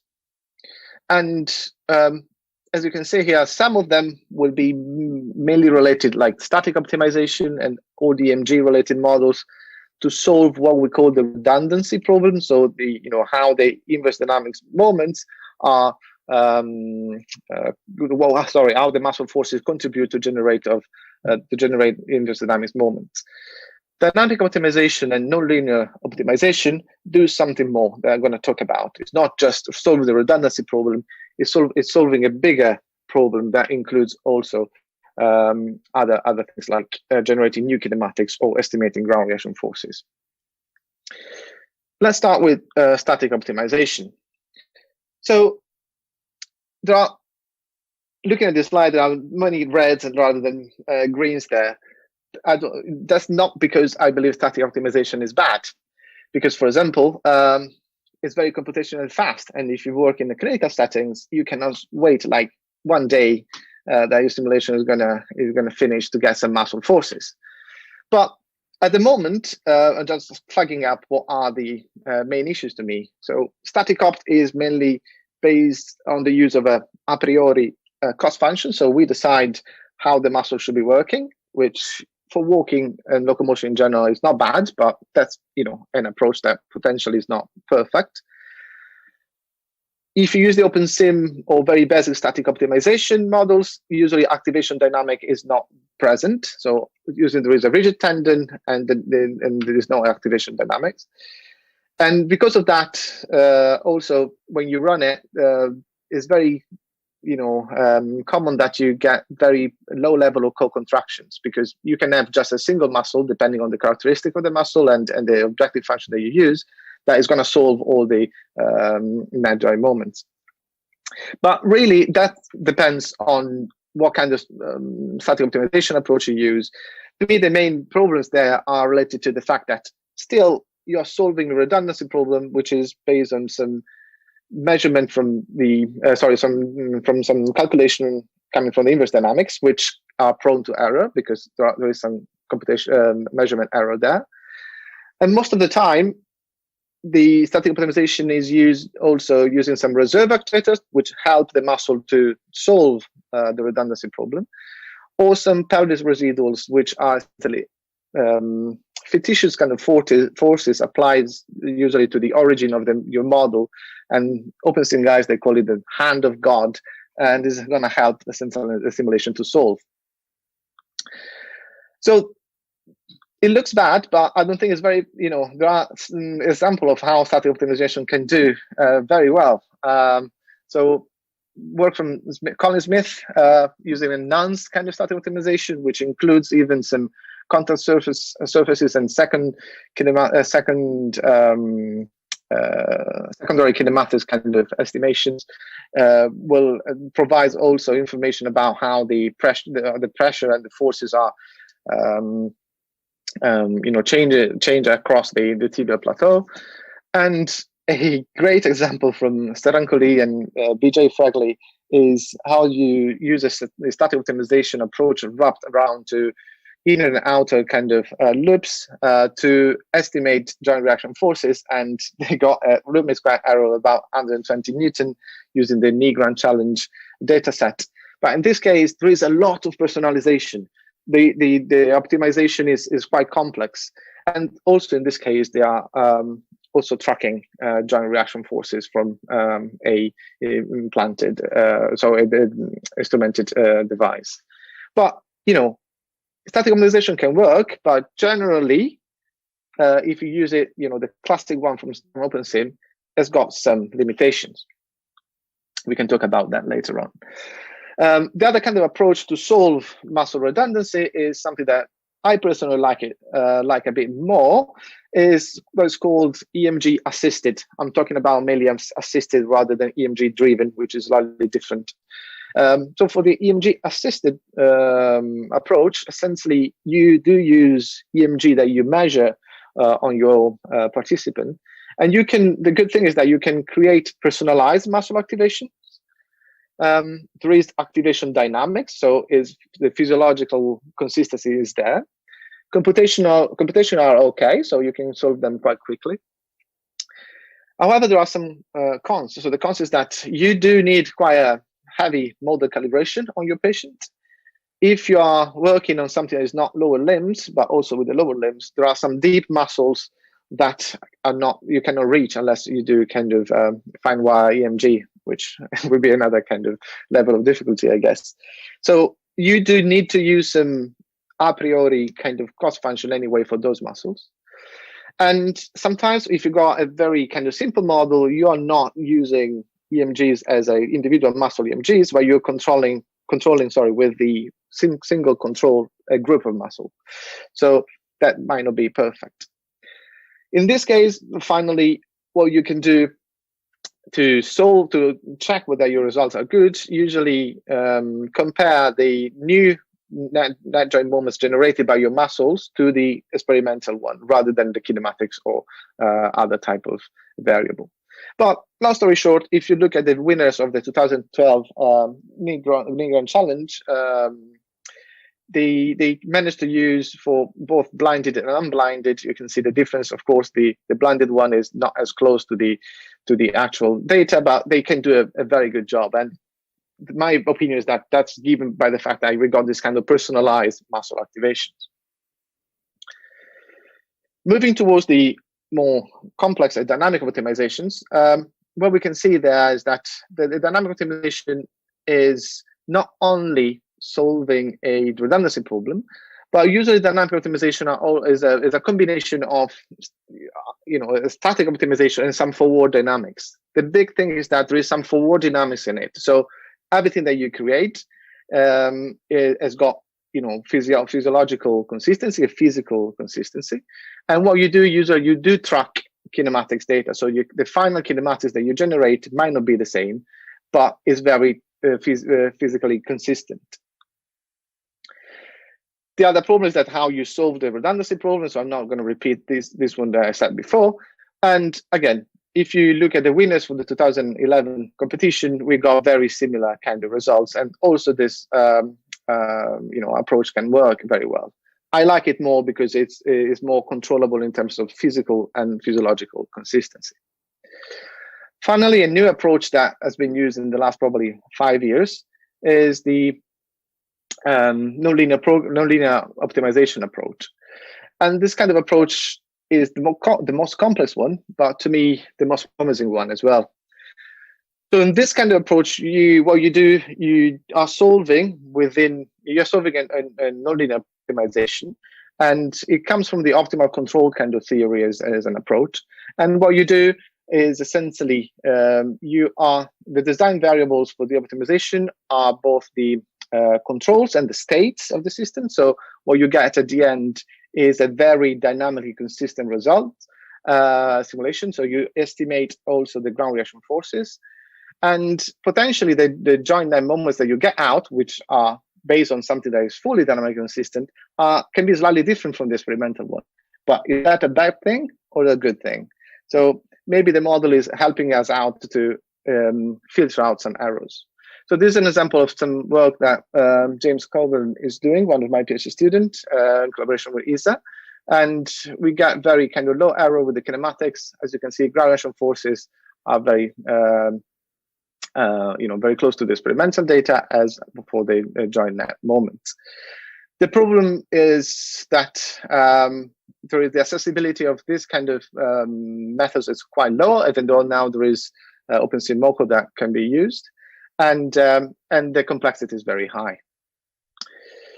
That's an example of kind of output you can get in comparison to what I showed you before. So the error is similar to what a competition winner had before with a very simple model. It's a generic full body model, 1 degree of freedom knee joint that was of course blinded. So long story short, that these are my take-home messages. So in order to get dynamic consistency, I think in the future, if possible, if there is going to be more accessible, direct collocation will be probably a good choice. And to do that, we need to allow this kind of methods to be more personalizable and accept more kind of generic content models, and potentially include some EMG modeling within direct collocation. In terms of physiological consistency, I think we are doing a better job in terms of using tools, and there are tools probably in this case mainly generated by Luca. So there is the staple that I was going to present before, and then there is another great kind of tool that he published on the Annals of Biomechanics that is generating new muscle paths for these muscles. And that's it. Thanks. Thank you very much, Dario. I think this is an excellent overview of what the main issues are in this area of dynamic consistency, as you describe it, I think very well. And just perhaps a very quick question, one to you and one to David, because I think that those two presentations obviously complement one another very well. So I'll start with you just very quickly. Although we're a bit behind in terms of time, but this issue obviously is key to calculating loads that are physiologically valid and correct.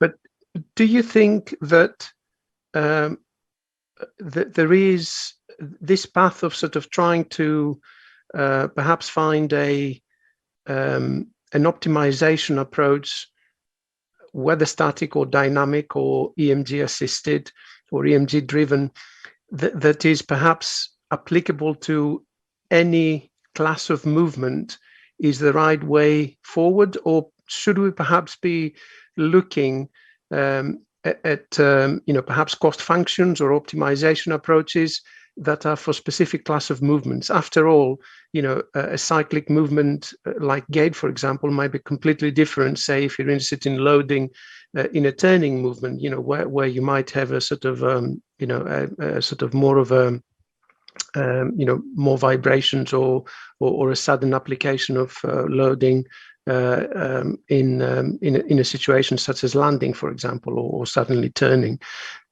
Do you think that perhaps there should be different approaches for different classes of movement? Well, that's a great question. I hope I had the answer for that. But my idea is that there must be different. We need to use probably different approaches for different movements, and that's kind of visible if you think about how, for example, the static optimization, how well the static optimization works for walking or locomotion things, so where eventually probably evolutionary perspective, we are just minimizing energy. However, you're talking about patients. So my view is that if you talk about patients, this kind of approaches is difficult to generalize and using the same kind of function, even though it works for a healthy subject, because you never know, for example, how muscle activation will change in a patient. So that's the reason why I kind of like the EMG assisted or driven approach. I kind of like that for that reason, mainly pathologically speaking. For healthy subjects, I think you're right. So this kind of direct collocation and optimal control approaches can also help out to identify what kind of cost functions can be more suitable for different type of tasks. And I believe you're right when you say that different tasks can have different cost function in terms of being the best one. Yeah, that's my view on it. Excellent. I think it's a very, very, very interesting discussion. Just very quickly, and perhaps that question is more towards both of you, but perhaps David can perhaps answer, because I'm aware, obviously, of the issues that we had with the personalization of the model. So you Dario, you presented it as a sort of step one, and you sort of gave it a green light that it works and it can be done. But my question is, in the clinical context, how quickly and accurate can that be done? And obviously, is a key thing if you want, if you're going to personalize medicine and you want a model for that particular person. David, perhaps can you sort of give your view on that, and how feasible perhaps it is in terms of the cost and the complexity in trying to create a personalized musculoskeletal model? I think it all depends what we mean by personalized and what elements of it we're trying to personalize. I mean, the scaling that we're generally quite good at, like the morphological scaling of the segments, is quite straightforward. When we start talking about personalizing cost functions or personalizing, musculotendon parameters, it becomes a lot more difficult. And I think, what Dario was saying with a lot of the more complex approaches, once you move past static optimization, you start requiring more and more and more information from the subjects in order to personalize them more and more. And that does remove some of the dynamic inconsistencies that are associated with static optimization. But it also puts a much larger burden, particularly in a clinical environment, in collecting all this data. And it's not always possible to collect EMG data, or to collect all these different things that you need, or to spend the day running these complex models. So it's a difficult balancing act. Like, how far do we want to go personalizing the models, and to what degree can we use a slightly more generic, slightly more simplified model that's robust and giving us good ability to predict changes between different clinical groups. So it's always a balance. I think as modelers, we always want to sort of push towards the best possible model we can, and the most accurate and realistic. But I think sometimes we also have to take a step back and think, how is this going to be used in a clinical environment? What kind of information are they going to be getting on these subjects? How good is that information going to be? And how does that feed into the robustness of our models? That's right. And I think, as you say, it's about understanding the differences. Maybe the absolute values is off, but understanding the difference between group, or indeed the direction of change. If you try the gait, or if you change the gait, or you apply a modification. So although the absolute value might not be exactly the true load, but the direction of change is sometimes what gives, I think, a great insight in some of the effects of the different, perhaps, intervention methods. Okay, well, thank you very much to both of you for these excellent presentations.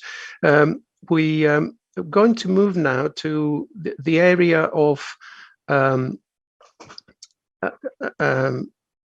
trying to use more of a deep learning and machine learning approach to deal with the large volume of data that some of these techniques that are used in not only osteoarthritis but other clinical conditions generate.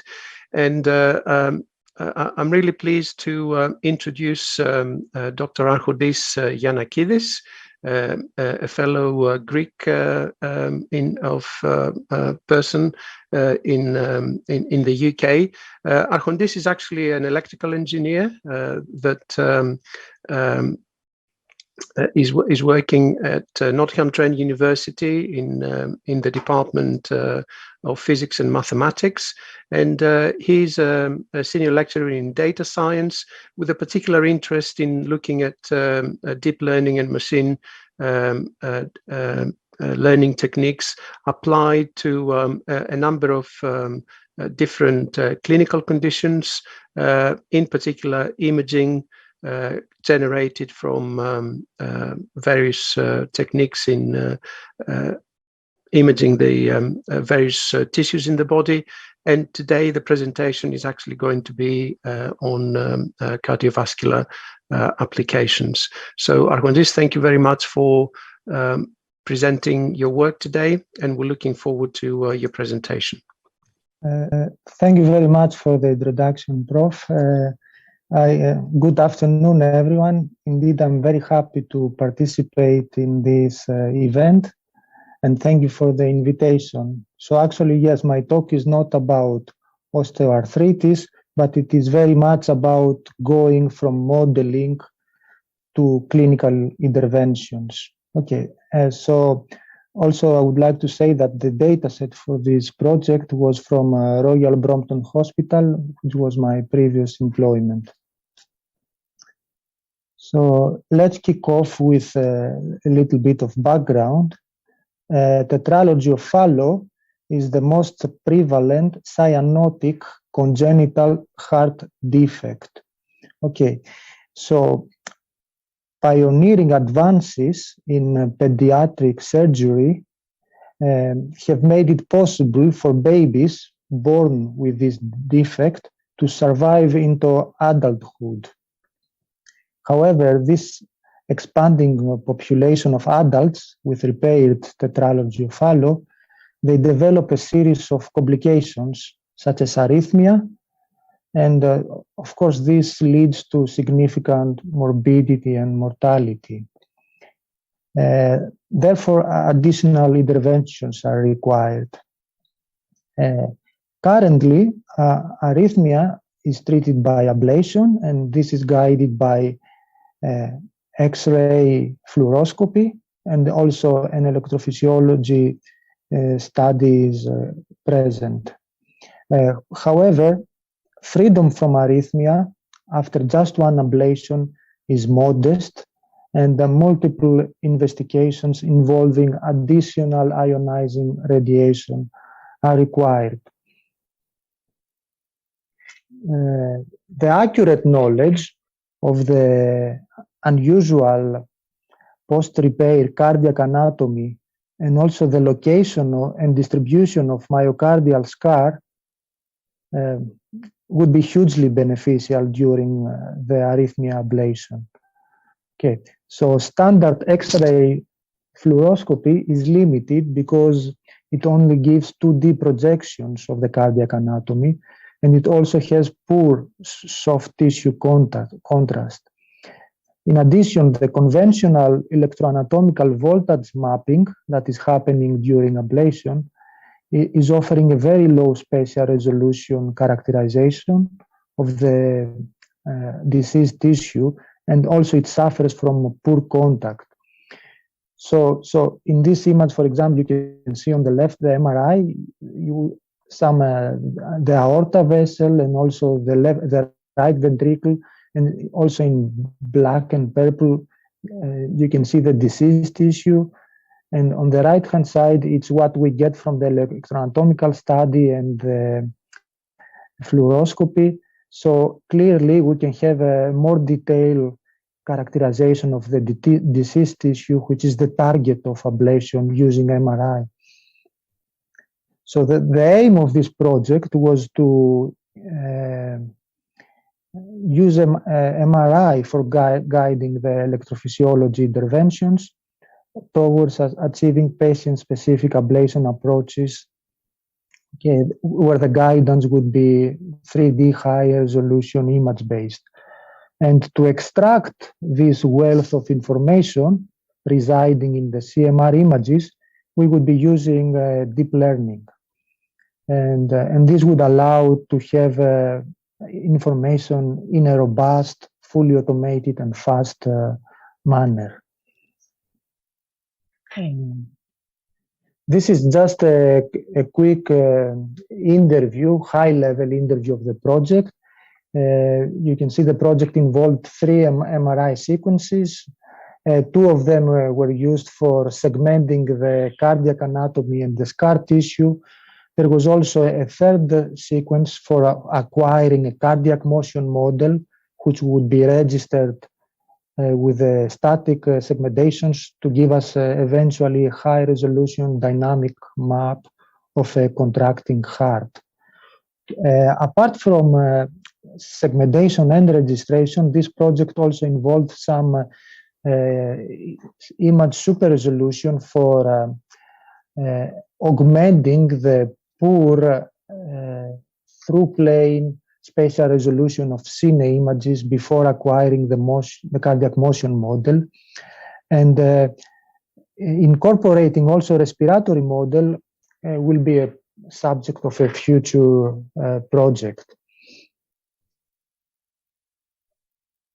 So I will start with the task of segmentation, in particular segmenting the right ventricle, which is the most important chamber for this specific cardiac pathology. So it's really critical to know the anatomy in the right ventricle.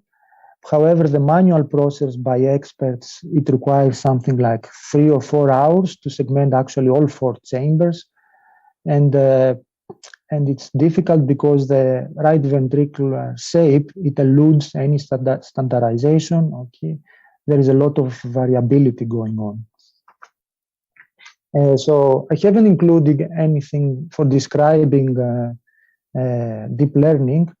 So for this project, I have been using convolutional neural networks that are particularly well suited for computer vision and pattern recognition tasks. So this somehow describes the architecture I used. It's a 3D network. Actually, we have 3D data. It's 11 layers deep.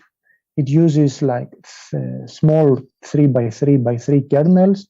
It also exploits dense inference, which means that 9 cubed voxels could be predicted in just one go. And it also uses a dual pathway. And this is basically for capturing both local and larger contextual information, which has been shown to help a lot with segmentation tasks. These are some results from the work. So on the figure 4, it's the qualitative results. On the first column is the data set, okay, 3 views, axial, sagittal, and coronal. In the second column, you can see the manual annotations by the experts. And in the right column is the masks, the outputs of the CNN. And we were able to achieve a dice coefficient of approximately 0.83 for this very challenging cohort. The next task I will talk about is about image super resolution in late gadolinium enhancement MRI. So this particular sequence has enabled differentiating between normal and diseased myocardial tissue. However, it suffers from low through-plane resolution compared to the high in-plane resolution. And now I will show how single image super resolution can achieve reconstructing a high resolution data set without using any additional hardware. This is the architecture that I used. It employs a residual framework in the sense that what is reconstructed is not the high resolution image itself. Instead, I reconstructed the residual between the high resolution labels and the low resolution input. This architecture also used the convolution layer for upscaling for the initial upscaling filters, so that what it learns is closer to the application. This is then fed to 6 convolutional layers and ReLU activation units. These are some results. The quantitative assessment is expressed in terms of the peak signal to noise ratio and also a similarity index. And you can see that the CNN achieved superior image quality in the reconstructed images compared with the state of the art and other methods. And also this can be also verified visually, because the CNN image actually is sharper. The last application of machine learning I will be talking about is this 3D image registration. This is ongoing work for achieving a cardiac motion model. So actually using machine learning, this offers a new paradigm to image registration, and it is inspired by how an expert would perform image registration. So an expert would say something like left, left, left, right, up, up, down, and things like this. So I cast the problem as a strategy learning process where the goal was to find the best sequence of motion actions that would yield image alignment. So in this sense, we learn an artificial agent where the input data is the 3D raw image data, and the output is the next optimal action. And to cope with the dimensionality problem, I employed a greedy supervised approach for an end-to-end learning coupled with an attention-driven hierarchical strategy.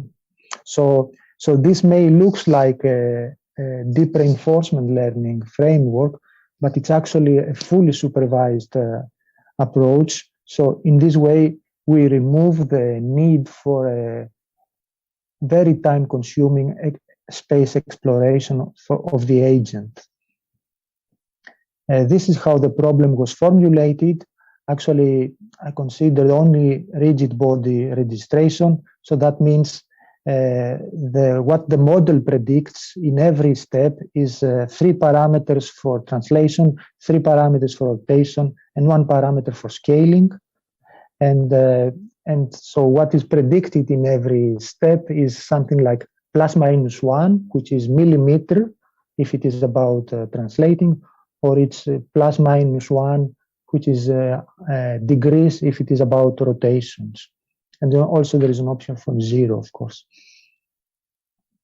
This is the architecture that I employed.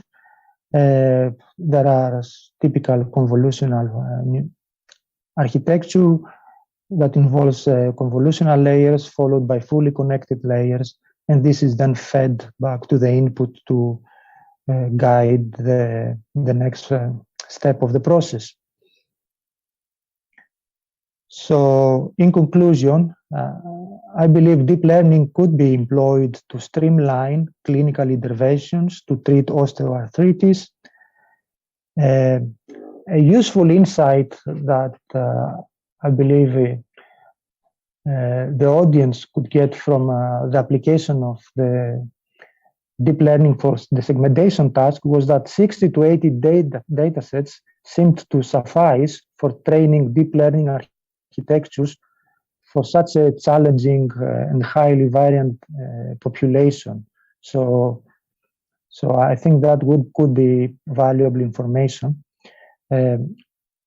Another conclusion is that deep learning is capable of resolving high-resolution images of the knee, which could dramatically improve the diagnosis of knee osteoarthritis by better interrogating relevant issues, and deep learning-based 2D, 3D image registration. For example, when we want to register 2D fluoroscopy images with 3D CT or MRI data to derive some evaluation of the kinematics. Okay, this is also possible to be performed using deep learning, and this would improve understanding of the joint functionality. Thank you very much for your attention. Thank you so much, Arjundis, for this excellent presentation. And as I said, although your work was mainly on cardiovascular biomedical imaging, we are doing a lot of work in terms of modeling MRI images for creating 3D models in patients with osteoarthritis. In fact, a large part of this project is about modeling the imaging that exists in other osteoarthritis databases, such as the Osteoarthritis Initiative, the OAI, and some of our groups have done work in creating automated methods to create 3D models from those images. But thank you so much. In the interest of time, since we are a little bit behind, I would like to move straight to Professor Paolo, after thanking you again, Arjundis, for your contribution. Thank you. The work that Professor Lisboa's group conducted at LJMU is very much along the lines of analyzing the OActive data holistically. You would have seen in the first session the variety of data from different domains that we try to collect in OActive. And Professor Lisboa's group is one of the main groups responsible for trying to create models that will that are interpretable, that link the great variety of factors and variables that we collected in OActive in predicting the onset of osteoarthritis in our data, in our project, but also the analysis of other databases, as I explained, such as the Osteoarthritis Initiative and MOST, to also look at progression, although we don't have progression data in OActive. We have been collaborating in our school with Paolo for many years now, not only in osteoarthritis, of course, but a number of different projects, also related to loading, but also in other areas. Paolo is very experienced as a mathematician in applying these techniques, as I said, in developing interpretable machine learning applications to look at health data in general. And it really is my pleasure to introduce Paolo to describe the work that they've done in analyzing the OActive data. Thank you, Will, for a very kind introduction.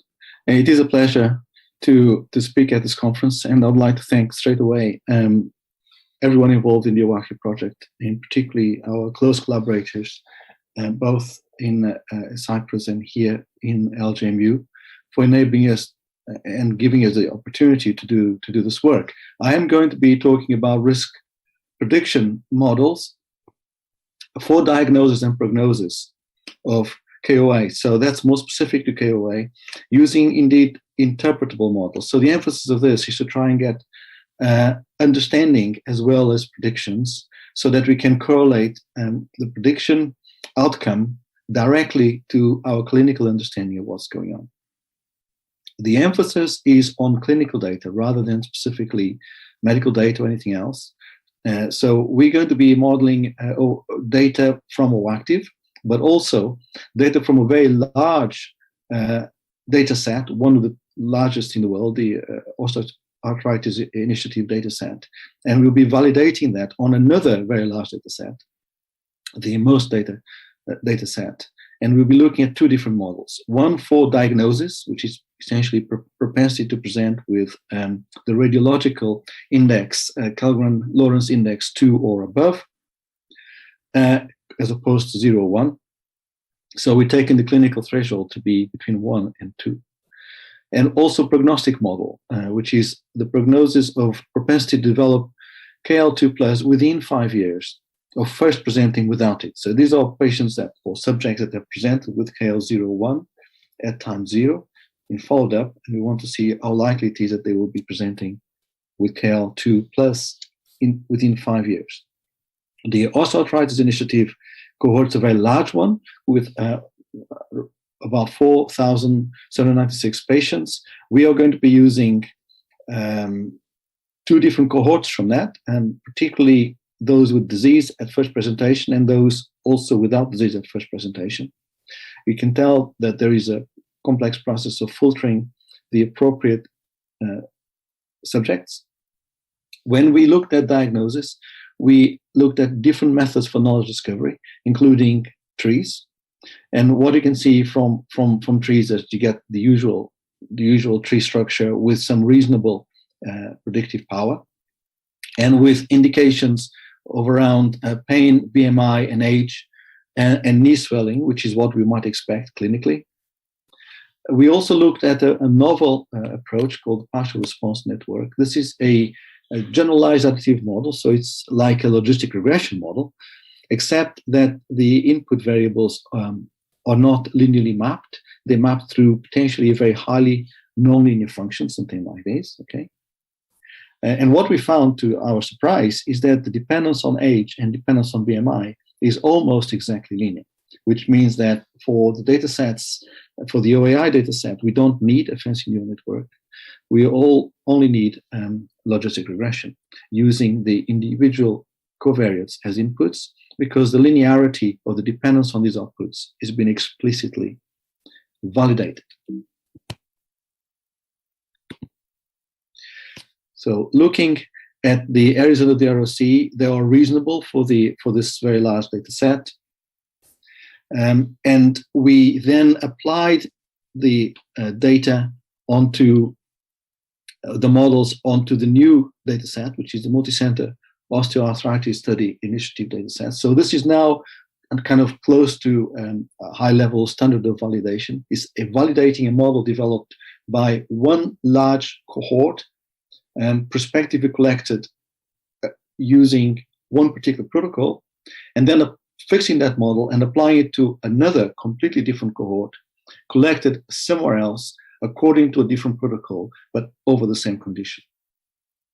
Most of the variables that we could find similar variables in most of the cases, but in a couple of cases we had to find similar, close to, but not exactly the same variable. Nevertheless, we were able to apply our model, and we found that the area in the ROC was still very significant, about 0.685 or 59, so 0.69, which means that our model is indeed very robust and generalizes very well. Well, moreover, we also analyzed, applied the models to data from OActive, and you were able to get very good prediction, although we know that the OActive data sets are quite specific, as was indicated in the first session today. You have 3 different cohorts, each of which is very focused, and they're not focused on diagnosis of KL per se. They're focused on the analysis of specific factors around young people, older people, or athletes with traumatic injuries. So the results are interesting, but we do get some anomalies, but still the performance is very strong. And we were able to produce an app which potentially could go on the web, where any doctor can enter the key variables on the left for an individual. The prediction will appear on the scale at the bottom, mapped from a risk score, and this risk score is the aggregation of all these different risk points added together. So we can tell straight away from these plots that these certain variables, such as knee stiffness and this other variable kpact, which has to do with modifying activity in the last 30 days, or the ones that have the highest impact. But we can also see the impact of things like BMI. So not only can the doctor produce a predictive diagnosis and an understanding of what are the key factors for that individual subject that relate to this diagnosis, they can identify how close that diagnosis is to the threshold of being a propensity greater than or less than for the overall population. And they can do scenario analysis. They can change the value of modifiable risk factors, such as BMI, and see what effect it has on the crossover across this point. We did further analysis on things like pain, which seems to be at face value, on first analysis, completely uncorrelated with radiological indicators. This is something that is generally known in the field, that the pain scores seem to be not correlated with the radiological scores. However, when you look at the predicted radiological scores, you realize that in fact there is a correlation, which means that the difference between the predicted and actual scores are due to subjective variability. But if you look at the predictive scores, indeed, you can see that there are significant correlations with lots of green where you have no pain and no KL, radiologically indicated new osteoarthritis, or where you do have them both. So this is showing the power of mathematical methods to look inside the noise and pick out the signal to give us insights into what's happening in terms of the etiology of the disease. Following from this morning, one of the talks was indicating that this molecule, the P2CP, ought to be an inflammatory biomarker that is indicative of new osteoarthritis. And indeed, we did a specific analysis on the OActive data and found that it is, and it confirms the clinical finding that the low cartilage synthesis, i.e. effectively having lower values of this variable, is associated with a higher prevalence of knee osteoarthritis. So the data set is not very large, as these step changes over here, but nevertheless, we are confirming the ability to verify in the OActive data set the presence and value of these inflammatory biomarkers. Secondly, we switched from diagnosing KL 2+ at first presentation into taking the cohort that did not have clinical new osteoarthritis at first presentation and following them over for a period of 5 years. So here they're marked 1, 2, 3, 4, 5. And by using Cox regression, followed by statistical methods such as log rank testing, we were able statistically to split the data into 2 statistically significant cohorts, where you can see the Kaplan-Meier curves hardly touching. These are the predictions. These are the observations, and we were able to apply this exactly the same model, same parameters, directly onto the most data set, which has a completely different follow-up structure, which is why this curve looks completely different. But again, you see that there is separation between the 2 cohorts within the data, the sample sizes that are available. That means that we can produce a predictive model of propensity to develop new osteoarthritis 5 years from first presentation. So presenting with no KL score, and the propensity of developing KL score 5 years later can be quantified, and we can produce a nomogram. So this is totally interpretable, just as it was for diagnosis. We can identify the variables that are the most important to impact on the likelihood to develop the disease. We can do scenario analysis on modifiable risk factors such as BMI. We can indicate how close the individual subject is to the threshold of being greater chance of developing new osteoarthritis than the overall population. So that is all I have to say. And if you have any questions, I'll be glad to take them. Thank you. Thank you so much, Paolo. I think that presentation is really, for me, where all the work comes together, because it's not just collecting data from all those domains from an individual, in other words, the physical, behavioral, and mechanical, but how the types of models that you describe are able to produce interpretable models that will help clinicians, because that's what it's all about. Paolo, is it perhaps possible to give an insight, just perhaps to sort of clarify the power of this predictability of the progression? So from the analysis, is it possible, or can that sort of model be used to say, if a person presents with osteoarthritis at point 0, what do you think, or what are the variables that perhaps can at year 5 lead that person to perhaps not have as severe symptoms, not necessarily move from the green to the magenta sort of group, but what do you think, how can the tool be used to perhaps guide interventions to sort of slow down the progression?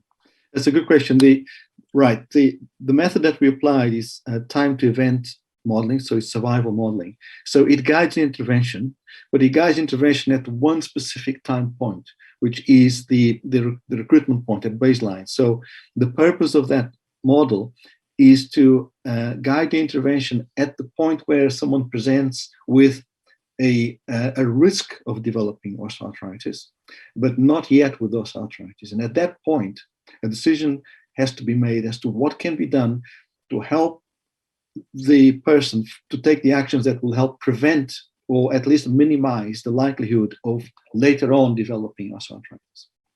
That is the interventional point at which that model is intended to be used. Excellent. So it's not a Markov chain model that will apply year by year, but it's designed to look ahead 5 years and essentially say, in a consultation to the individual subject, look, if you do this, then you'll switch your curve over the next 5 years. Excellent. Very clear. Thank you very much. And I would like to thank all the presenters for presenting their work and making those excellent contributions to our conference. Good afternoon to everyone, and welcome to the 4th session of OActive Conference that is related to the ICT-based personalized modeling intervention. Myself and Dr. Ioanna Katsavou, who is Dissemination Manager of AXA Innovation, we are going to coordinate the present session. Before we start, I would like to remind you that you can put your questions on the chat box on the right of the live window. In this session, we're going to have 3 presentations. The first presentation is from Dr. Luca Modenese, who's working as a research fellow in the field of computational biomechanics at the Faculty of Engineering of Imperial College. Luca's main research interests are ranging from developing methods to generate computational models of the musculoskeletal anatomy to using advanced dynamic analysis to understand the principles underlying human motions and motor control. The title of Luca's presentation is Automatic Generation of Personalized Skeletal Models of the Lower Limb Using the Open Source Tuple Toolbox. Luca has developed plenty of open source tools, and lucky for us, he has shared all these nice tools through GitHub and other platforms. Many thanks, Luca, and you can start now. Thank you. Hello. Thank you very much for the nice word and for giving me the opportunity of showing some of the latest research that we are doing in terms of generating personalized skeletal models with you. And also thanks for swapping the presentations. That's very kind. So I'll practically what I work on is musculoskeletal models. Now, if you've seen the previous presentation, you have a feeling that these musculoskeletal models are a computational representation of the musculoskeletal system, and that we can use them for investigate the internal forces in the human body. I just want to stress the motivation for personalized musculoskeletal models, because they are really the only one that allows us to capture in these computational models deformity of the skeletal system, for example, or they allow us to capture different aging effects on people of the similar age, or even they allows us to predict the outcome of physical intervention. And you see in the middle, like an IT tibial osteotomy, where the mechanical axis of the limb is corrected.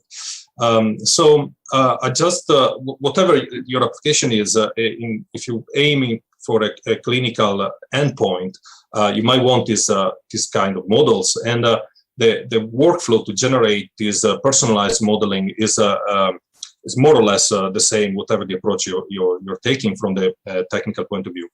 You need to start with information about the musculoskeletal system, of course, and that generally comes from CT or MRI scans. And once you have those, there is generally a first step, and you've heard talking about this as well in the previous presentation. You need to extract the geometrical information, so you need bone geometries basically to be extracted from that.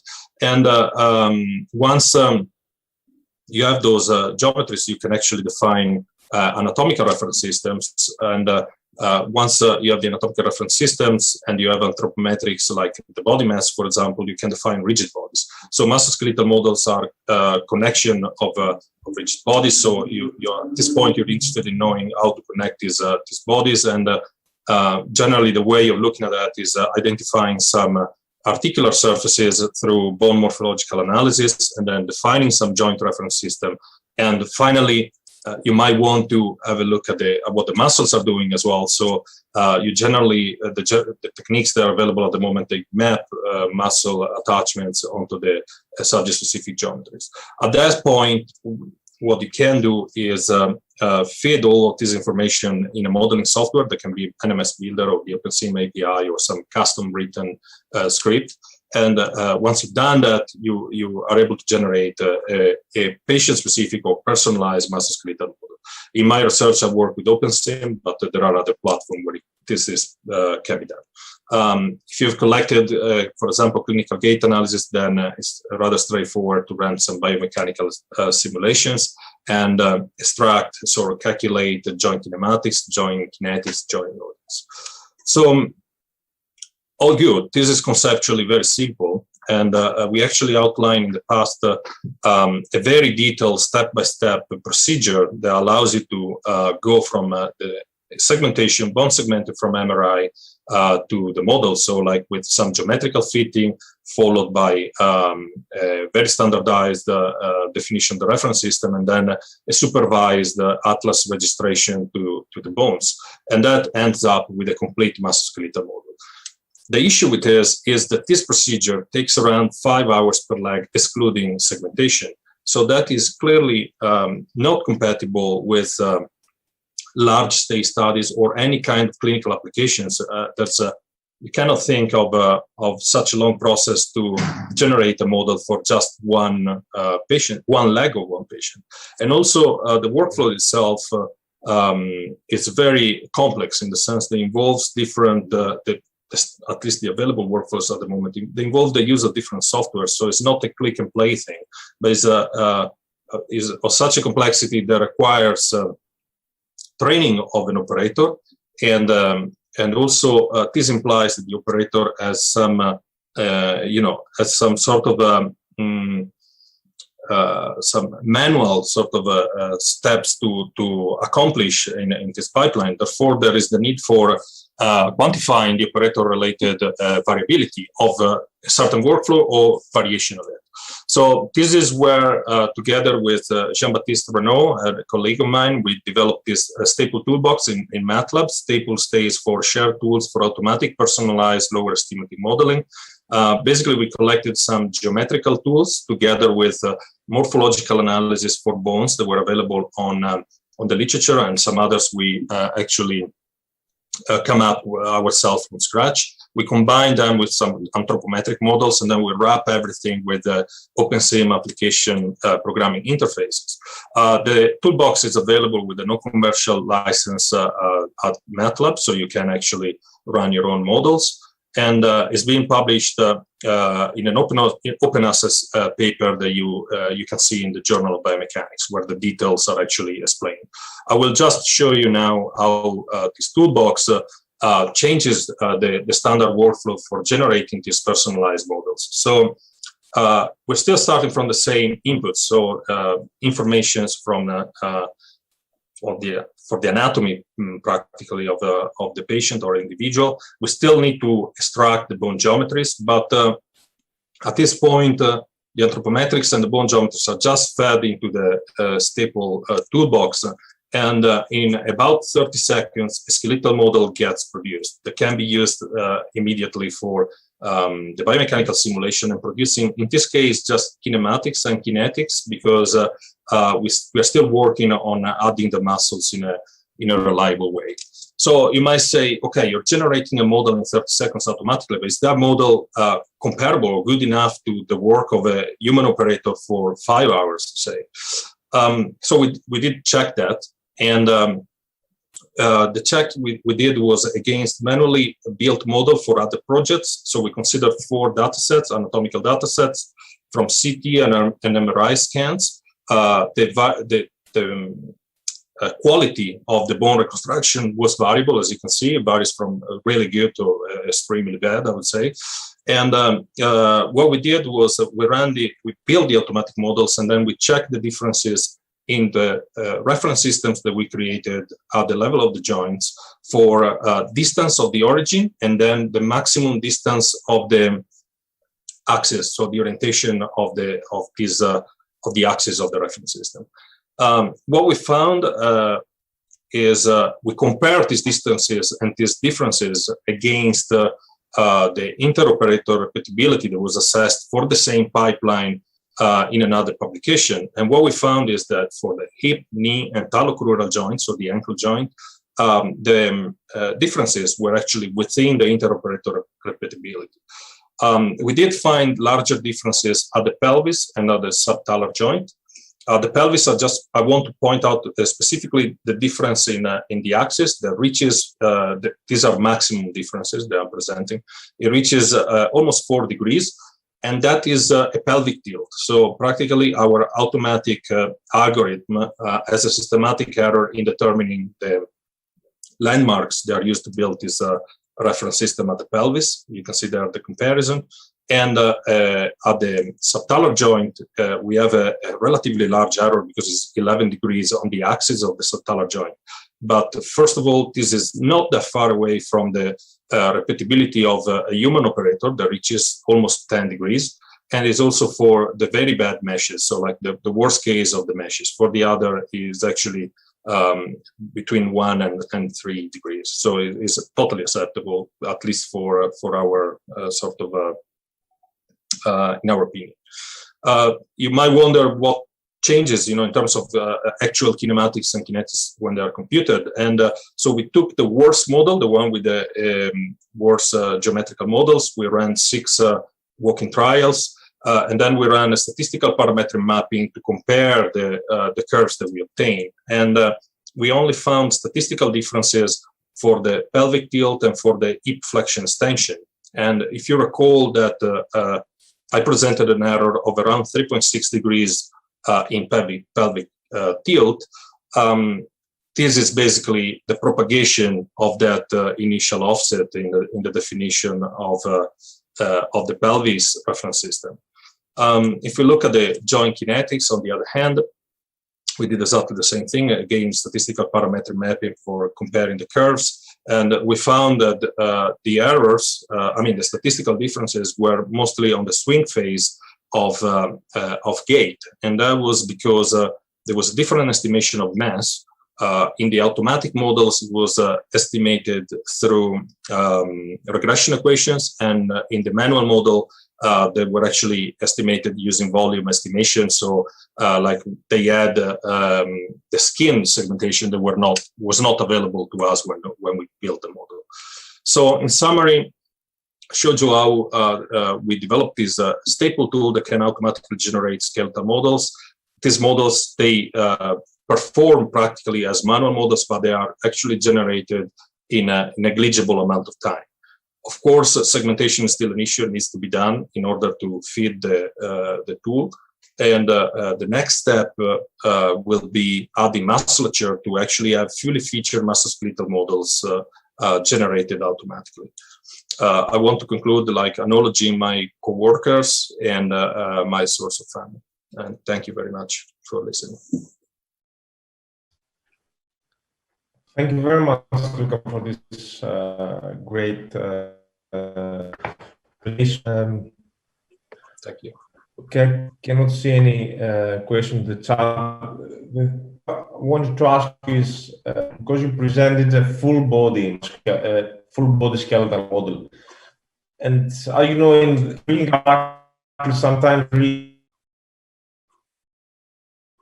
Sorry, I can't hear you properly.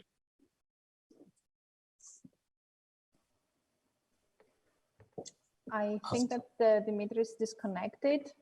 Dimitri, can you hear us? As I cannot see any further questions, do you mind if we come back to this? Oh, Dimitris. No, it's back. Now we can hear you again. Please go ahead. I don't know what happened.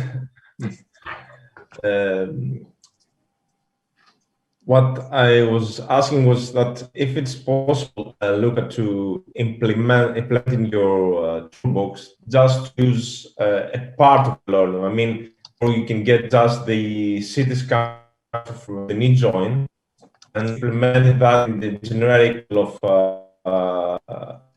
open instead of to create from scratch model. Yeah. You're a bit like robotic, but I guess you're asking if it's possible to combine partial models with complete models or build just partial models. That was actually, I mean, when we made available the tool, actually, that's the first thing people said. And actually, we extended the tool in order. The tool does more than just building the model. You also can build a partial model. So if you have just a knee or if you have just an ankle, say with the typical scan can be, I don't know, the distal tibia and the foot. You can build a model of that. You can build the knee based just on the distal part of the femur and the proximal part of the tibia. There are functionalities and examples as well in the GitHub repository for merging models, because you might want to you might want to run a complete lower limb simulation, but with a specific knee. So you can basically merge the two if you want. You can also, it's also thought to extract articular surfaces. So if you want to go even further and build, say, a finite element model or a contact model, you can do that. So we're trying to make a sort of a toolbox in the true sense of the word, where you can decide what you want, and you have at least a starting point for your modeling, for your modeling activities, basically. So the answer is yes. Okay, that's really. May I have a quick question? Luca, thanks a lot. So I understood. So you have to do the segmentation yourself, and once this is done, you run your scripts from a user perspective. Is it hard to, like, what kind of things the user has to configure in using this software? What are the differences? It's really, we don't have a graphical user interface, so you still need to open MATLAB. But really what the user has to do is really just save the STL files and practically press run. In the sense the software tries to recognize the kind of bones that are there, and then it tries to connect them with a minimum of logic.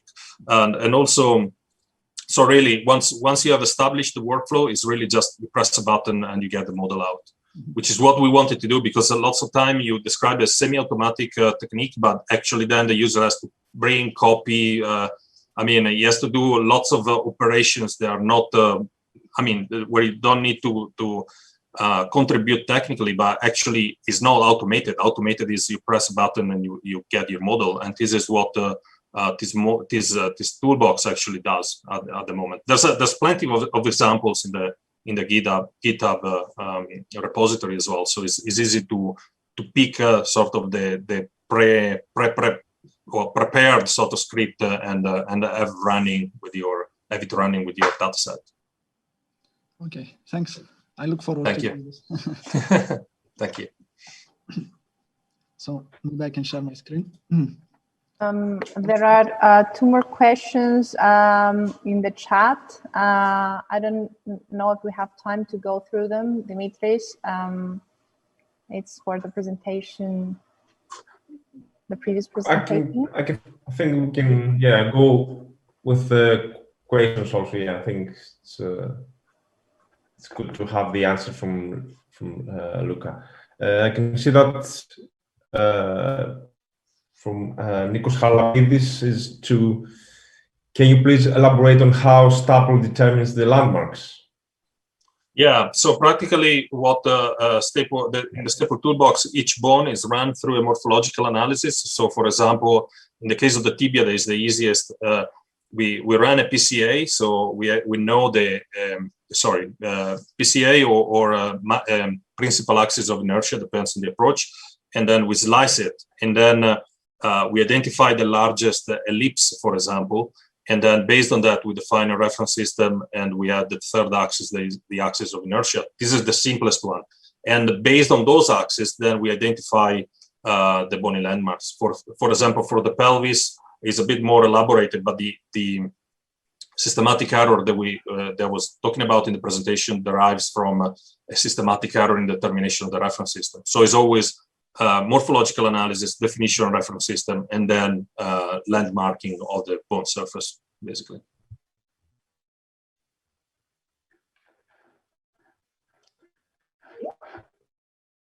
I think it's another one. Do you expect this case of various forms?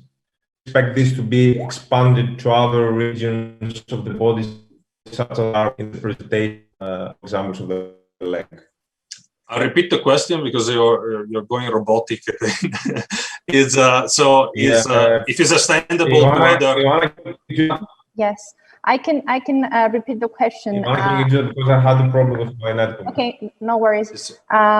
So the question was if you expect this to be expanded to other regions of the body, such as the arm, because in the presentation only the leg is presented. That's why. So this is a very good question. Actually, we were asked this recently. Some of the algorithms are actually extendable, I think. So, for example, identifying the center of a sphere. So, let's say the femur, identifying the center of a sphere based on a certain bone structure. I think that's possible. So it could be applied to the femur. It could be applied to the humerus as well.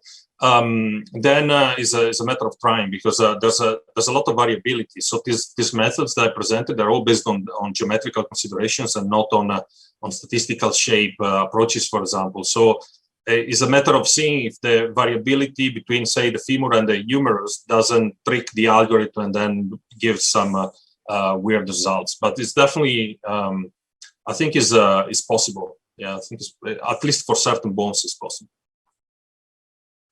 It's a good question. Thanks. Great. Thank you very much, Luca.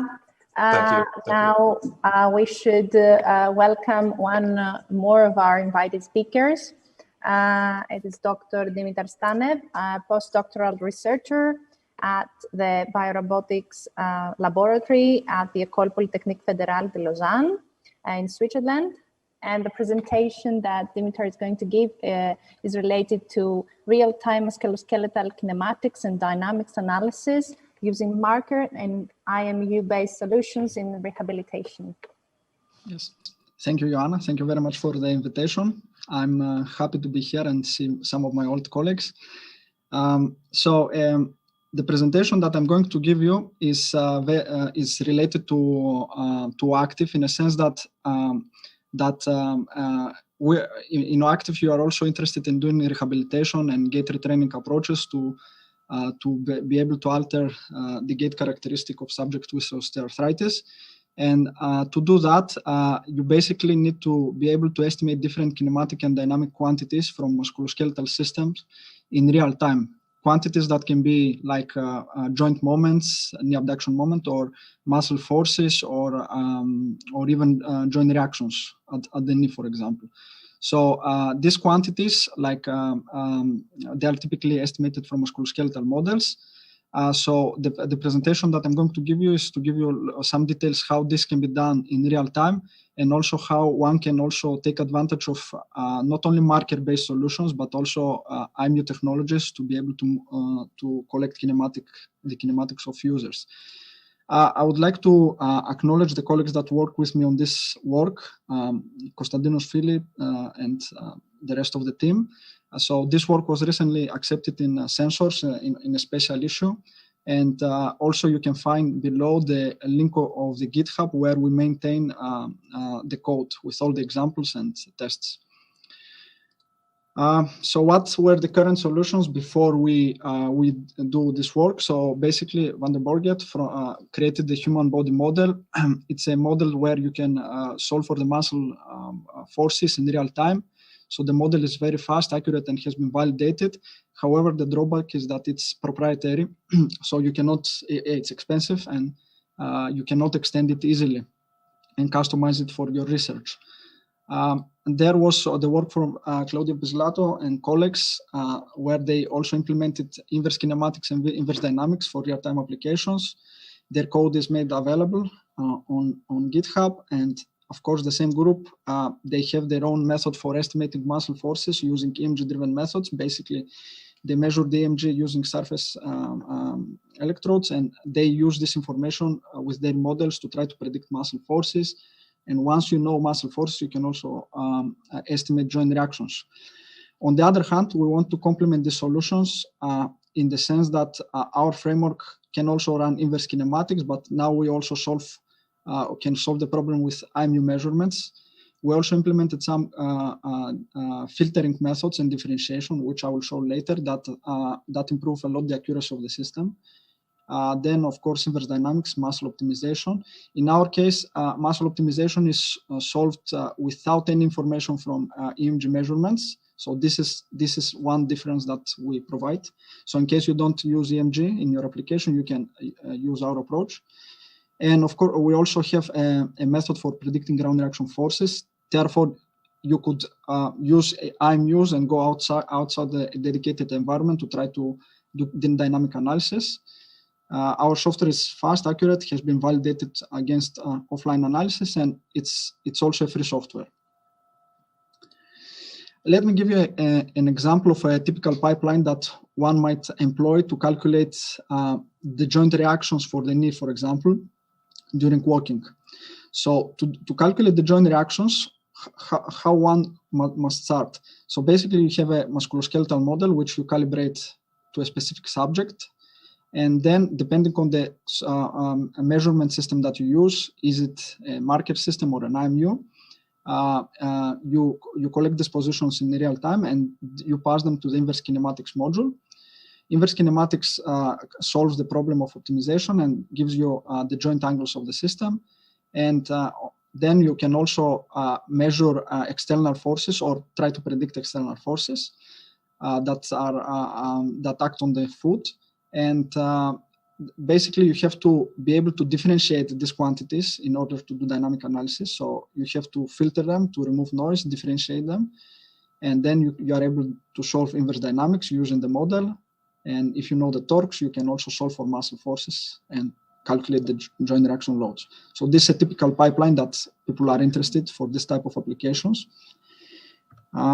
Let me dive into a bit of details how the different blocks are implemented. So inverse kinematics, in our case, we work with SimBody. So there, basically, we minimize this quantity here with these three terms. The first term is the constraint error.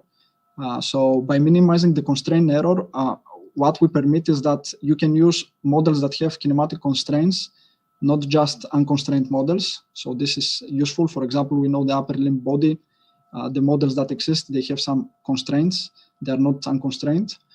The second term is the weighted error, marker error. So this is used for marker tracking. And the third term is the weighted orientation error. This is used when you use when you use IMUs. So basically you record the orientations and you try to minimize the difference between a virtual orientation sensor and the orientation sensor that you measure. So this operation is very quick. It can be solved in less than 1 millisecond for a typical 23 degrees of freedom model. What is challenging is that in case you are using a marker-based method, you typically have a lot of missing markers due to occlusion and other issues.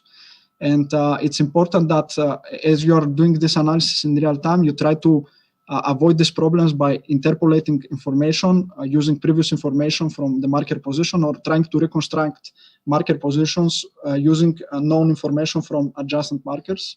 So this is for marker-based systems. For IMU systems, it's a bit tricky because it's like the kinematic analysis is sensitive on how you attach your markers and how you calibrate the system. So basically what we did, we placed the IMU sensors on a specific location on the body. We had our own custom solution.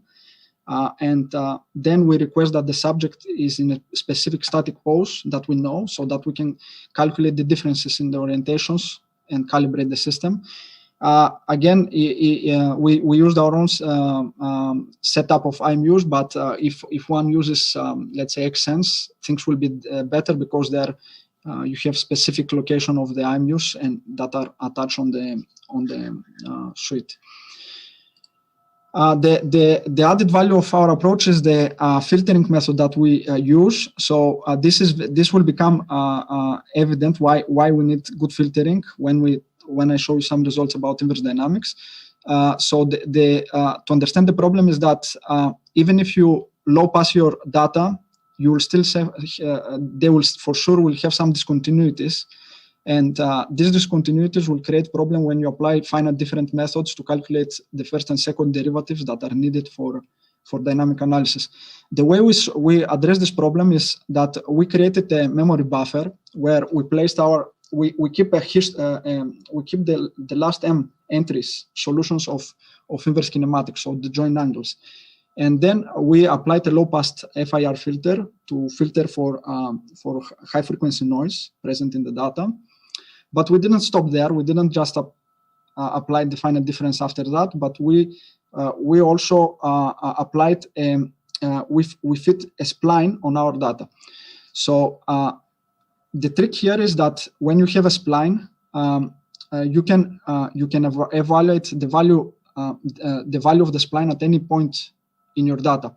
So the trick that we did here is that instead of evaluating the spline at the point T or the last frame, we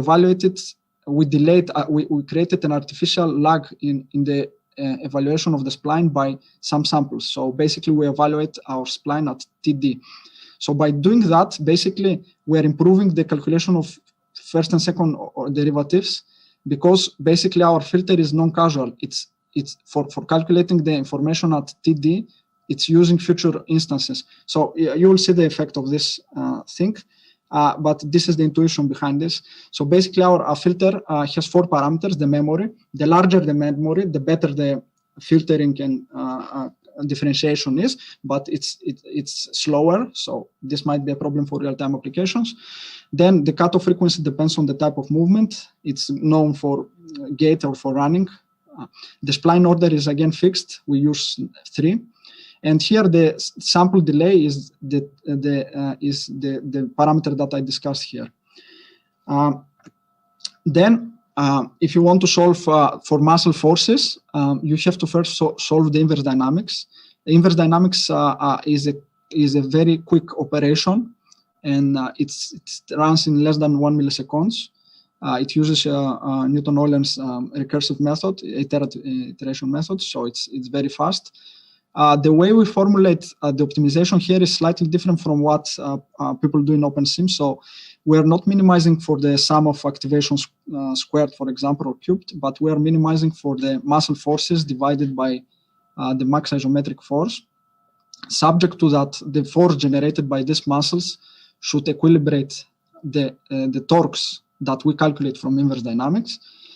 Here, to speed up calculations, we have routines that calculate the symbolic representation of the moment arm matrix for any model. And we also don't track pelvis residuals in our calculation. This means we also assume that we don't have any reserve actuators. So basically, we don't introduce motors in our model to try to satisfy the problem if in case it's not feasible. But in order to ensure that the problem is feasible, we require that the muscle forces are positive. So we don't have an upper bound.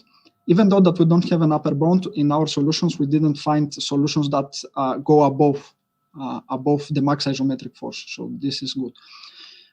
So the latency of this operation is around 10 milliseconds. So it can be used in real time. Now, let me give you some results about how one could determine the optimal parameters of the filter. So as I said, the cutoff frequency and the spline order is fixed.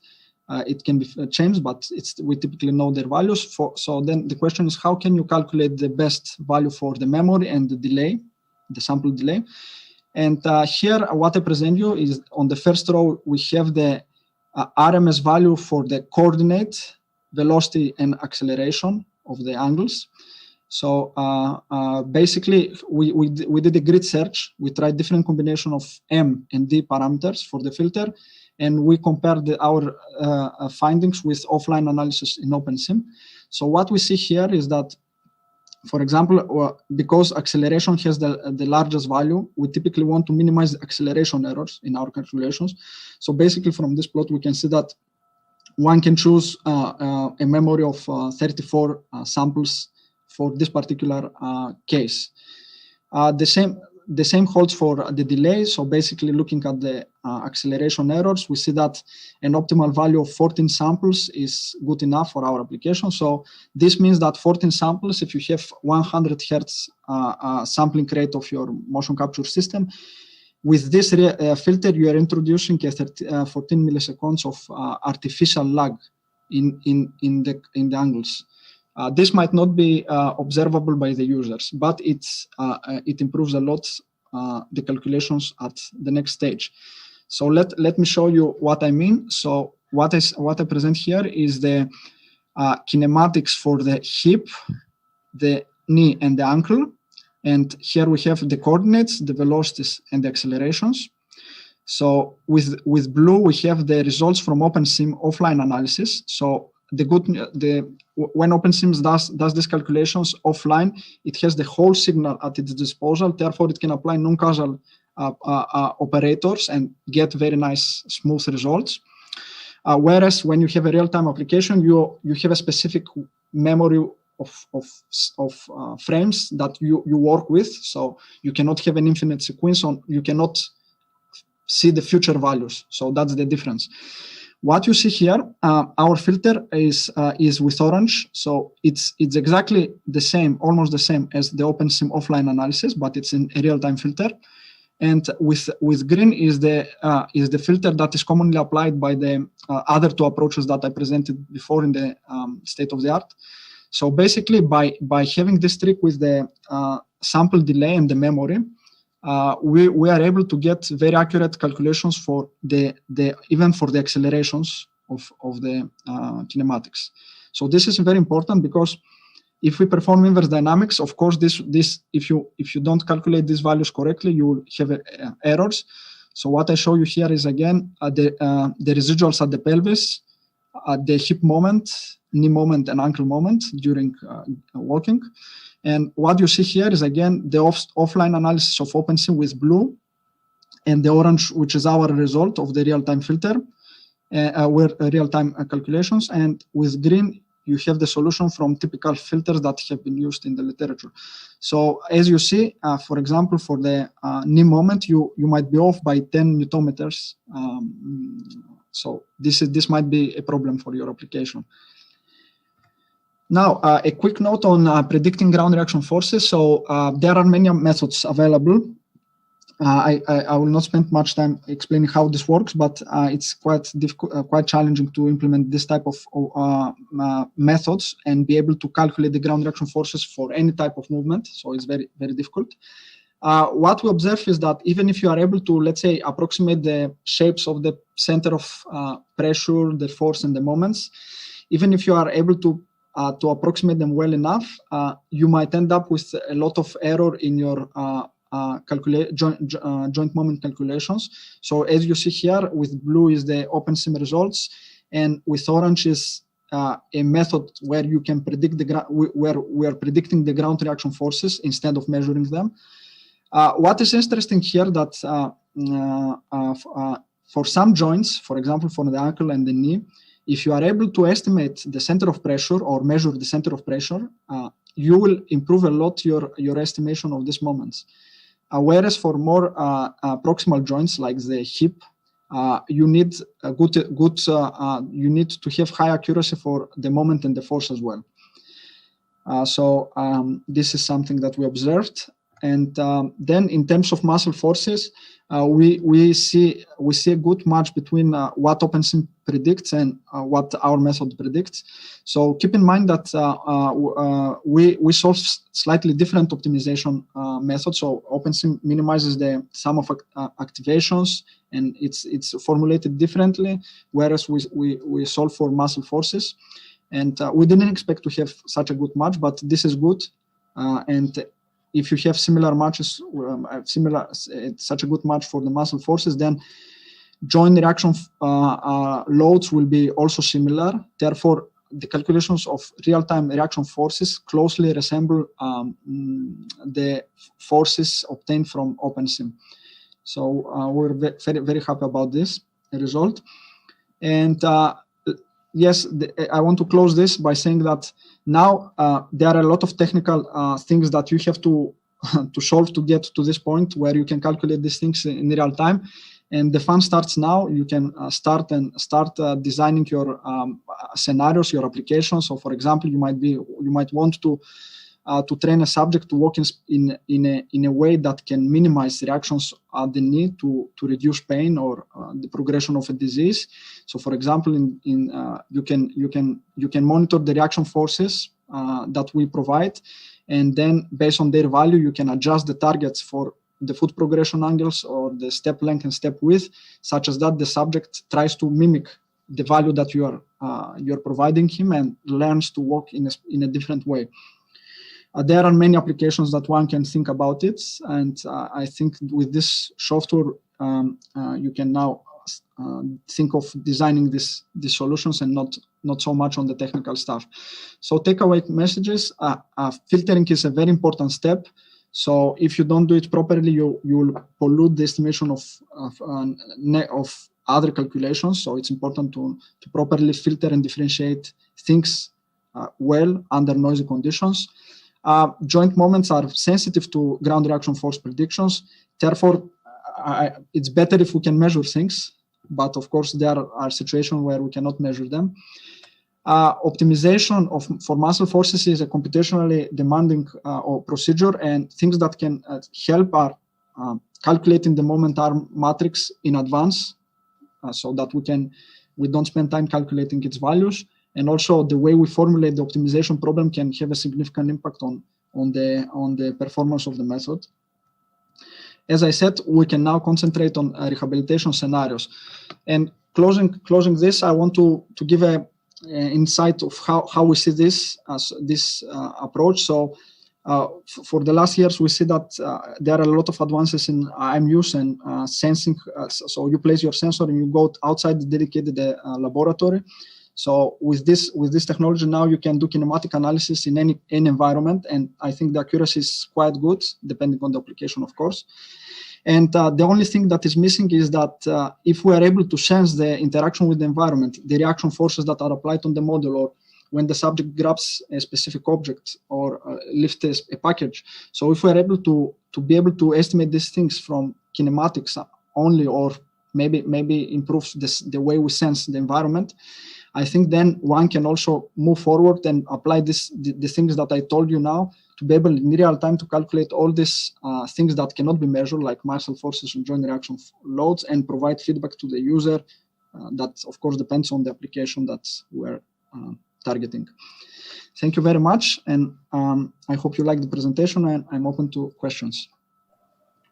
Thank you very much, Dimitar. We will only have time for one short question as we're out of time, but the question is, the IMU calibration you applied in your pipeline rely only on static poses, right? Yes. Did you consider to use a functional calibration based on specific movements, walking, sit on stand, to have a better and accurate estimation of the sensor to body calibration?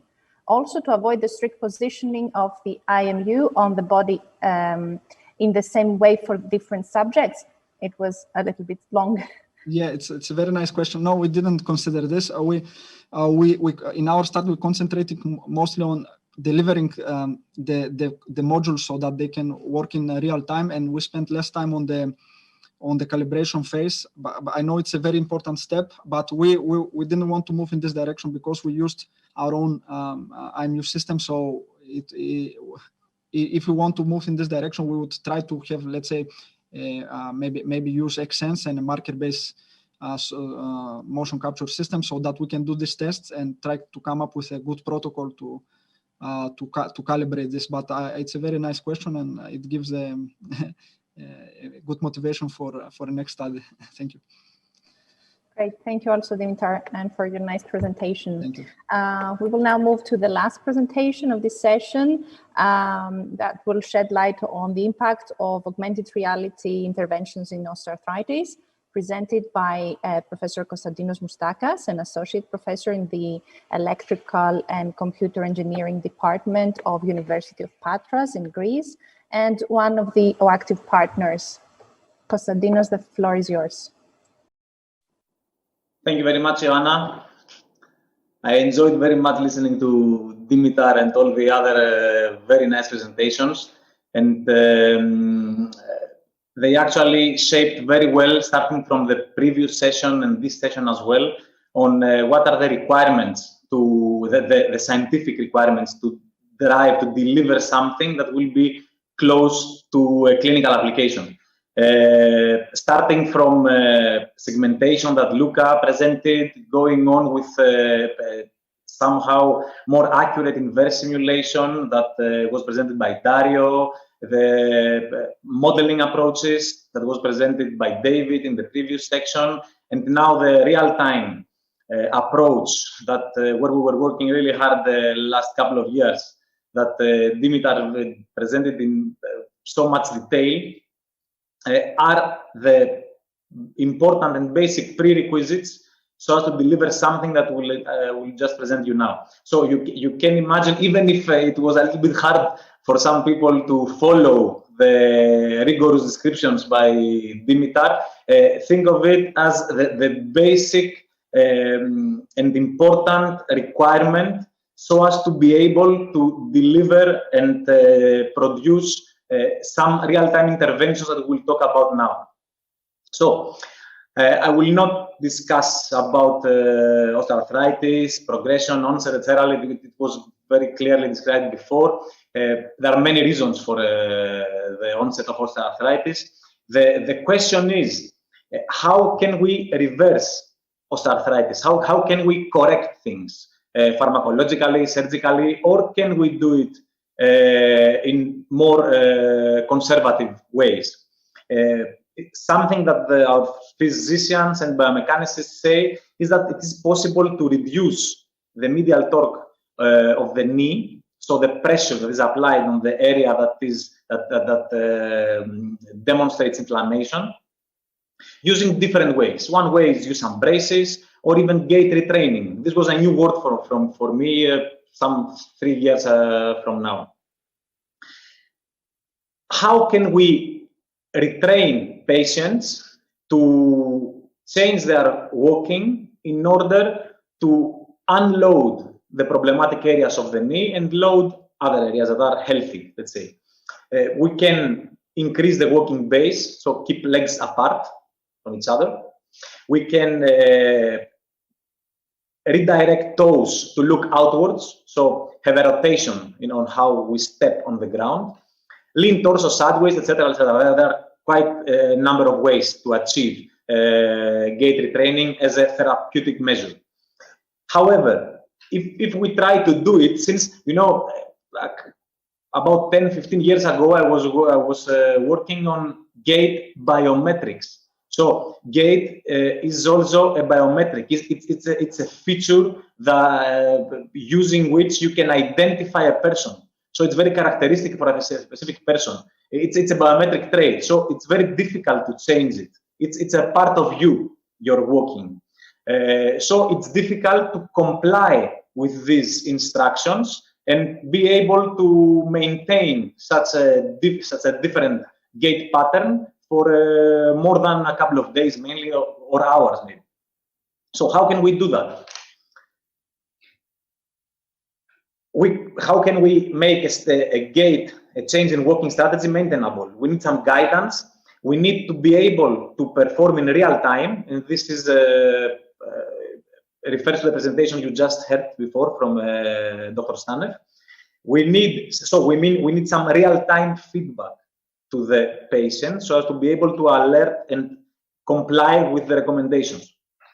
We need some supervision, up to now at least, and it has to be somehow attractive and game-like. There was the last decade was somehow maybe a gamification decade, where for different reasons, where researchers needed people to comply with specific guidelines. They tried to build the guidelines in a gamified manner so that people comply, so that they have fun doing what they do, so they comply with the guidelines. Now, concerning our case and gait retraining and rehabilitation, we in OActive, what we had to do is to provide real-time calculation of knee forces using marker-based or IMU-based motion capture. Why did we need to comply with both of them? We needed that because, of course, we can start from the lab. It is a controlled scenario there. There's a lot of experience in biomechanicists. We can validate interventions in a more appropriate manner in the lab. And also, we have some very good ground truth in terms of kinematics estimation. Why did we want to open the Pandora's box of IMU-based approaches? When you start working with sensors, you have the sensor problems, you have the sensor drifts, you have inaccuracies, you have many problems that Dimitar discussed about in the previous case, in the previous talk. We wanted to do that because if we want to provide some interventions that are real-time and can be used by the patients themselves throughout their daily routine, we have to live with some more erroneous, let's say, sensing equipment, like the IMUs. Then we have the modeling. I will not say anything about those. It was very well covered in the previous talks. So we need modeling and simulation, scaling, personalization, kinematics analysis, dynamics analysis, joint reaction forces, torques, etc., estimations. In our approach in the gait retraining system of OActive, we had an indoor solution and an outdoor solution based on markers and IMUs for the outdoor case, and then we use existing open source solutions like the OpenSim and other libraries that are extended from us in order to be able to satisfy the requirements that we have. Unfortunately or fortunately, we couldn't just use the graphical user interfaces in order to allow the system to perform like the requirements dictated us. So we had to do severe modifications. And in terms of front end, for augmented reality and graphics, whether it is augmented reality or not, we use the Unity engine, which has some advantages, like it is plug and play for any front-end device. It can be a monitor, it can be virtual reality equipment, it can be very high definition screens, it can be augmented reality. And when we started OActive, the best AR glasses were the Meta 2 AR glasses. So our system is compatible with the Meta 2 AR glasses, but by the end of OActive, so by 2021, the time now, actually the Meta glasses do not exist. And the state of the art and the golden standard now is Microsoft HoloLens 2, and this is a device that's compatible with the system we developed. Now, if we would like to somehow put the system that was developed in a pipeline, you will see that we have everything there. So there is the motion capture information that we have to process. There is the data analysis part that includes parts of what has been presented before. We use the OpenSim backend and not the front end, unfortunately, and it's written in C++ to make it much quicker and allow for real-time implementations. Concerning the front end, it's very important to say that what we actually did is we developed an API. So using the API, any researcher can develop their own interventions. So the means to develop any idea that anybody wants to develop are there by the end of OActive.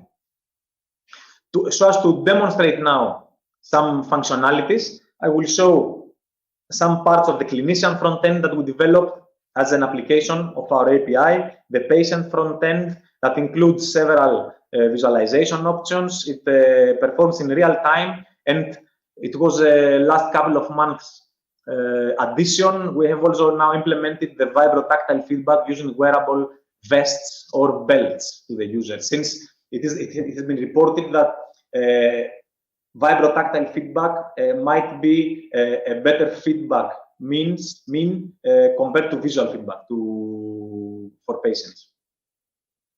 Now you can see in this video now some parts of the clinician front ends. You can see how the skeleton and the muscles are visualized. We should note that muscles are procedurally generated, so they are generated on the fly using the inverse simulation pipeline. We can visualize joint and ground reaction forces that are estimated using the real-time estimation procedure described before. There are several GUIs where the clinician can choose different parameters to visualize while performing an experiment that are of interest for this particular patient. I will go quickly through this. You can see in this part of the screen, and so on and so forth. You can see also some parameters that the clinicians allow visualizing, okay, like the distance between the toes, their inclination, and so on.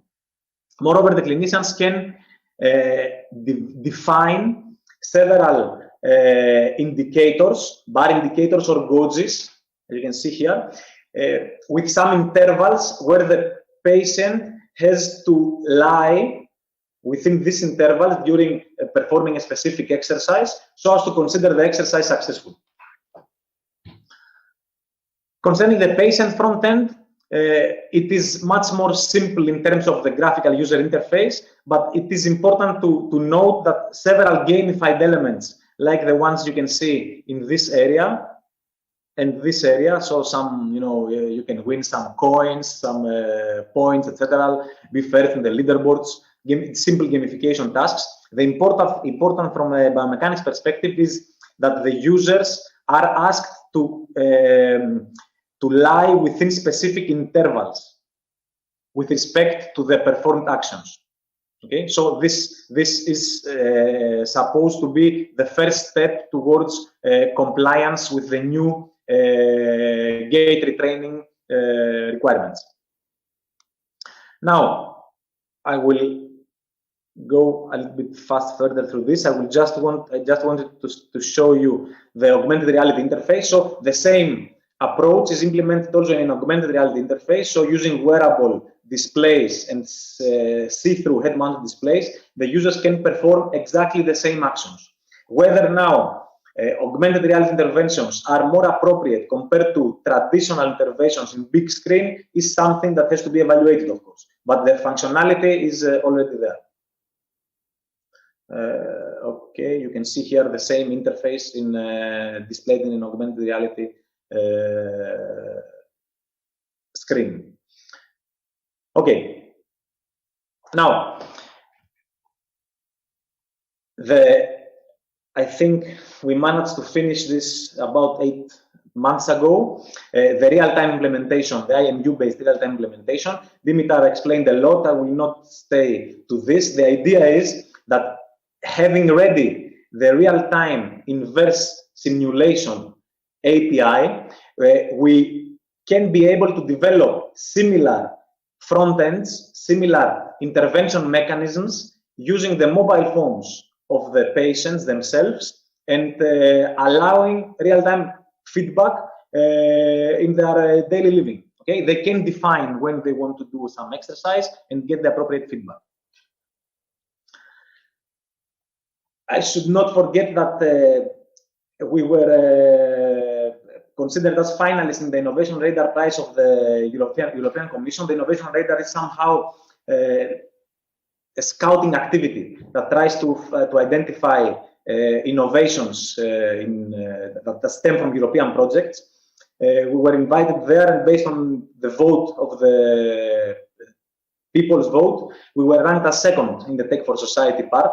And I consider this success as a success of OActive in general, of the project in general, since, as I told you before, we could not do sufficiently fast gait retraining intervention if we didn't have the real-time performance. If we didn't have the biomechanical modeling, the biomechanical models, high-quality biomechanical models at hand, we could not easily derive real-time performance. So it's a whole success of the whole OActive research. Now, summarizing, since maybe this is the last meeting of OActive in general, I would say that apart from several high-quality publications and advanced innovations that you may have a look if you want to, it has been very, I'm very happy to say that it has been a very nice collaboration, okay, especially with the biomechanics group and all consortium in general. I just don't understand a lot about biochemistry, so I cannot judge there. But in terms of biomechanics, I can say that this very nice style of collaboration has led also to extensions of OActive. So OActive, apart from delivering some high quality research and outcomes as it should, paved the way of new research in different domains. I can comment about my group. We have some very nice new work that is about to be published now on anterior cruciate ligament modeling and simulation, on total knee arthroplasty modeling and simulation. These approaches are actually have been already published, and we are working on total hip replacement modeling and simulation. So without the experience gained from OActive, this could be it would be more difficult to proceed with such kind of application. So it's very important to say that. And finally, I should not forget that without teams, nothing's happened, nothing can happen. I hope I didn't forget anybody from my group, at least. These are from people from the University of Patras. You identified some of them, I guess. So thank you very much. Thank you, Konstantinos. We do not have any questions. I don't know if there are any other questions since we are behind the schedule.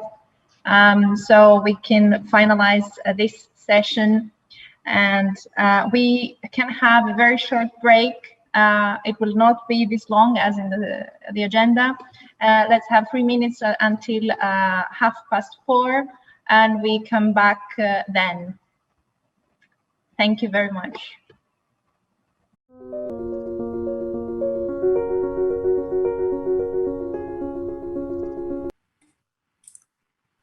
Hello, everybody. I'm Ioana Baroni. I work for the Center for Technology Research and Innovation, an SME based in Cyprus. And my role within OActive relates to innovation management activities. I will be the chair for session 5, together with Professor Kyriakos Felekis, that you have met at the beginning of the conference. Session 5 is dedicated to Horizon 2020 initiatives, which are relevant to the OActive project. I would like to remind you that you can leave your questions at the chat box. And I think that we could start with the first presentation, which will be given by Professor Harry Wijnands, an associate professor at the UMC Utrecht in the Department of Orthopedics in the Netherlands. Professor Wijnands is representing the MetaJoint project, and his presentation is entitled Novel MRI Strategies for Osteoarthritis. Professor Wijnands, you may go ahead. Yes, can you see my presentation? Yes. Yeah, and you can all hear me, I suppose. Yes. Yeah. Okay. I was asked to tell something about the MetaJoint project, which is a relatively new project that we started a bit more than around a year ago in the UMC Utrecht, together with the radiology group. And we're specifically interested in osteoarthritis and how we can measure, say, certain aspect of osteoarthritis in MRI. But I would like to get also the opportunity, as I saw today, that your OActive consortium is basically interested in a much wider, has a much wider interest in osteoarthritis. I'm also coordinating another OA project. Sorry, how do I put forward this? Yeah, another OA project, and I'm coordinating the so-called Approach Consortium, which is also a EU-sponsored project, but this is not in Horizon, but it's in IMI. And IMI works with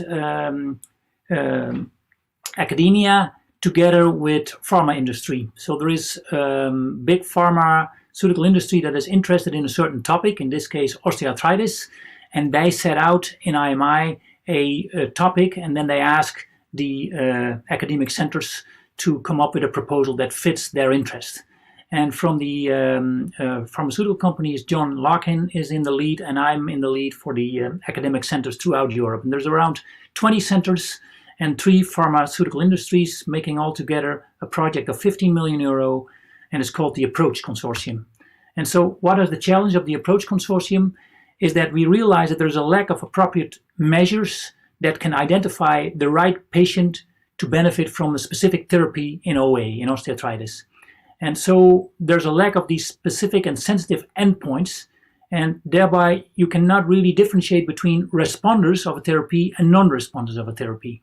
So the goal of this consortium is that we, in the end, identify the right patient for a right treatment.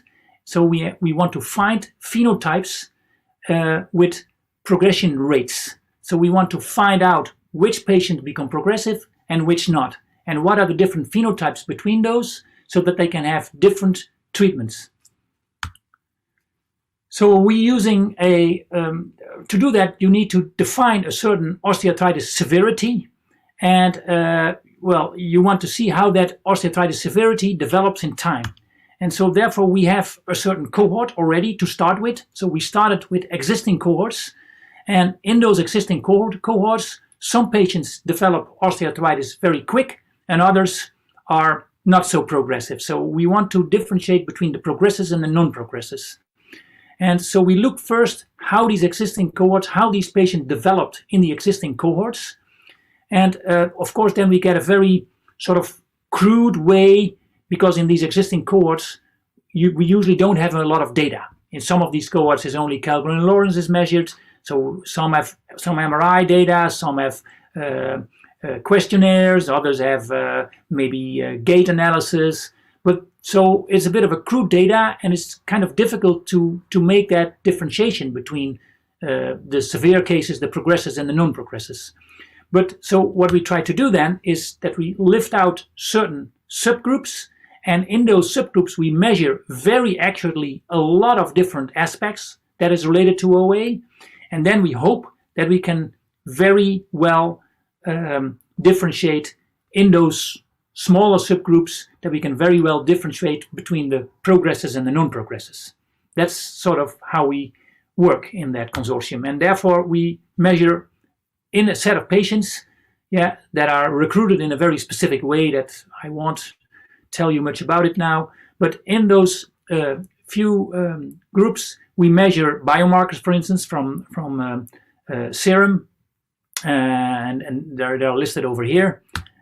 We measure MRI, we do CT scans, even whole body CT, dedicated CT of only the knee. So the consortium specifically works with OA, and so many of these parameters are sort of validated, like MRI, certain validated MRI measures, but we also do novel, new parameters that we measure. For instance, we look at shape models in CT, and we do certain gait analysis that is all not validated yet.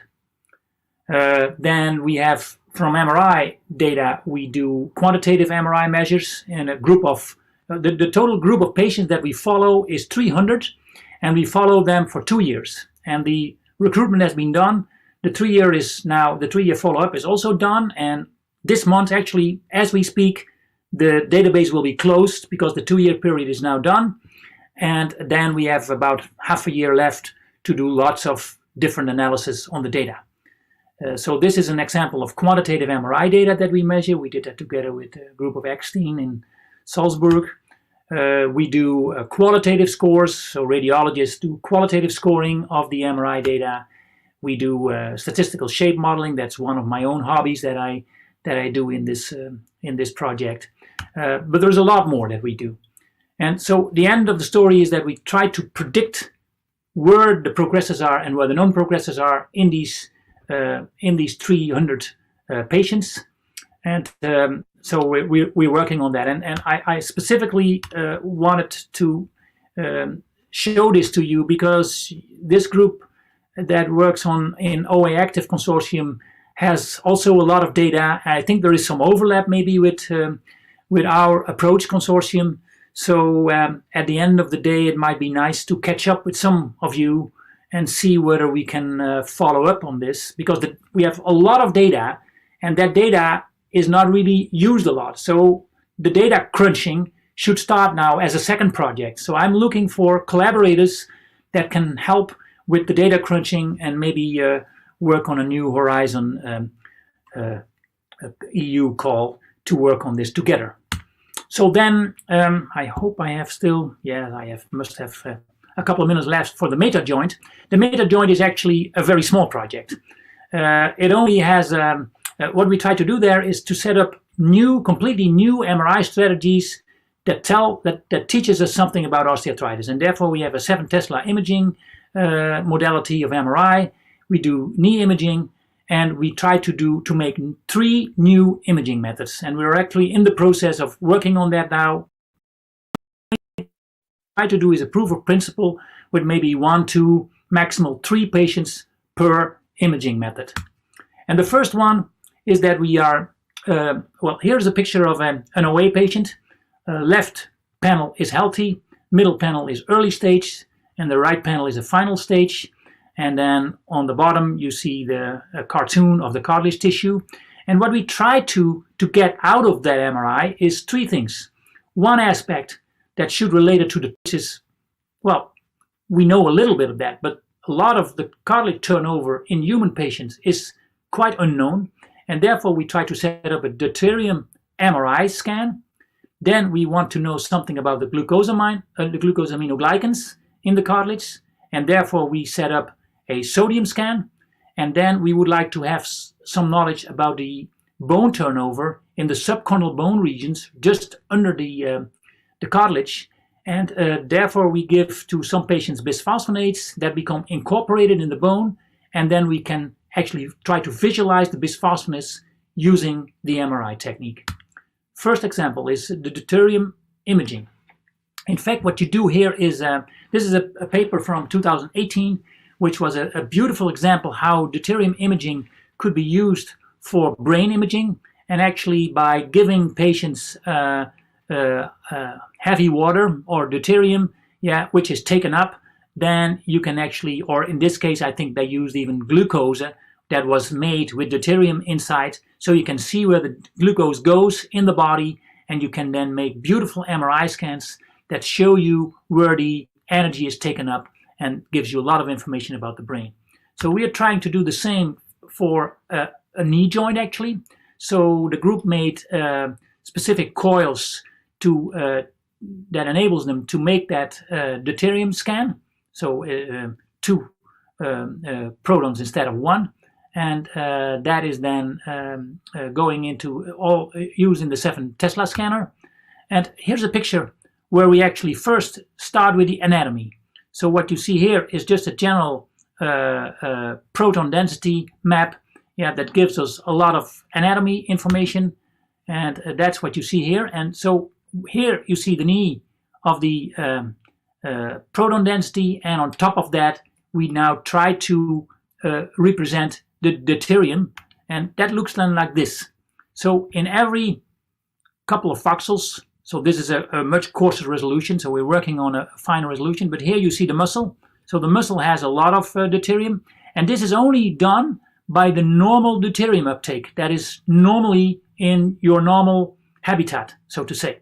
So the next step will of course be that we give the patient heavy water, and then see where the uptake is the highest. And what we specifically are interested in is how much uptake is there in the synovial layer, how much uptake is there in the cartilage, that might tell us something about the turnover of these tissues. And so this is where we are right now with the deuterium scans. Here we see how these peaks, we can actually get more peaks out of that. And there's another one at the location of the cartilage. The next that we try to do is a sodium scan. And here's an example of that. Again, we make a sodium scan and we just project it on top of a normal proton density scan. And here's an example of it on the right corner, where you can see in yellow-blue the amount of sodium. And the amount of sodium is basically representing the amount of, more or less, not exactly, but more or less the amount of glucosaminoglycans in there that attracts the negative charges, and thereby the sodium in fact represents something about the glucosaminoglycan the distribution in the joint, and that's what we can visualize over here, which is a kind of a neat way of getting this information out. And then the third one is what we try to do there is that we give bisphosphonate to a set of patients.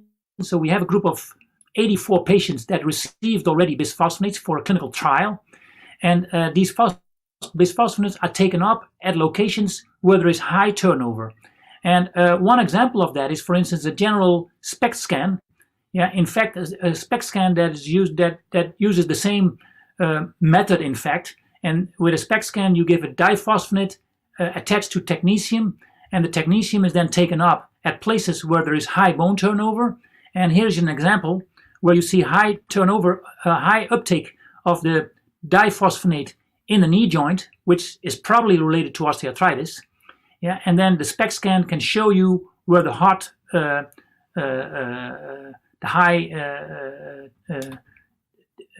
hot tissue is, and that is then representing the uptake of the material, and the nuclear imaging then shows you basically what is what the disease aspect of this joint. But when a patient gets a bisphosphonate, in fact, you can do the same trick, because now there is phosphorus. And so there should be a high amount of phosphorus at the same locations. And so we are currently trying to actually do the MRI for phosphorus. And I cannot show you a picture right now. We're in the process of trying to mimic basically the SPECT picture. We're trying to mimic that in the MRI, which would be an enormous advantage, of course, if we can do that, because then we don't have to make these SPECT scans, and we can immediately scan this. We get this kind of information from an MRI. this is what I wanted to say. Here are my collaborators on the MetaJoint project. And so the take-home message is more or less that I work on a consortium called Approach. In Approach, we have a plethora of data which becomes available to us in the next couple of months. And I'm looking for collaborators on this to work on that data any further with maybe methods that you guys develop in OActive.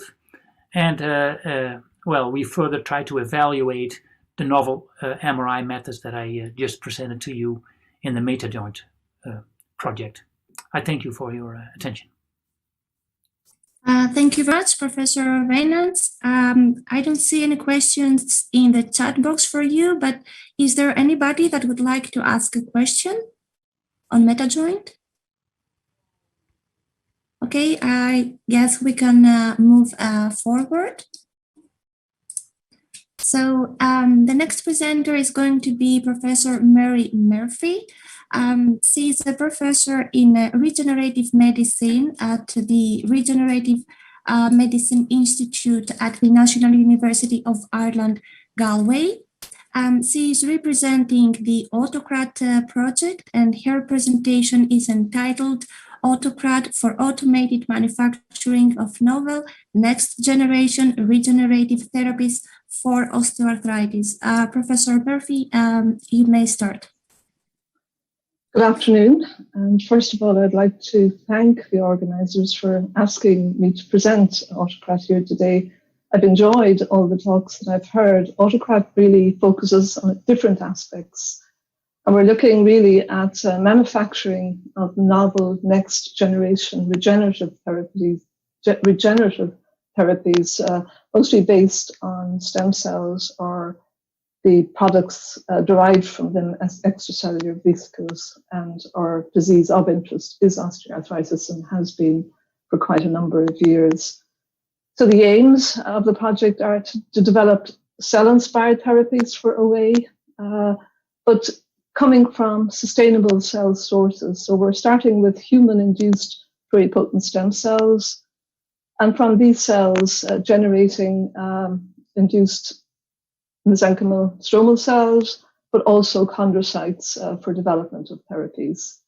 We furthermore will be looking at the secretome that we can obtain from both the HI-MSCs and the HI chondrocytes, again, because it's becoming clear in the area of regenerative medicine that it is what the cells secrete for the most part that are active in osteoarthritis. So we have basic packages. We also translate using small and large preclinical testing with relevant models. But furthermore, we actually have established automated production systems to produce the therapeutic entities. And with that, are able to look at the economics of how these automated systems can enable therapies to be more widespread for the patient population, and also address the regulatory hurdles that we would have to go over to get these into patients. So this slide here really just depicts the cells that we're working with. They're bone marrow-derived MSCs or MSCs derived from the induced pluripotent stem cells, as I've mentioned. And on the right, you can see some of these secreted factors that have been shown to be therapeutically associated with modulation of osteoarthritis.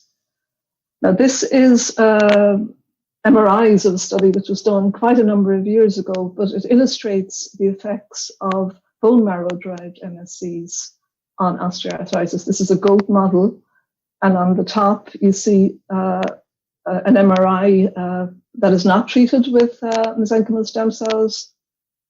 And down on the bottom right-hand corner, you see a joint that is treated 6 weeks after creating the injury. And there is quite a dramatic difference. And we have seen this in many, many other animal models since. And this work led to first of all, the ADIPO-A phase 1 clinical trial.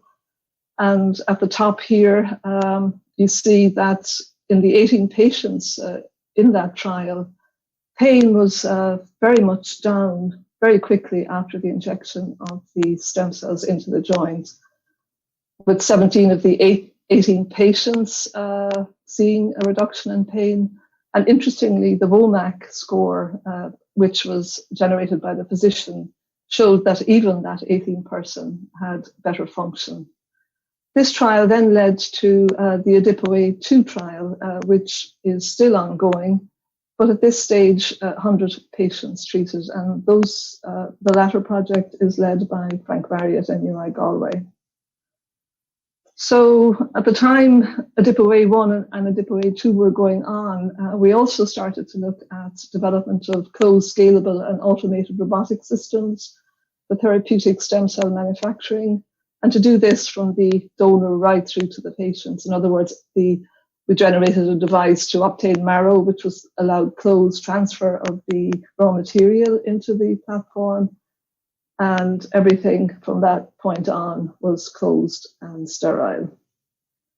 So AutoStem finished with us having a factory, which is depicted here in the center of this slide.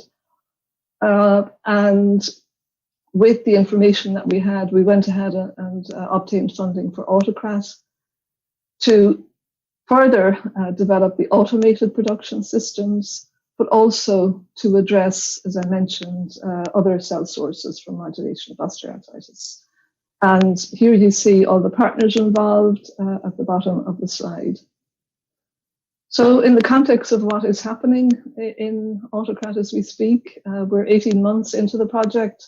We did have some delays, of course, with closures in all the institutes. But we have started looking at therapeutic licensing of the HI-MSCs and how we might be impacting modulation of OA once we get these cells into joints. And this is just one example of really when we license the cells with relevant factors found in the joint, such as interferon gamma or TNF alpha, we can have the secretion of factors which are able to modulate the disease. We're also looking at immunomodulation, which has been for a long time associated with MSCs. And here we look at both modulation of T-cell proliferation and the various populations that we certainly don't want to have upregulated in a joint. And we're also looking at how these HI-MSCs can modulate generation of macrophage populations, particularly in the synovium, which have been shown recently to be probably the primary driver of osteoarthritis in patients. In terms of the extracellular vesicle work, again, we are looking to isolate the EVs from the chondrocytes and all MSC populations, and also to purify them in novel manner so that we can generate large-scale production systems, again, to have enough of these EVs for therapeutic use. And this is just a schematic of how the partners working on EVs have generated a system. We obviously have to go from the bench to patients, and to do that, you really have to work on development of processes that are fully controlled and can be approved for use in patients. And we are in the middle of doing this for both the IMSCs and the ichondrocytes.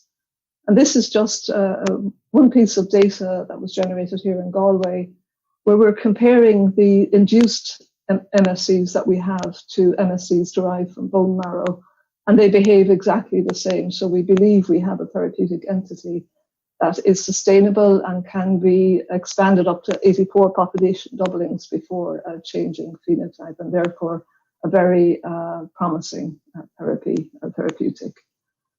So in terms of automation, we decided that we had to go further than what we had done in AutoStem, which was to develop the automation of production of MSCs.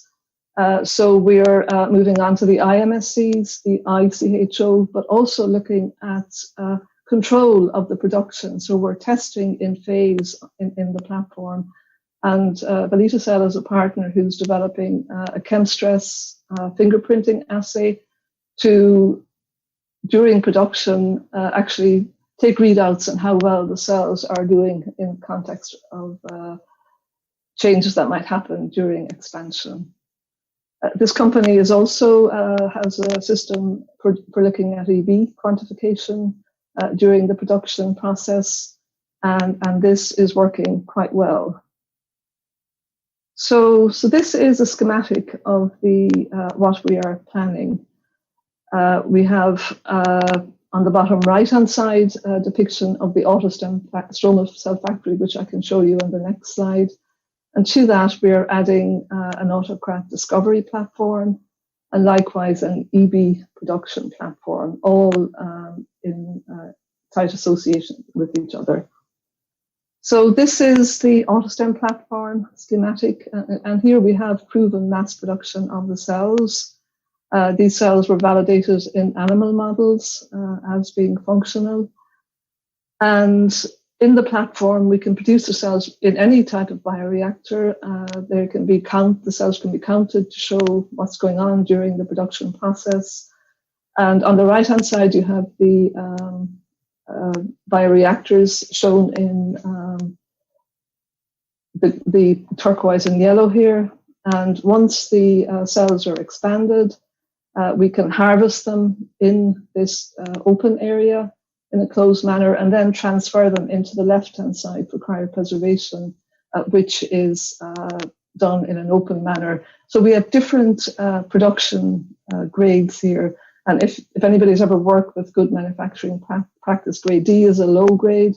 So our production side is grade D, whereas our fill in and cryopreservation is grade A. So this depicts our quality control discovery platform. And here we're going to do the stem cell differentiation from the HIPSCs, the pluripotent stem cells. We don't need a lot of starting material, so it was felt there was no point in going into large bioreactors. However, we can transfer what is produced here directly into the AutoStem platform in a closed manner, and again, implement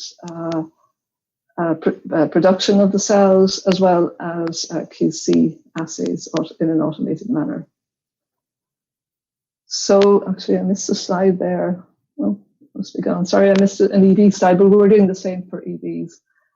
So obviously what we produce has to be validated, and this is done in relevant preclinical models from the mouse using subcutaneous implantation, also direct injections into the knee joints in relevant OA models.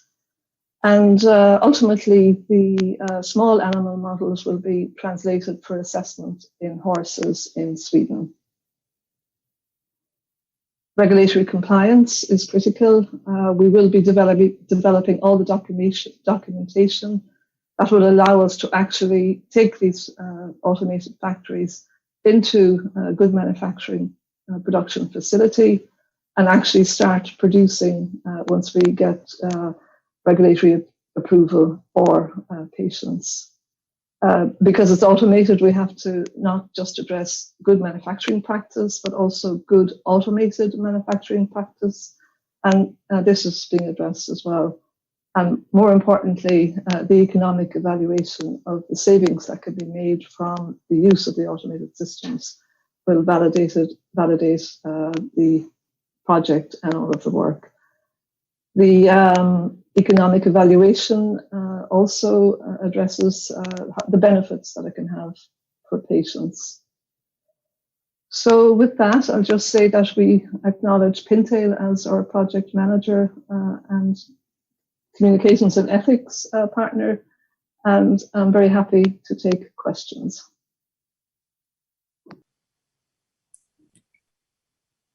Thank you very much, Professor Murphy.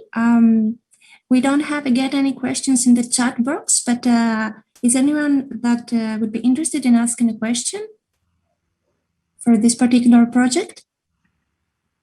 Okay, I assume not. Oh, Professor Vaynants, you unmuted yourself, is that so? Yes, I'm interested in these MSCs because normally we have a lot of variation. If we work with MSCs from patients, that's huge variations in terms of how they can make bone, cartilage, etc. So I was wondering your IPS MSCs, they must be much more homogeneous, so you get rid of that problem, I suppose. But how homogeneous are they? And is it indeed, the cells are the same, of course, but then you might actually enter the same problem by having little differences in your culture environment. So we never know whether it's the MSC or is the culture that is just slightly different. And I wonder how homogeneous is it? I can tell you from our first project, AutoSTEM, we did do final validation runs and we did get some heterogeneity, but not a lot. We do believe that using the IMSCs, we've looked at them not produced in the automated factory, and over time they look very, very alike. And as I said, they proliferate for quite a long time. Now we do have to do a lot of other work to make sure that in that proliferation that they're not going to cause problems. But it's the only way we can get around the variability associated with. And you went up to 80 something. 84 population doublings. It's possible. Wow. Yeah. Okay. Yeah. Wow. Okay. Congratulations. Yeah. Beautiful. Well, yeah. Thank you. Okay. Thank you both.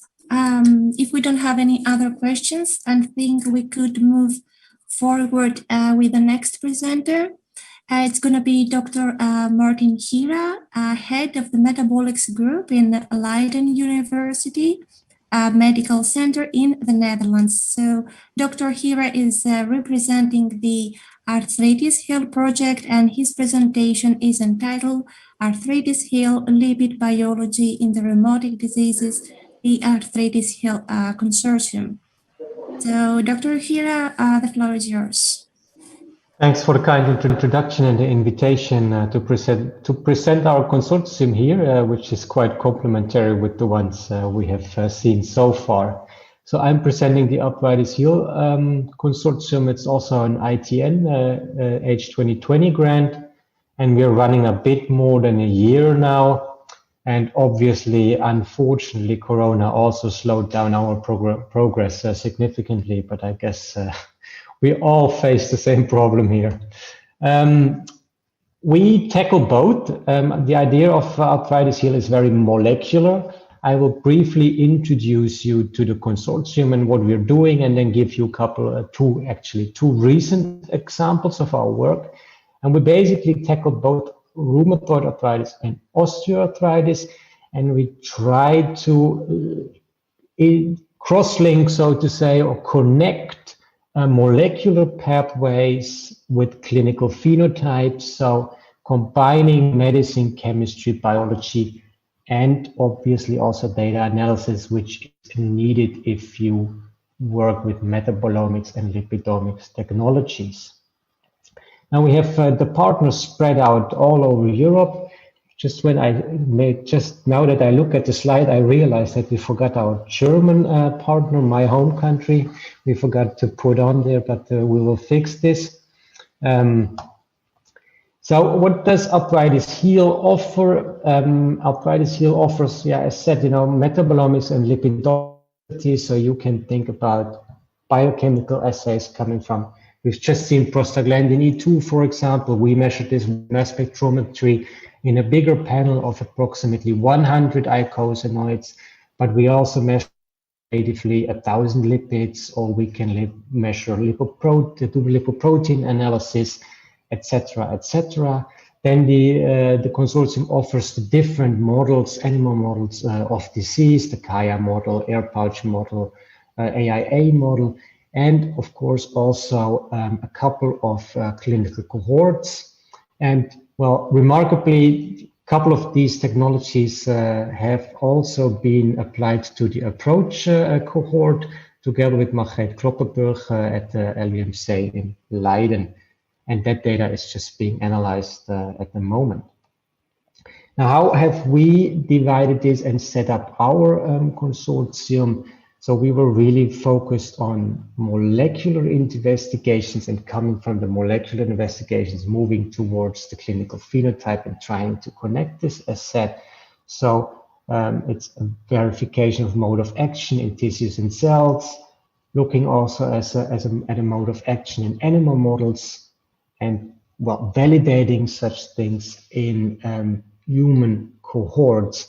And as introduced also by Dr. Wijnands from the UMCG, we are also interested in looking at markers for responders, non-responders, and that will be one example in a minute.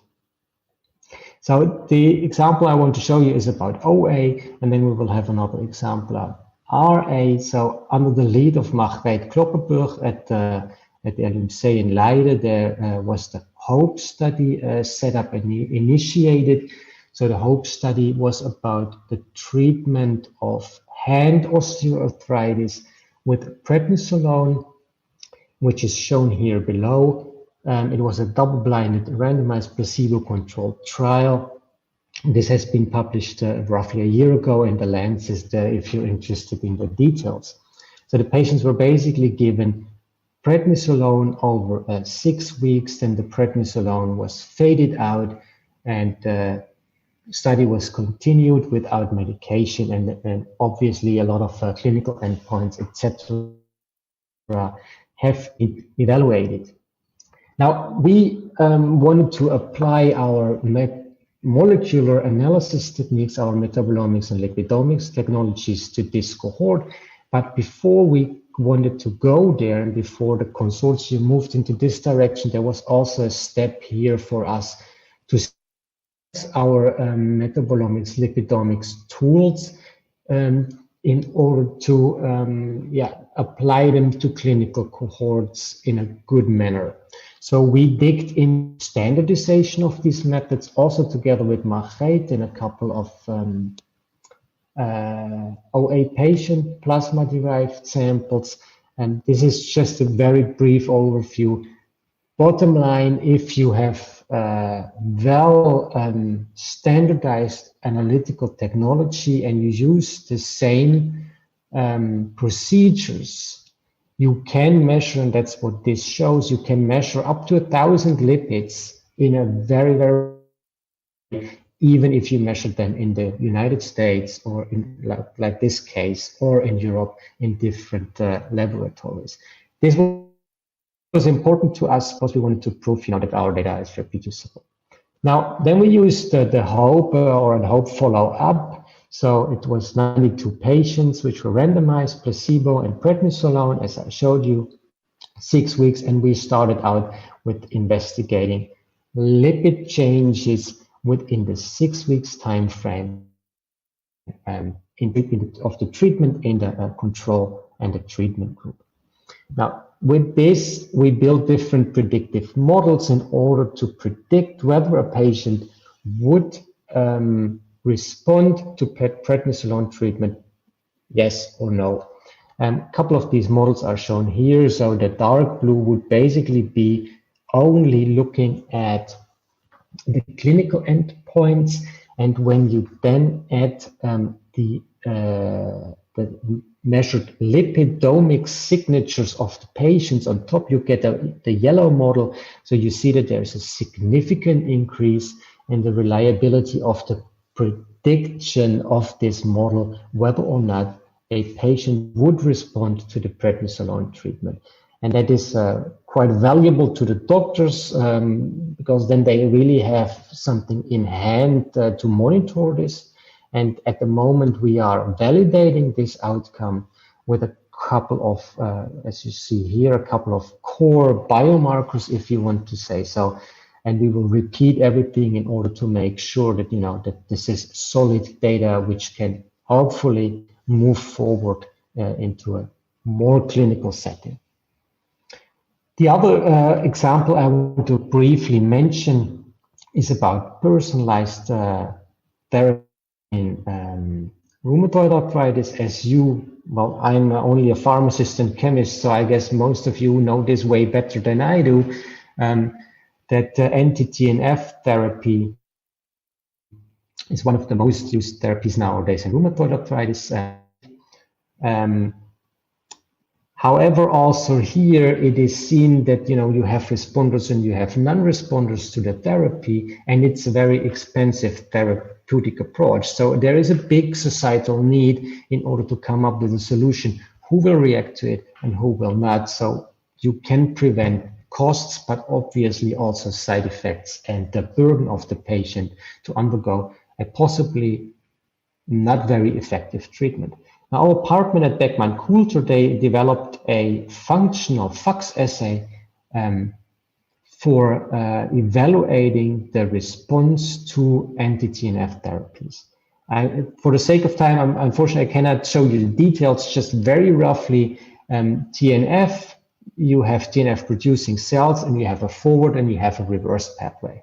So either TNF can trigger TNF responsive cells, or in the reverse pathway, apoptosis on the reverse signal, apoptosis is triggered and TNF release will be shut down. So you should look at the forward and at the reverse signaling of TNF. Now they set up a 10-color panel for FACS analysis with a couple of different markers correlating with different biological readouts, so to say. And now for the sake of time, it's basically come down to the forward and the reverse signal, which I will show you. So it's in first instance, they use blood from different donors, activated with LPS, and then gave different anti-TNF registered drugs into the incubated cells. You incubate for 4 hours, you sterilize, and then you can do directly FACS analysis. So not a big complicated assay, but really something aimed at a possible clinical application. So trying to keep it simple, so to say. Important here, pink and orange are, for example, different donors.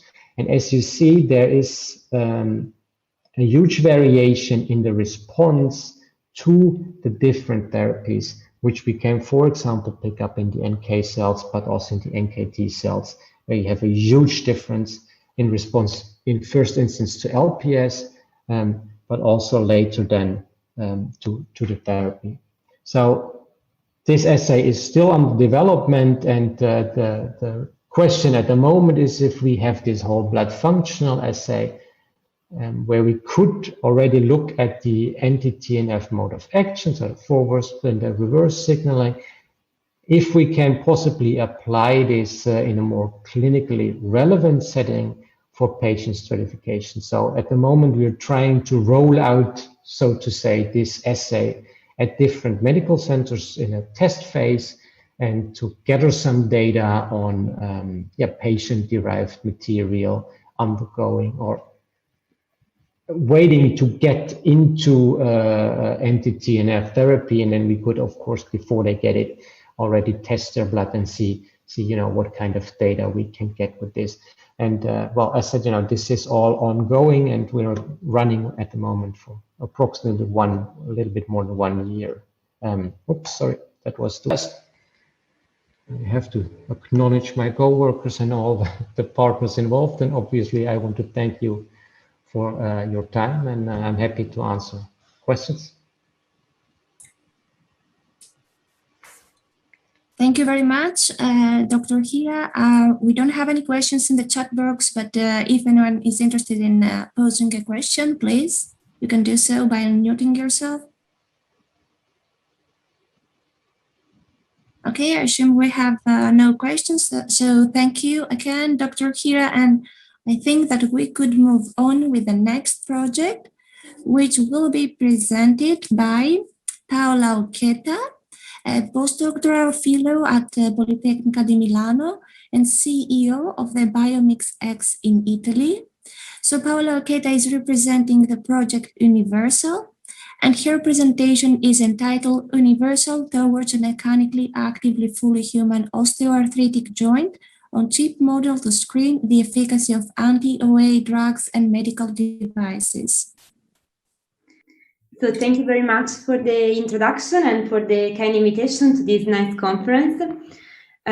So of course, I will not go into detail in my introduction because I believe the floor is well aware of what osteoarthritis is.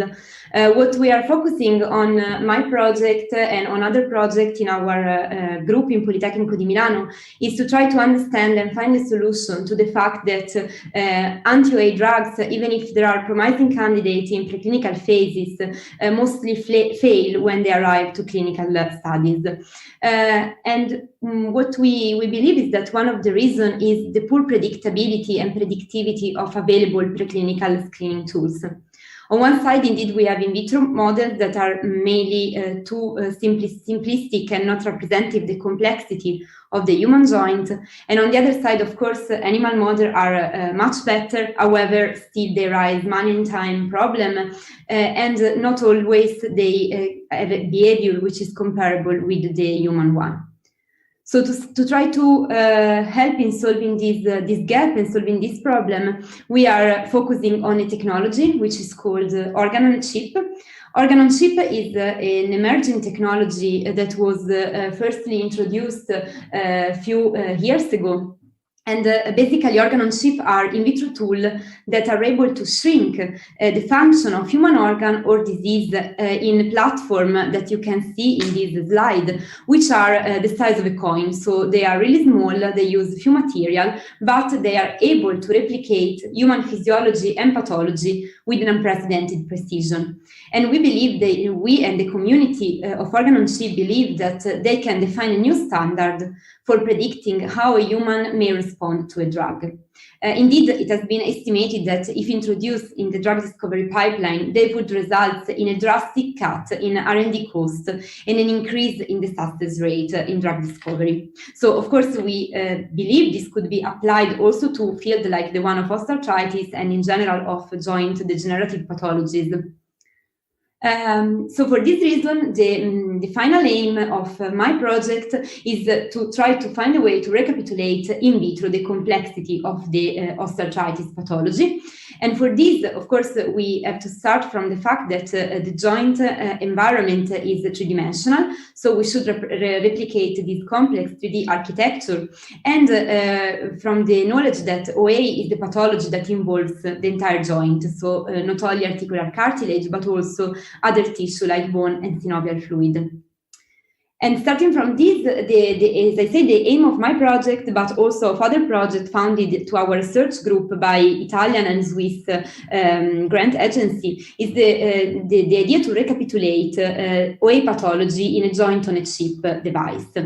You can see in this slide the final aim and the final sketch of what our device should look like. So we aim in our project that are still ongoing to have a device with all the different cellular components of the joint and also the different mechanical components found in the joint itself. So for going on with our project, we started as a step one from a simplification. So what we did was to mimicking first only one compartment, which is cartilage, and consider a simplified version of the biomechanical environment of the joint. So we consider only the compression component of the mechanical environment. And we did it because it is well known that mechanical overload, which can be caused by trauma, obesity, or joint misalignment, is one of the main triggers of this pathology. So we hypothesized that to have a representative model in vitro of this pathology, this model should be three-dimensional, but most importantly, mechanically active. And to test and to test started from the technology, and here a disclosure, I'm also co-founder of Biomimics, and in Biomimics, and what we do is to develop what we call beating organ. So we develop organ-on-chip, which we integrate with 3D environment and mechanical stimulation. So thanks to this technology, what we can do basically is to create inside our organs our organs on this slide, a three-dimensional environment, and to do so from this top view, we have two rows of barriers, which are called pillars that are used to let's say maintain a three-dimensional hydrogen in a central channel of our device, I hope from this video. So we are able to inject self and compartmentalized spaces in our microfluidic device. But we are also, thanks to the cross-sectional view, the introduction of a gap between the floor and this pillar, we are also able to introduce mechanical stimulation. What we do so is moving the floor of our devices, and by moving the floor, we are able to transfer mechanical stimuli and control and precise to our sides. As you see from this video, the cells are subject to a specific mechanical stimulation. The key feature of our technology is the fact that it is highly reliable, but also is highly tunable. So by modulating the gap, we can modulate the intensity of the stimulation, and it's highly versatile. So using different shape of our pillars, we can have a different kind of mechanical stimulation. For example, the axial stretch or confined compression. So this technology in general allows to generate multiple tissue models, and specifically can mimic that tissue in which mechanical stimulation is a requirement. We show that this stimulation can enhance maturation, and most importantly, it can mimic clinically relevant pathological models by replicating key mechanisms. And for this reason, we choose to use this technology in order to apply a high physiological confined compression, which can mimic one of the developed states of the OA joint. And this we believed was enough to trigger pathological traits in vitro. Of course, as I said, this is the simplification of the biomechanics environment that we can find in joint, but we start from this simplification model. So what we did first was to start in our tool to develop an healthy cartilage model. We started from healthy primary chondrocytes isolated from cadaver, and we embedded them in a synthetic polyclinic hydrogen matrix provided by our collaborator Zurich. We injected them in our device, and after 2 weeks, we could obtain a cartilage on chip, rich in collagen 2, aggrecan, and expressing a high ratio of collagen 2 to collagen 1 gene expression. Our constructs were secreting an increased amount of aminoglycan. And we also correlate the gene profile with the expression of genes in native cartilage, showing that also in our model, you can always do comparison with native cartilage in red. We could obtain an increase in gene related to cartilation, like aggrecan and a decrease in gene related to embryonic cartilage development, and an increase in what they are called hypertrophic, so genes that block cartilage to calcify. Then we went on testing our hypothesis, so testing the fact that only by applying mechanical overload, precisely we applied the 30% confined compression, we could trigger OA traits in our anti-cartilage model. So for doing this, we started our experiment after static culture that applied the mechanical stimulation, and we observed that this led to an enhanced production of protein that was also verified by immunofluorescence, and also we had a decrease in gene expression of genes characteristic of cartilage like aggrecan, while an increase expression at the gene level of filament and inflammatory cytokines. So we could conclude that our hyperphysiological compression caused an anabolic balance, leading to the increase in matrix degradation and onset of inflammation. We were also interested in checking in our model we could mimic other traits of the pathology like calcification and hypertrophy of cartilage. And we saw that by applying an antiphysiological overload again in black, we could observe an increase in gene related to calcification like collagen and immunity, while again a decrease in these hypertrophy breakers that have been previously correlated with clinical evidence of osteoarthritis. So we could mimic the switch of articular chondrocytes towards an hypertrophy phenotype. Then we tried to check if this effect was peculiar of our model, and we compared the effect we have with our hypophysiological compression with the use of commonly used inflammatory cytokines, specifically interleukin-1 beta, either at the low dose, so the one found in synovial fluid of OA patient, or at the high dose, which is commonly used in vitro 2D model. What we showed was that by using a high dose of interleukin-1 beta, we could obtain comparable results that with our hypocompression in terms of matrix degradation and inflammation, while low dose did not exert an effect in our model. However, when we looked at the effect of stimulation on triggering chondrocyte hypertrophy, we could see an effect only in the case we applied hypophysiological compression, concluding that mechanical compression as a high mimicking cartilage calcification and hypertrophy. We finally used the model as a tool for drug and medical device. We started again from a comparison between our model and model induced by interleukin-1 beta, using two drugs as the case study, interleukin-1 receptor antagonist and rapamycin, and we showed that in our model detect the anti-degrading and anti-inflammatory effect of these two drugs, while the same was not the case when we treated the model only with interleukin-1 beta. We repeated this test with other drugs at different concentration, and without going into detail, what we conclude was that we were able to predict the effect of this drug with results that were comparable with the one already published in animal models.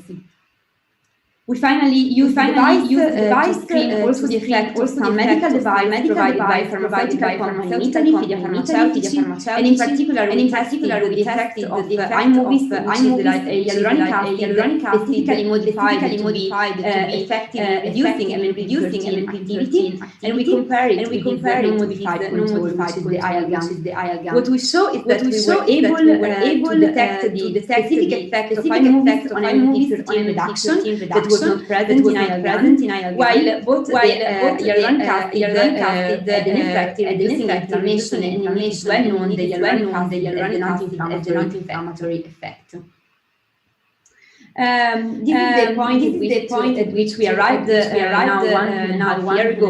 We are now working on making the model more complex, and we are working in two directions. On the first side, we are working for the developmental unit on sleep, and this in collaboration with the Hospital of Basel. And on the other side, we are working for synovial joint on sleep, also considering the synovial and the immunological contact together with the Perico Galeazzi in Italy.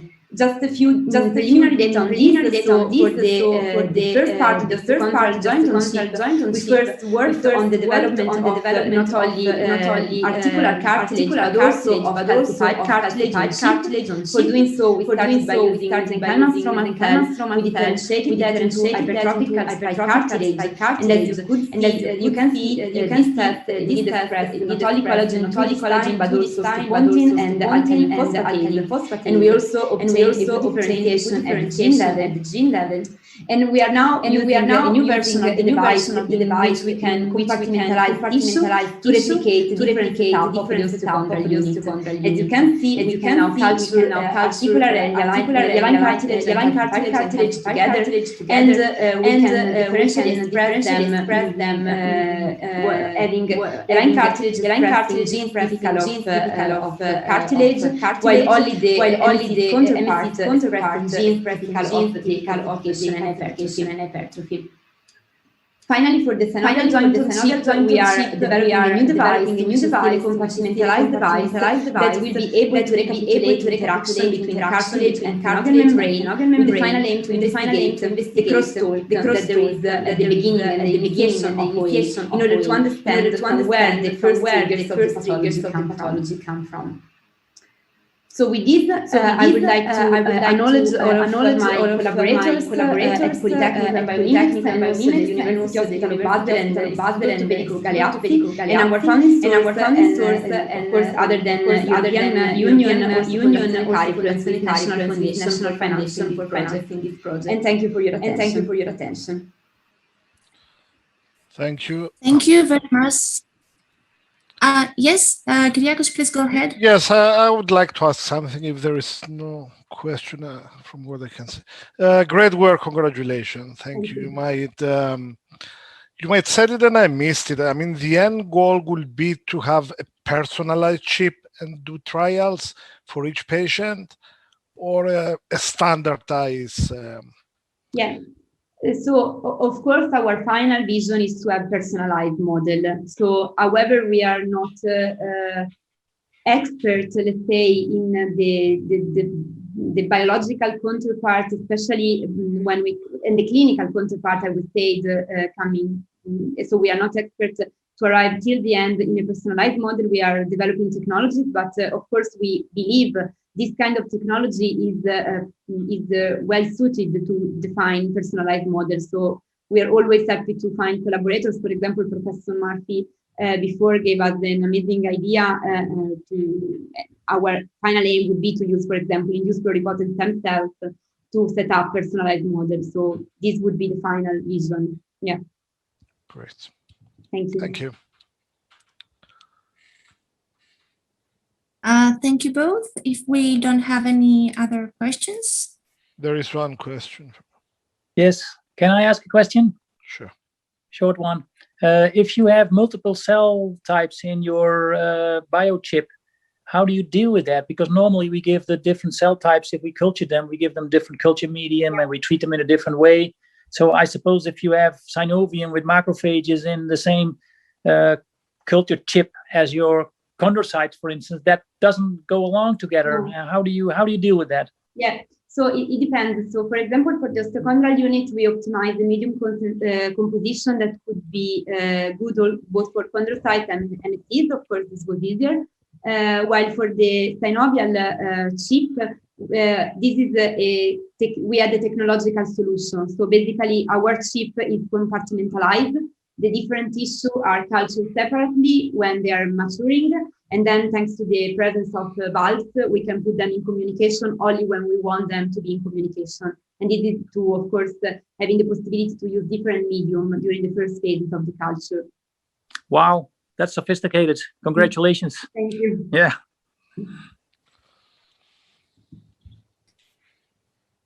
So thank you, Ms. Oketa, for the very nice presentation, and the rest for your questions. I think that we can move forward to the last presentation of this session, which will be given by Dr.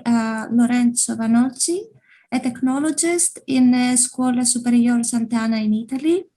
He is representing the ADMEORA project, and his presentation is entitled Nanocomposite Hydrogels and Ultrasound to Treat Osteoarthritis, the ADMEORA Paradigm. Dr. Vanocci, the floor is yours. Yes, thank you very much for the introduction and for this opportunity. And as a brief presentation of the project, ADMEORA means Advanced Nanocomposite Material for In Situ Treatment and Ultrasound-Mediated Management of Osteoarthritis, and is a project founded by the European Commission within the call Osteoarticular Tissue Regeneration, coordinated by Scuola Superiore Sant'Anna, and the consortium is composed by 2 universities, 1 hospital, and 4 small-medium enterprises. Osteoarthritis, as you know, is the most common chronic joint disease involving a progressive damage and loss of cartilage, remodeling of subchondral bone, osteophyte formation, and thickening of the joint capsule. Over the next decade, the impact of the OA is expected to increase because of population aging and increasing rate of obesity in particular. So the search of a solution is still a challenge, an unsolved challenge. Here there is just a depiction of the different stages of OA, so from the healthy knee to a more severe status. The Kellgren and Lawrence radiography score is another way just to target the stage of the pathology. The Majora project will target the mild or moderate condition, a condition that could be still considered in a certain sense reversible in order to try to control and cure the OA in its early stage. More in detail, the object of the Majora project is to try to slow down the joint degeneration in OA animal models. So setting a percentage of reduction of degeneration of OA after 4 weeks or after 3 months. But however, the main core of that Majora is the proposal of an integrative solution for an effective treatment of cartilage degeneration based on a composite hydrogel. So a hydrogel doped with carbon-based and piezoelectric nanoparticles. In the hydrogel, there will be pro-chondrogenic adipose-derived stem cells. Then there is also the use of physical chondrogenic cue that could be, for example, the ultrasound waves. Then the the development of a user-friendly and handheld bioprinting device, and then the use of a wearable brace allowing both an online monitoring and also a treatment for a patient. This is also able to collect data from the patient and to transmit them to the physician. Now there is a video that maybe can also highlight better the overall scope of the project. So everything starts with a stem cell collection. In this depiction, there is a collection directly for the patient, but in the reality, we are working with the adipose-derived stem cells from supplier. Here there is just a representation of the collection of the adipose tissue-derived stem cells that will be mixed in a nanocomposite hydrogel solution that will be composed by the polymer, then by piezoelectric nanoparticles, and then carbon-based nanomaterials, and obviously by the cells. This material will be printed in situ, let's say, on the joint of the patient. And here you can see, with a minimally invasive procedure, here you can see that there is a yellow layer, firstly, that is called the primer, that will be a material that can enable the attachment of the hydrogel to the joint. The materials, in this case, is depicted in orange. And then in this case, since the material we're supposed to work with a photo-cross-linkable material, there is also a secondary instrument that enables the cross-linking of the hydrogel in situ. Another part of the project regards, for example, the development of a wearable system equipped with ultrasound transducer in order to emit ultrasound and stimulate the nanocomposite materials in which piezoelectric nanomaterials are embedded. And another part of the project involves also a self-evaluation of the patient that could be made, for example, with a ultrasound probe. This, thanks to the connection with, for example, the cell phone, can enable the collection of the data and the transmission to the physician. So this is a general overview of the project. But regarding the first point, so the nanocomposite hydrogel and the stem cells, here, these are the main component of the nanocomposite material, as seen in the video. So the aim of the nanofillers, for example, is to provide a physical stimulus to cells for the piezoelectric ones, while, for example, for the carbon-based nanofillers, the objective is to provide a lubricant effect, as well as an improvement of the electrical stimulus that is initially provided by piezoelectric nanomaterials. Regarding the hydrogel, we started to analyze as main hydrogel the gelagam because it is a water-soluble anionic polysaccharide with promising properties. For example, biocompatibility H2020 properties and the structure similar to glycosaminoglycans. On the other hand, it is considered a weak hydrogel because of it owns weak mechanical properties and it has a low stability in physiological fluids. At the beginning, we tried to investigate, for example, the addition of polyethylene glycol deacrylate to increase the stiffness and the toughness of the material, and the graphene oxide to provide, to increase also the lubricant effect of the materials. We shaped the gel agam in a double-layered hydrogel just to mimic the structure of the native articular cartilage in terms of mechanical and lubricant properties. However, being the material not very suitable for including cells, we changed the approach and we developed a metaculated version of gel agam that could be cross-linking upon visible light by adding a specific photoinitiator. This formulation has a tunable cross-linking degree, so this is more suitable for keeping cell viability high within the hydrogel. We successfully fabricated the hydrogel upon light cross-linking with visible light. The slides showed also a cross-section of the hydrogel, showing a wide presence of, in this case, live chondrocytes up to 14 days. This was mainly due to the lower mesh size of the hydrogel that allows the entrance of nutrients with respect to the previous formulation. Such results were confirmed also by the analysis of the metabolic activity. We are working on including the nanomaterials within the hydrogel. The first trials showed the formation of the nanocomposite hydrogel despite the presence of nanofillers that could interfere with the cross-linking process. Actually, tests are ongoing to evaluate cell viability with adipose-derived stem cells and also to evaluate the differentiation of stem cells towards a chondrogenic phenotype. Then another part of the work is related to the exogenous stimulation, so the ultrasound technologies. Within Mayora, we envision to exploit the ultrasound because they can provide a mechanical stimulus to the material, to cells, but also to piezoelectric nanomaterials included within the cells, the hydrogel. The ultrasound can be considered a safe external stimulus, which is a sort of also of a wireless stimulation. There are several parameters that can be tuned, as for example, frequency that should be above 20 kilohertz, or duty cycle, pulse length, and so on. Why the presence of piezoelectric materials is important? Because they can convert the mechanical energy received, as for example, from ultrasound, to electrical one in order to produce a sort of localized voltage, as visible in the video.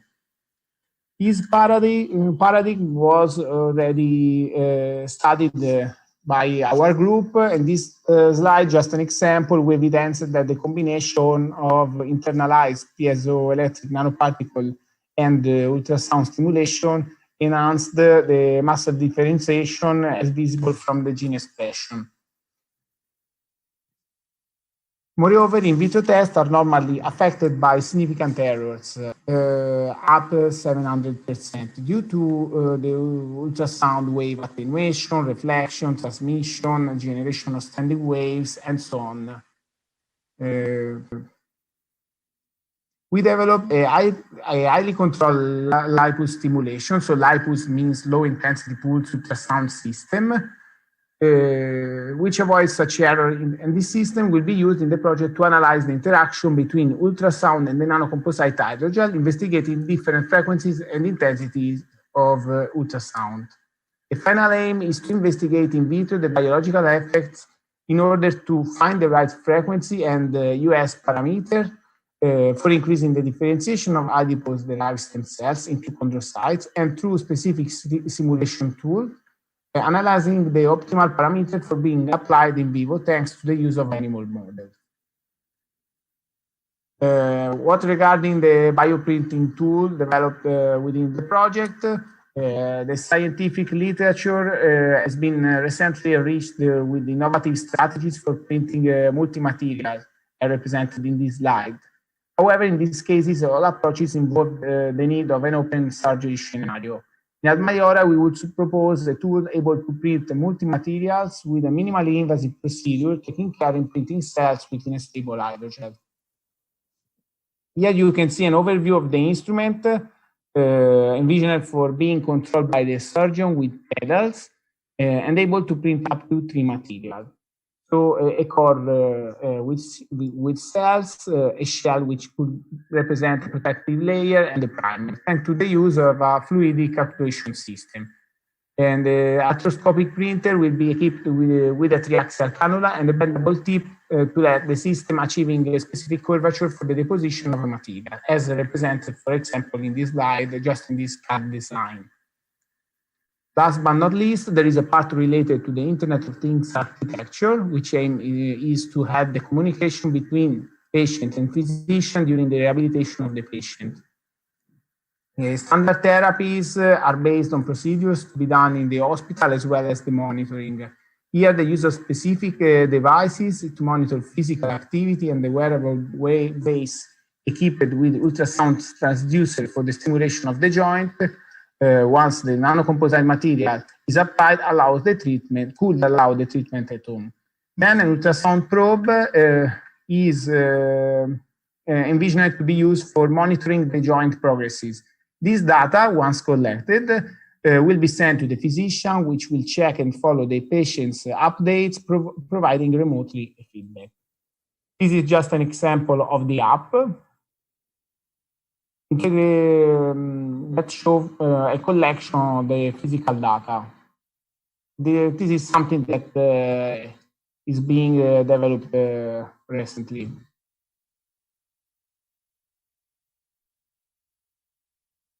Okay, finally, I would like to thank all my colleagues, the project Admaiora, and thanks all of you for the attention. Thank you very much, Dr. Lorenzo. Are there any questions for this presentation? Yes, there is a question in the chat, Joanna. Is whether you plan to evaluate the effective differentiation of ASCs and the effective production of type 2 collagen, which is the main problem of chondrocytes derived from stem cells differentiation. Yes, I didn't show the result because there are some tests that are going with also promising results. So for the moment, we are trying to test the nanocomposite material with the adipose-derived stem cells and with while applying the ultrasound stimulation, and we are analyzing the production of the collagen 1, 2, and 10 in order to evaluate, because the real objective is to promote the formation of the hyaline cartilage. So to evaluate the formation of the collagen 2. And this is our objective, and we are focusing our effort toward this aim. Thank you.